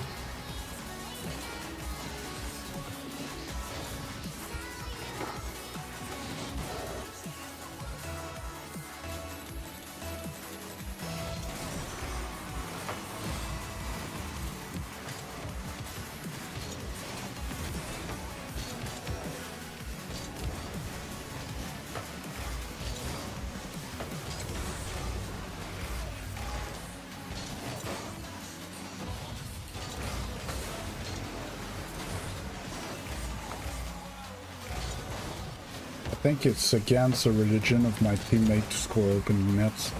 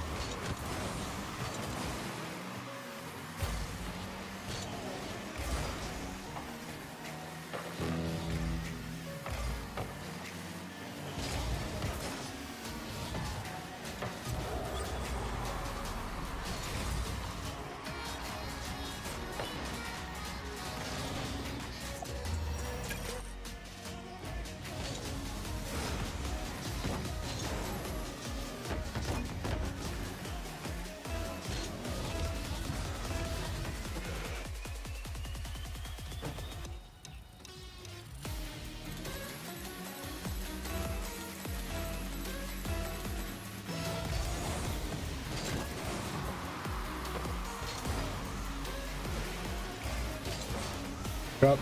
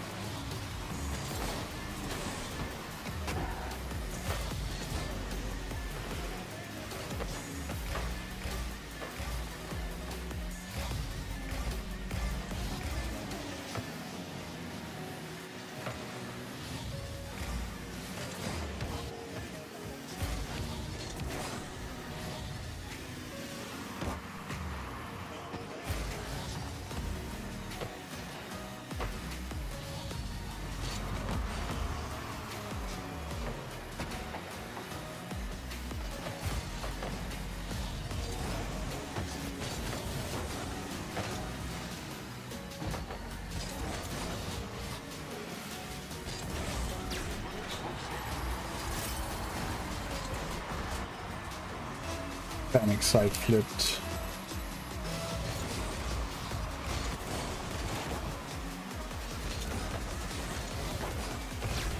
Hey, Bearblade, how you doing? I think nobody chatted for like an hour, if not more than that. Starting to feel alone.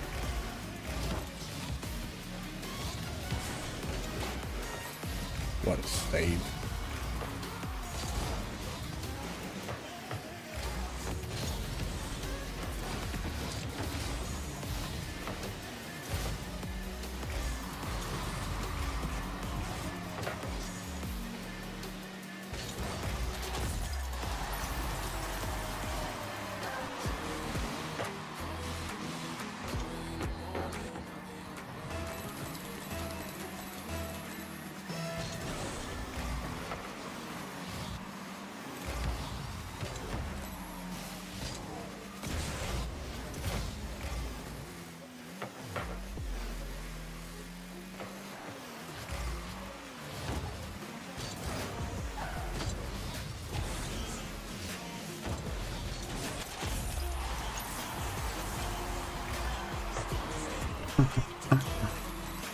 Yep.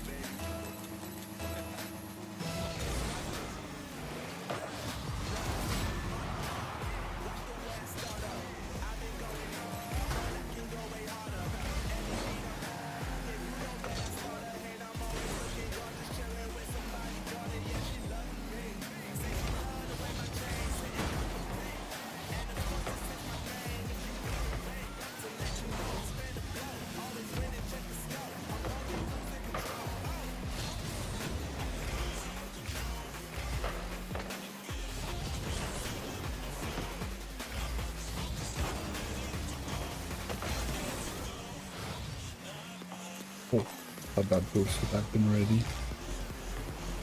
Into that.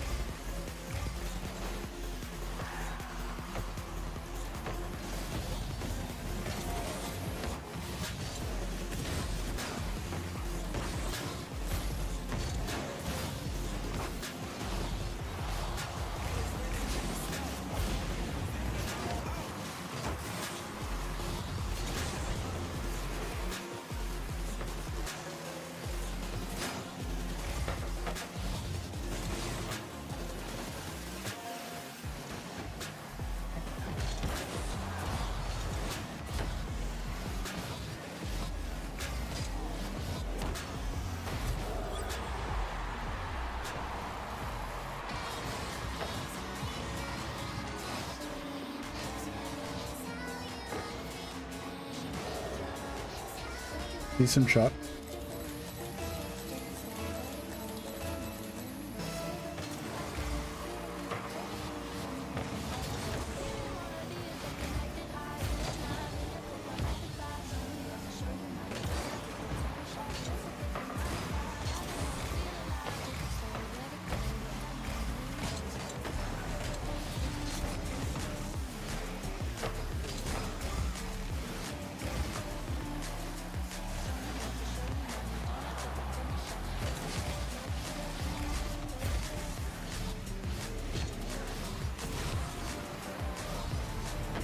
Let's go! That's what I was practicing this morning.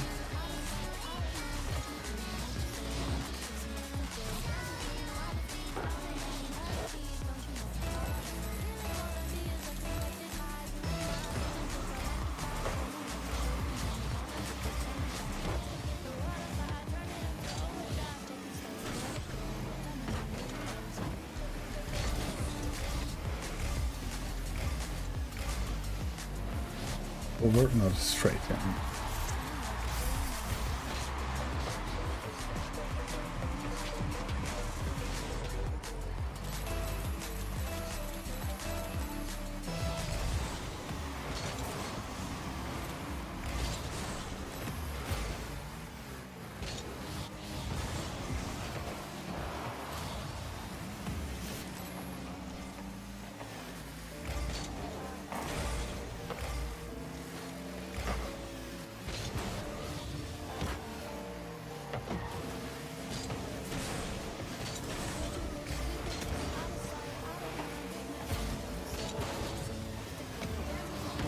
Oh, I missed.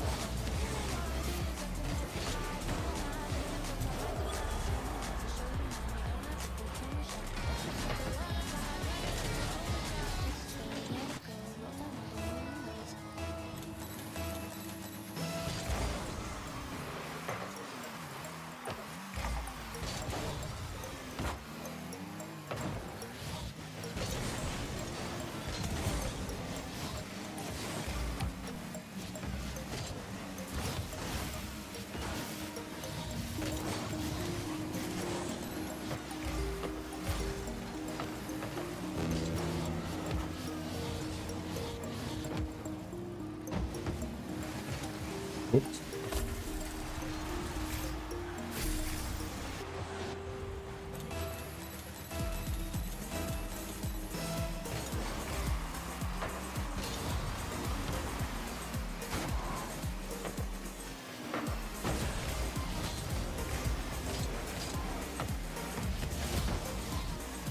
Fuck me. I don't want to lose this game, man.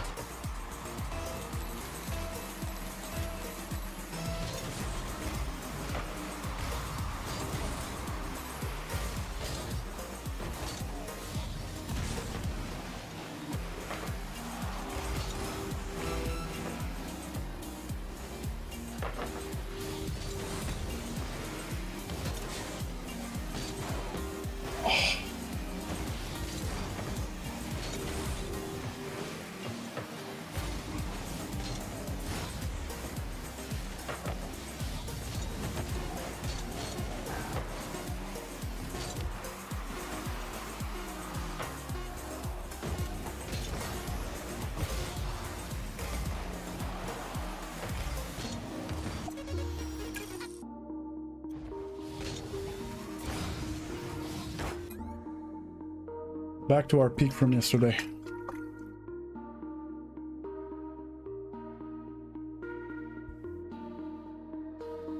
Two more for all-time peak. And 3 more for Gc3.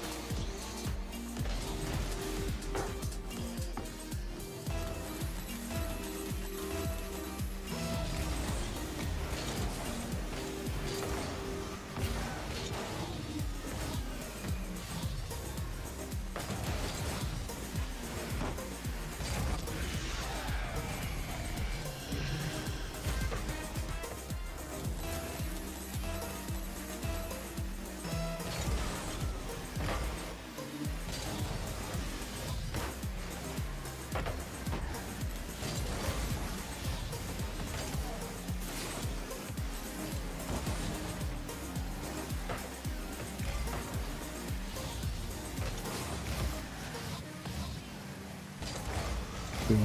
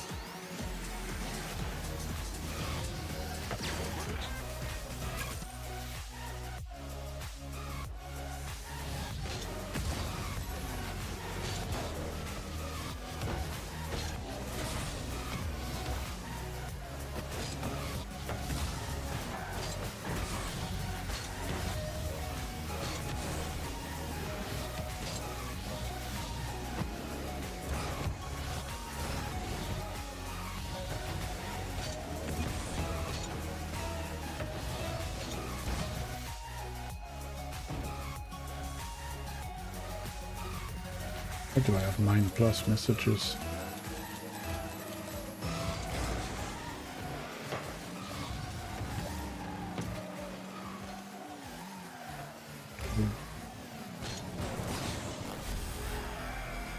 Something happened just going.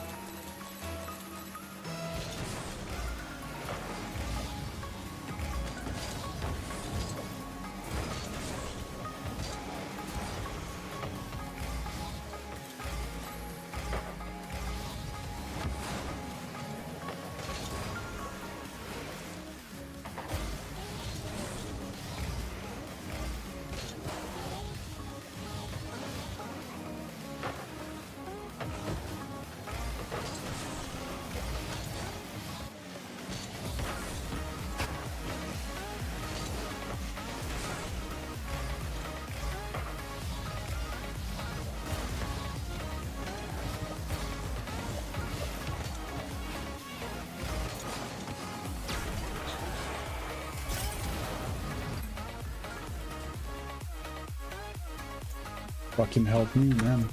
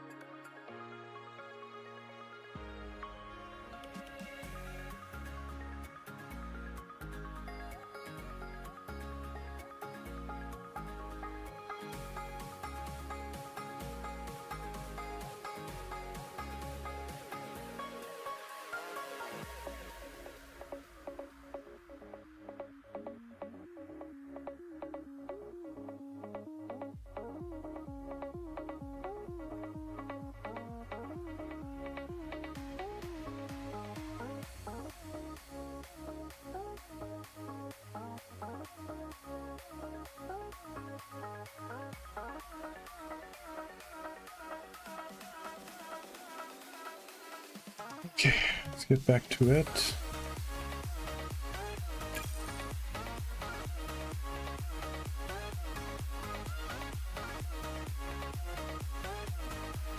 I think I'm gonna go till I lose. Nobody here anyways today, I don't know what's happening.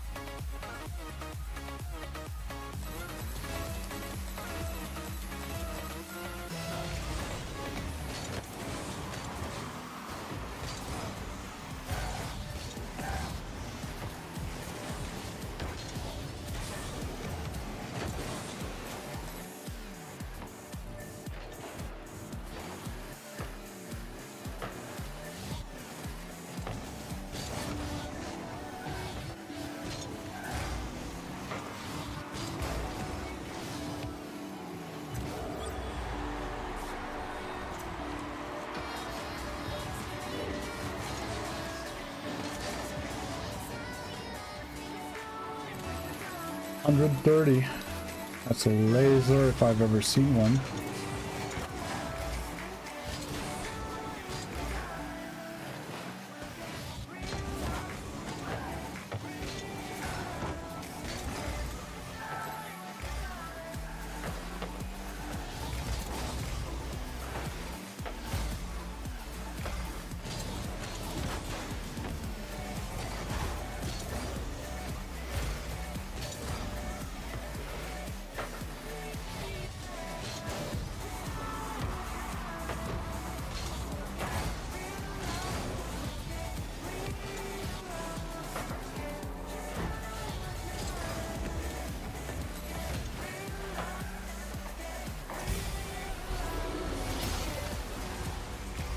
This car looks like crap, but teammates playing.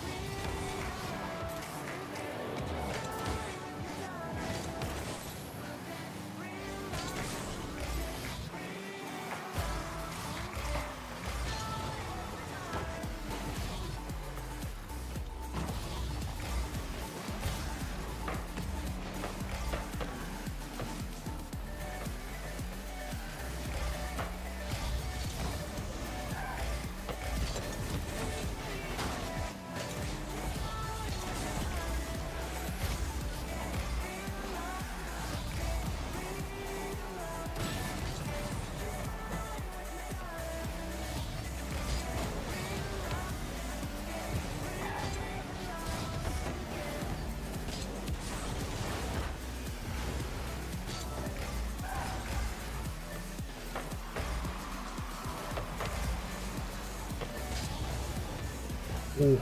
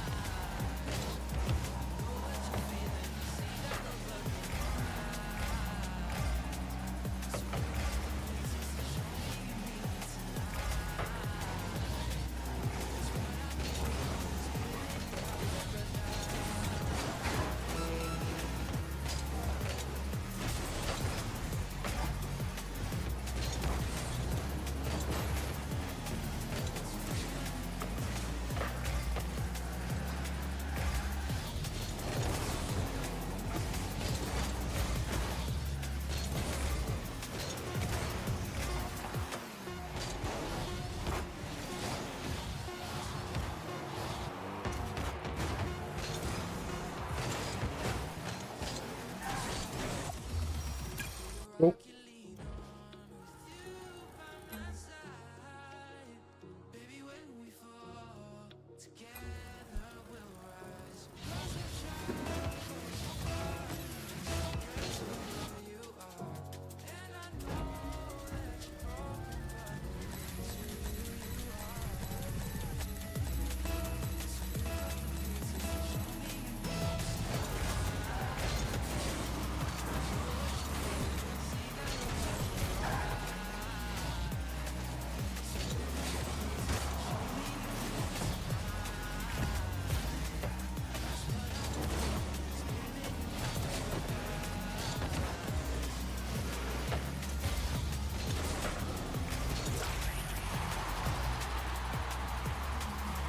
Oh, that was quick.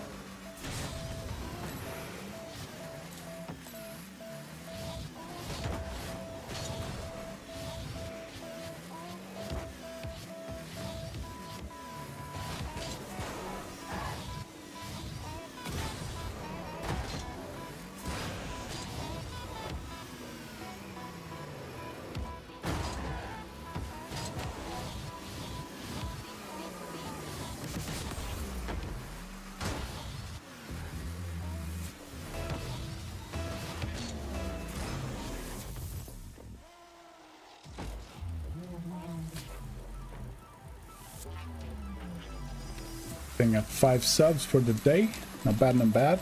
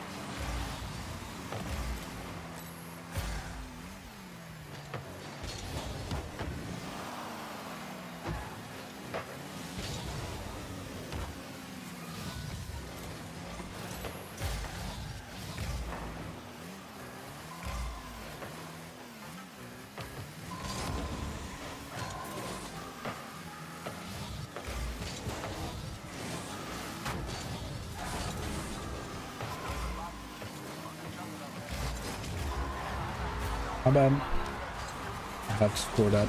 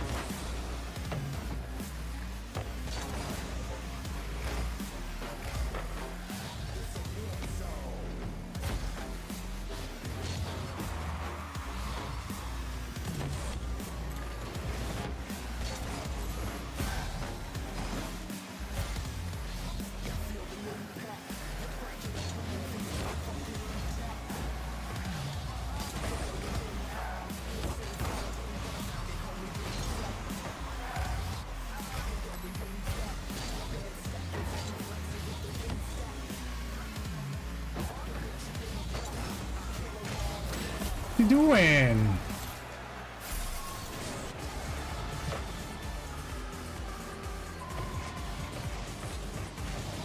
DC?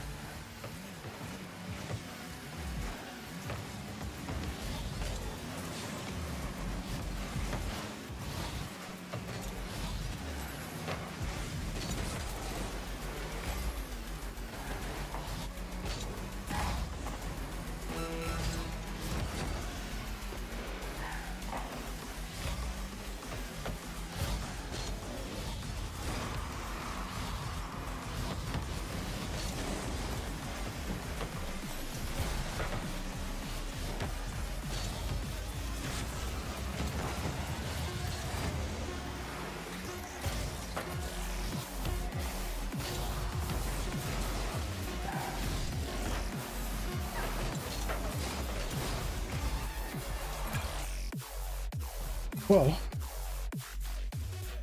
we're over. What a good day. I'm gonna call it here. Nobody's chatting. It's almost 2. I said till I lose. So yeah, that's about it. I'm gonna be there tomorrow, like every day. Watch your content, sub, like, all the good stuff. Thanks for people that most likely lurked all this time. Appreciate it. And yeah, see you tomorrow.